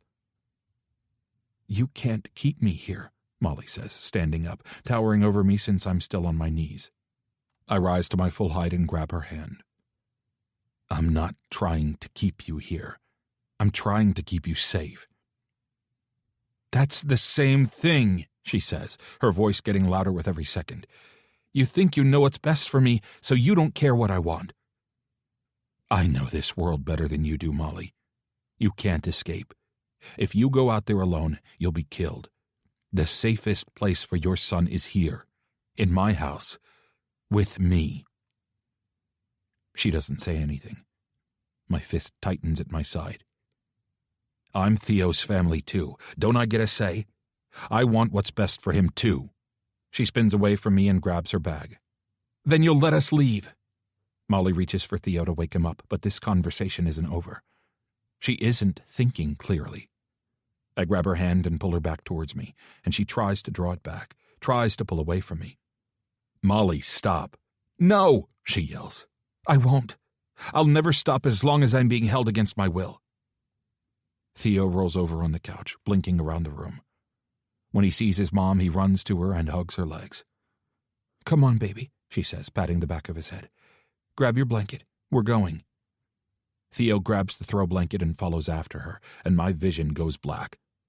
It feels like I'm watching them leave through a television screen. Like I'm a helpless observer, screaming at the characters on the TV, begging them to make the right choice. Molly is halfway across the room when I run to her and grab her arm. "What are you doing?" She tries to pull away from me, but I hold on tighter and pull her up the stairs. Theo follows sleepily behind us, taking the steps one at a time. Call it what you want, kidnapping or protection, but I can't let you leave. Not like this. Not tonight. Victor! Molly swings her arms, throwing her elbows at me, and I dodge. If you aren't careful, we'll fall down the stairs and land on Theo. That stills her. Her shoulders go slack. Victor, don't. I pause outside her bedroom door. Will you stay, or will you run in the middle of the night like you did last time? Her silence is the only answer I need. I open the door and shove her inside. The lock on the outside of the door is discreet. I realize Molly never even noticed when she's confused when she can't get the door open immediately. She tugs and twists on the handle, but it doesn't budge. I'll talk to you in the morning, I yell through the door. Get some sleep. Think about it. She's still railing against the door when I put Theo to bed. He is confused but exhausted enough that he falls asleep before I've even shut his bedroom door. Once Molly quiets down, I walk downstairs and stumble into the kitchen. The wine I opened for our romantic dinner is on the counter, and I pull open the kitchen drawer and find the ring box under a pile of utensils. I can't imagine Molly ever accepting this ring from me now. Not after I've literally locked her away. Fuck, I mumble, running my hands through my hair. I drop my elbows onto the counter and rest my head against my hands. Fuck. A few hours is all it took for Fedor to ruin everything.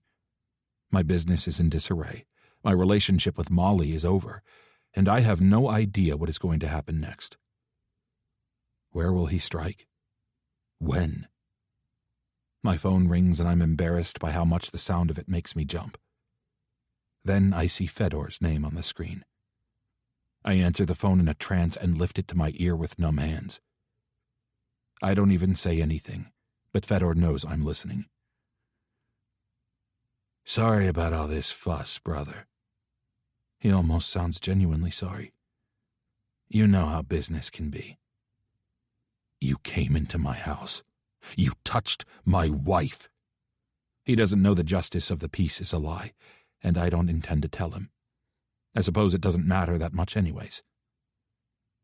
You took my son, he counters lazily. Like I said, business. I grip the phone so hard I think it might crack in my hand. Red creeps into the edges of my vision. You're right. It's business. Because you're not my brother. Not anymore. You came after my family. My real family.